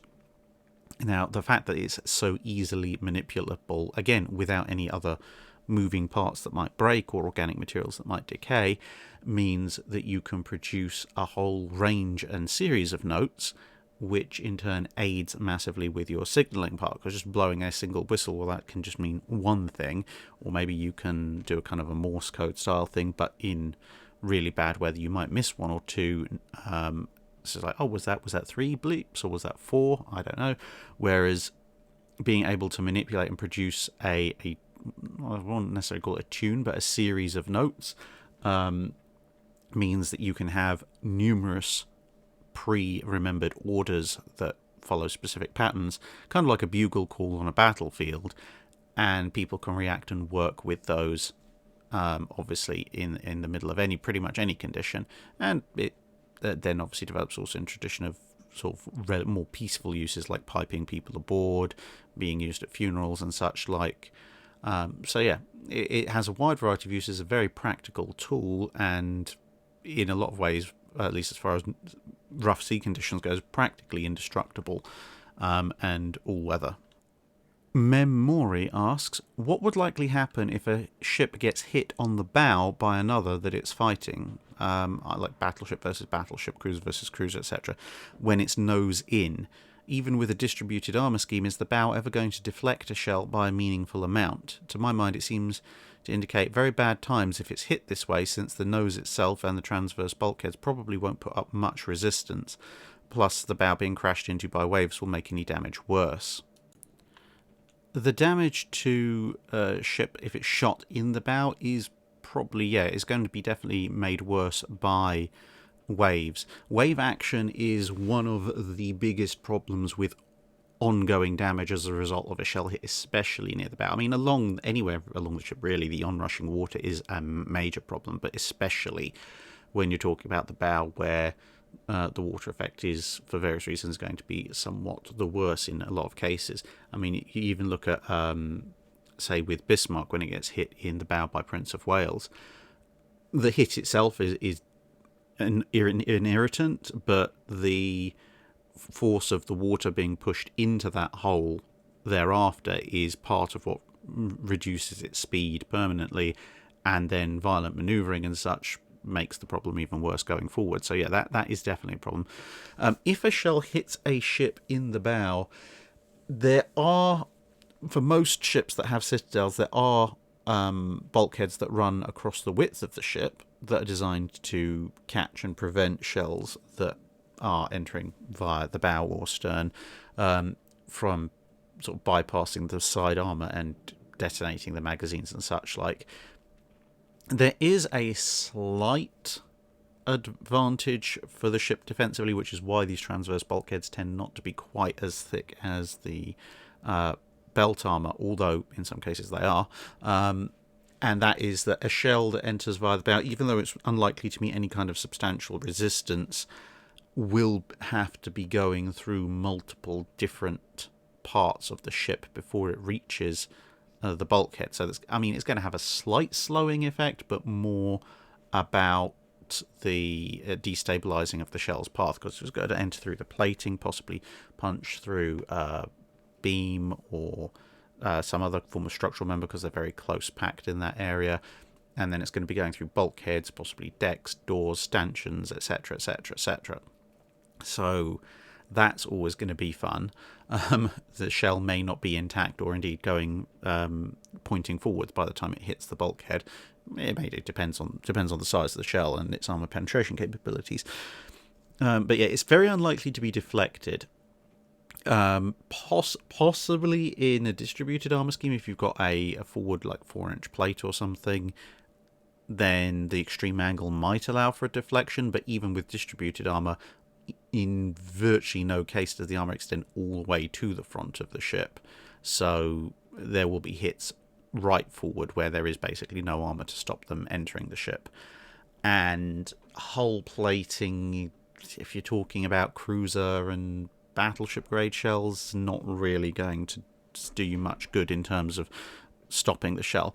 Because the thing is, yes, it's obviously going to be very heavily angled, but at the same time there is a limit to what angling can do when you have particularly thin pieces of plate. And when talking thin pieces of plate, we're talking in terms of armor plate thicknesses.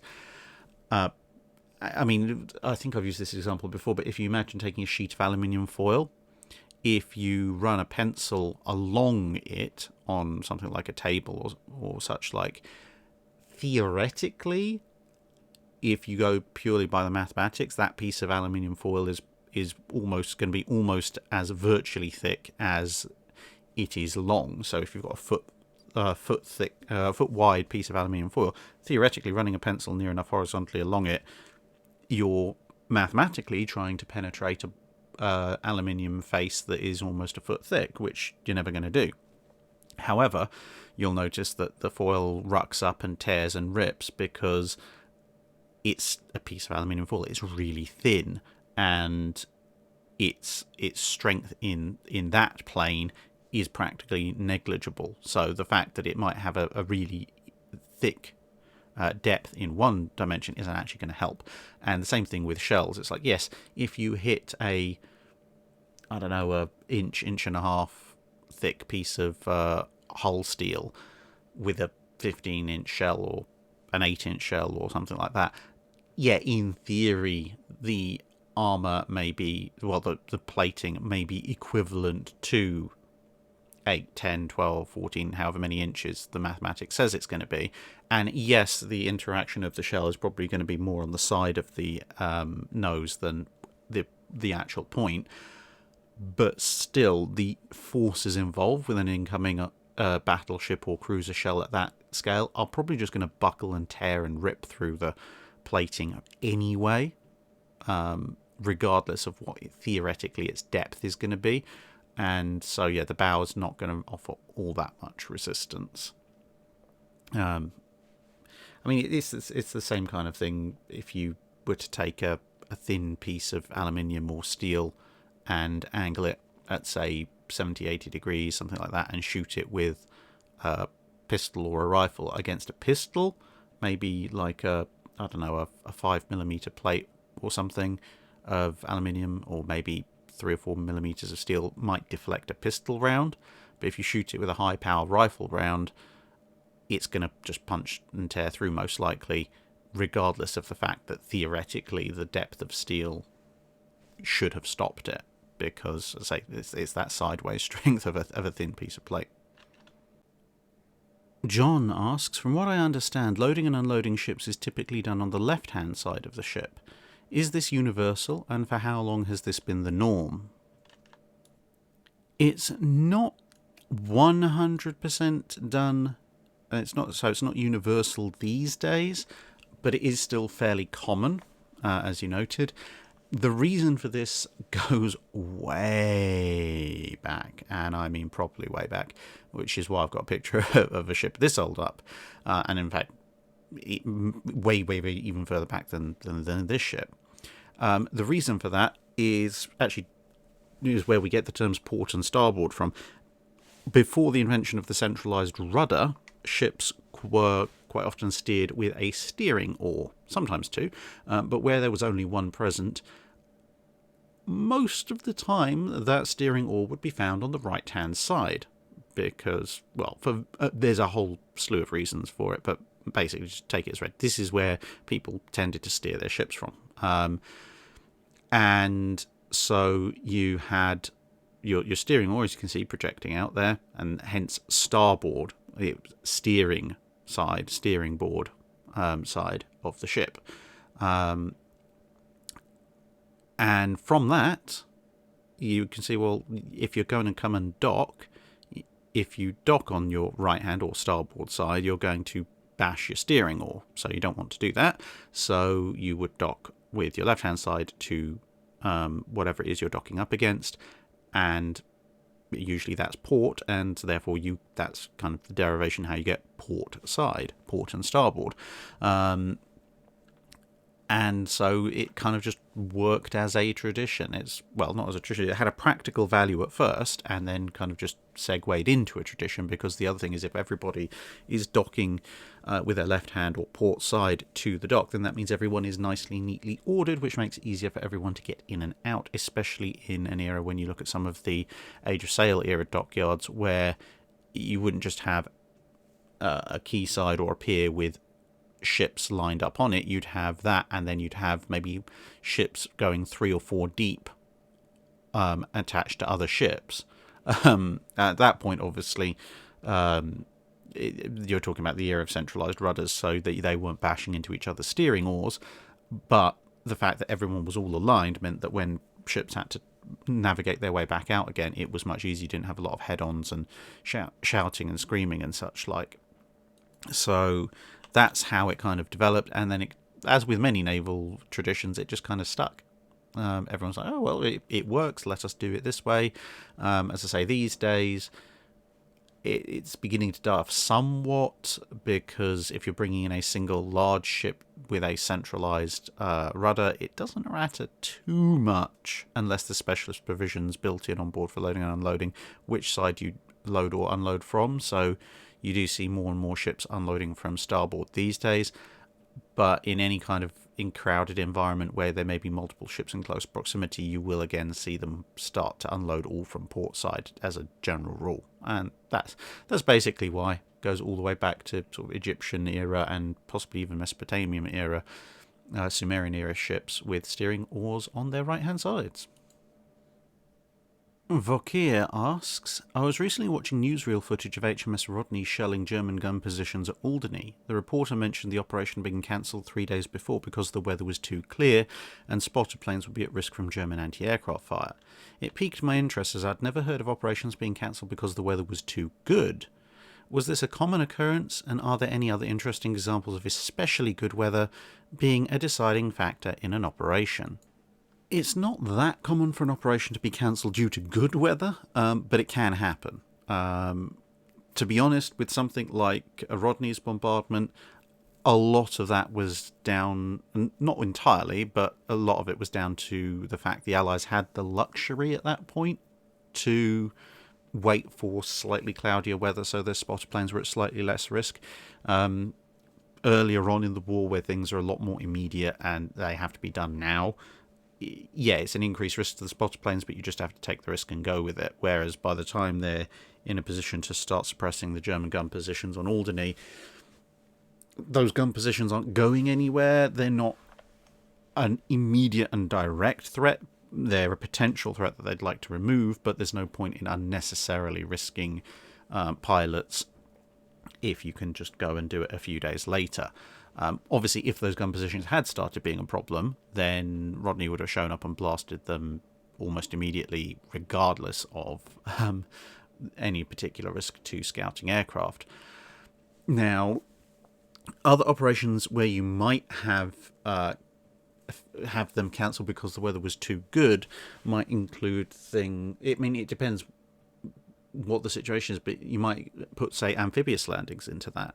If you're worried about your opponent having significant air superiority, then you would want to conduct them in a time of poor weather, low cloud cover, where aircraft are less able to bring themselves to bear. Whereas if you are thinking you're pretty much going to be guaranteed air superiority, then you'd want to have good weather, because then you can obviously use your air force to its greatest potential.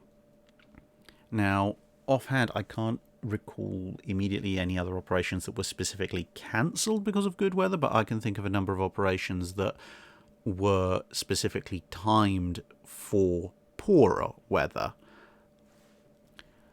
A lot of commando raids and otherwise stealth missions, for example, would be timed for periods of fog, low cloud, or periods when you had no moon, no moonlight, I should say. The moon was still physically present, obviously. Now, those were timed for those low light and low visibility periods, specifically because stealth was an issue. And generally speaking, when you have these kind of operations, when stealth is a major factor, this is when you'll find them not going in on clear nights, not going in on strongly moonlit nights, and so on and so forth.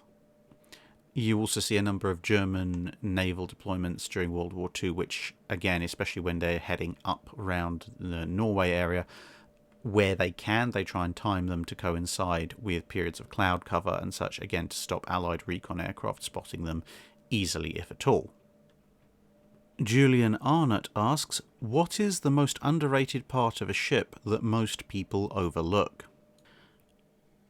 Of all the parts of the ship that are underrated and get overlooked, I'd say the galley is probably the biggest one. There is the old saying, an army marches on its stomach. Well, it's not really that much different for a ship, because ships need people to operate them, and if those people aren't well fed, then they're at best going to be very discontented with their lot in life, and at worst going to be physically unable to carry out a bunch of tasks if you're not feeding them enough, or you're not feeding them properly, or worst case, you feed them the wrong stuff. So yeah, this is why you'll see in general the vast majority of trades and other kinds of exchanges that occur when ships meet up informally between the crews almost universally involve food.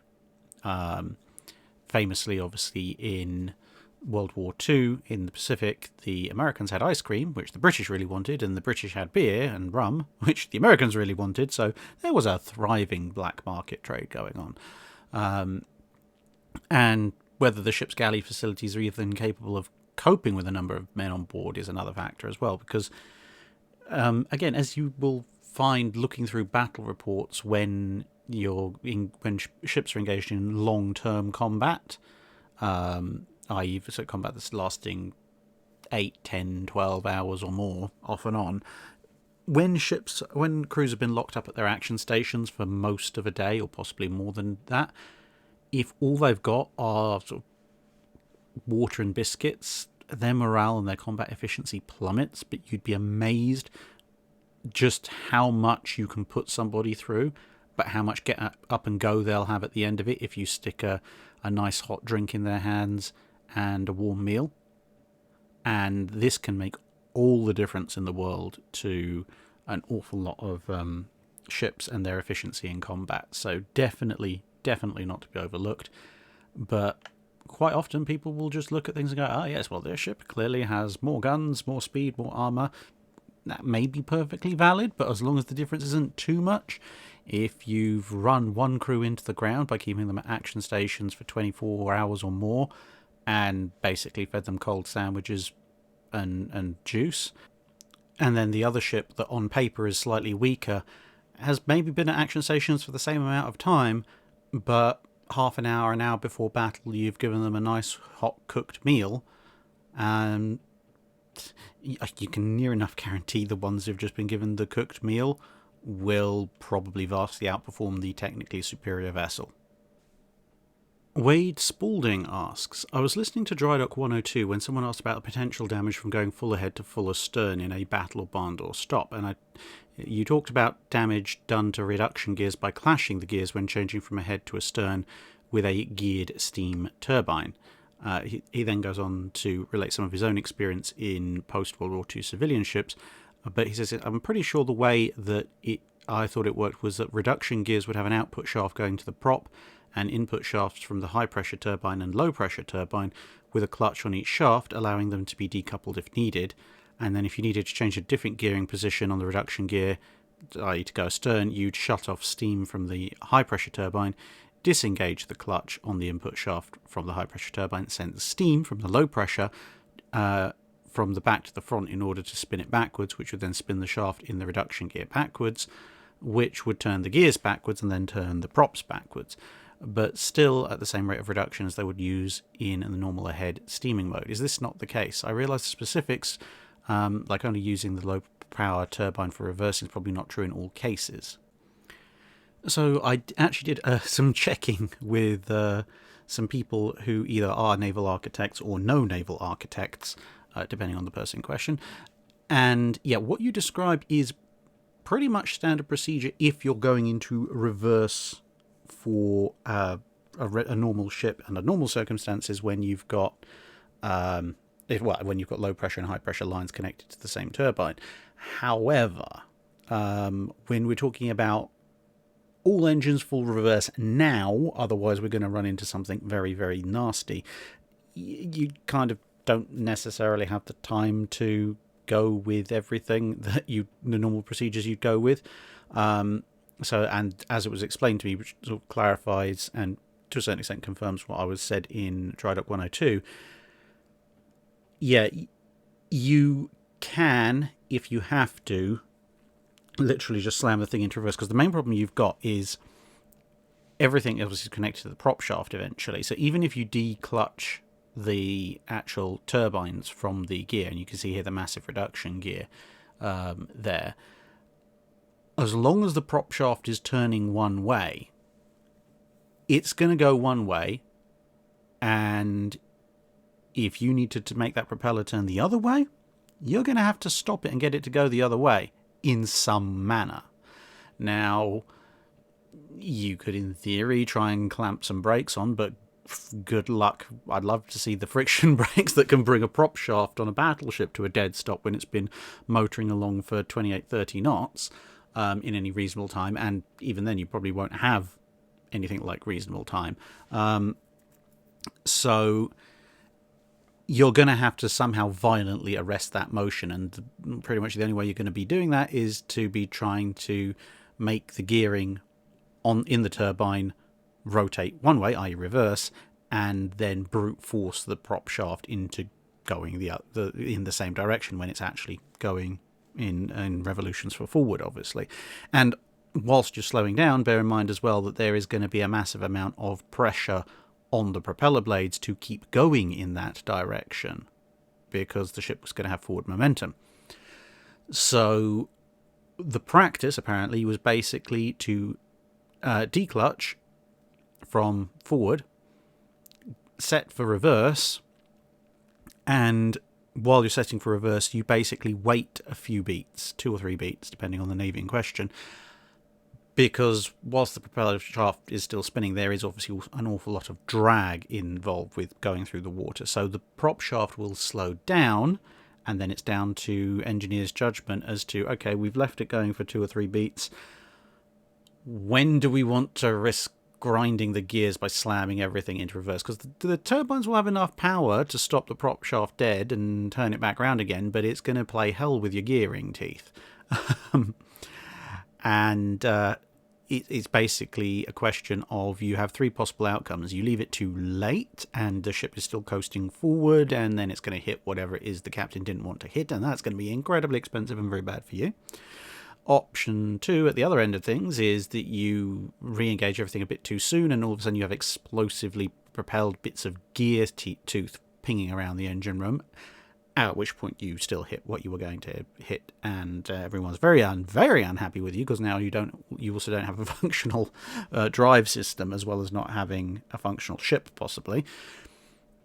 Or option 3, which is you time it right enough that you can slam the gears back into place, and it's going to grind something horrible, and you're going to be doing an awful lot of repairs, maintenance, or replacement in the future, but you will manage to bring the prop shaft to a dead halt and get it going back the other way soon enough for your ship to come to a full and complete stop.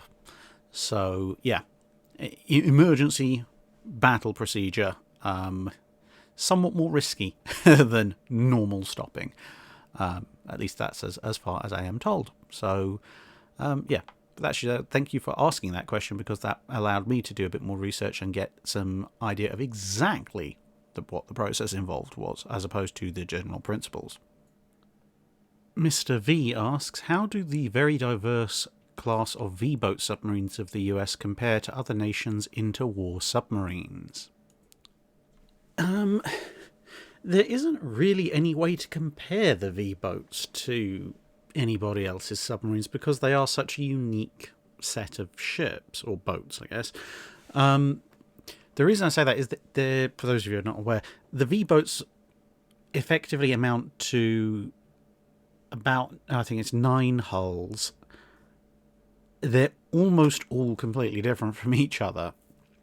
They're designed to basically allow the US Navy to evaluate different design concepts and ideas in a time when what the submarine was going to be, what you could get out of it, was rapidly changing, and then take the lessons from those boats, the ones that were the most successful, and then derive from that hopefully a class of ship that would, or ships that would work really well. So the US fleet submarines would end up coming out of one of these vessels in Ancestry. No one else really did this. The Royal Navy, okay, fair enough, they did the X1, and they did the M-class prototypes, but that was about it. And the M-class really only ended up being used as all sorts of weird prototypes, because the treaty said you couldn't have a 12-inch gun on a submarine, which made some people very sad. So X1 was really the only full-on prototype that they tried. Everything else was, they were building classes of submarine that were designed to have a practical wartime use, but just in relatively small numbers, so that they could evaluate and improve later down the line. Whereas the US Navy, they were exploring every option almost, not quite all at once, because it took a while to build the different subs and design them, but there was a much lower overhead on that kind of program. The French, for example, yeah, they built the Surcouf, but again, treaties closed that loophole and they were left with just that. So yeah, it's very difficult to compare, because if you take any individual V-boat, and you'd have to be comparing it against a completely different class each time, near enough as makes no difference, which then becomes very difficult to evaluate in an overall, because if you've got, say, one boat that works really well compared to a small class that another navy built, but then another boat that worked really terribly compared to a separate class that another navy built, and so on and so forth, down all the hulls, you then end up going, well, some of them were good, some of them were bad, overall average maybe. So yeah, I don't think that comparison across the board can be done. If you wanted to look at very specific ones, like say Argonaut, I think it is, which was the biggest one. I think it's Argonaut anyway. Might be misremembering the name. I know it begins with an A anyway. Then yeah, well, you could look at that versus say X1 or Surcouf, but then comparing say Dolphin with X1 or Surcouf would be completely unrealistic as a comparison. And finally, Kevin Cooper asks, when it was evident that France was going to fall in World War II, why did the French just not send their naval assets to UK or US ports? You may well ask, and a lot of people have. Yeah, It is one of these slightly odd ones because you can point to the Norwegian Navy, the Dutch Navy, the Polish Navy, the Greek Navy, etc., etc., who, when invaded, even the Belgian Navy, such as it was, who, when invaded by the Germans, their response to the Germans, despite the collapse of their own government and any or all conditions in any peace treaties that might have been signed, the Navy's just kind of stuck two fingers up at the Germans and said, yeah, sure, whatever, we're going to just fight you from over here now, and went off to fight, mostly based in the UK. And you did have some of them, the Free French, obviously, and they did have some ships, but the majority of the Marine Nationale didn't. There are some reasons for that. Now, I say reasons because one thing I always end up saying to a lot of people in real life is just because there are reasons for it doesn't necessarily mean they're good reasons or that they're justifications. It just means that they had a reason beyond, I'm going to do this because I'm evil, dumb, stupid, or whatever.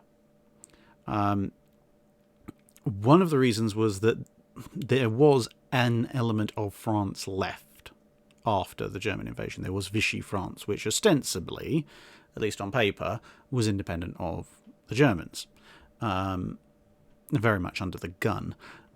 But that meant that as long as there was this idea that metropolitan France in some way continues, therefore the ship should be under the control of metropolitan France rather than anyone else, the French do have something of... everyone wants to see their ships under their own command, but culturally, the French seem to have a particular sticking point over it. And yes, jokes about how that works with the Napoleonic Wars aside.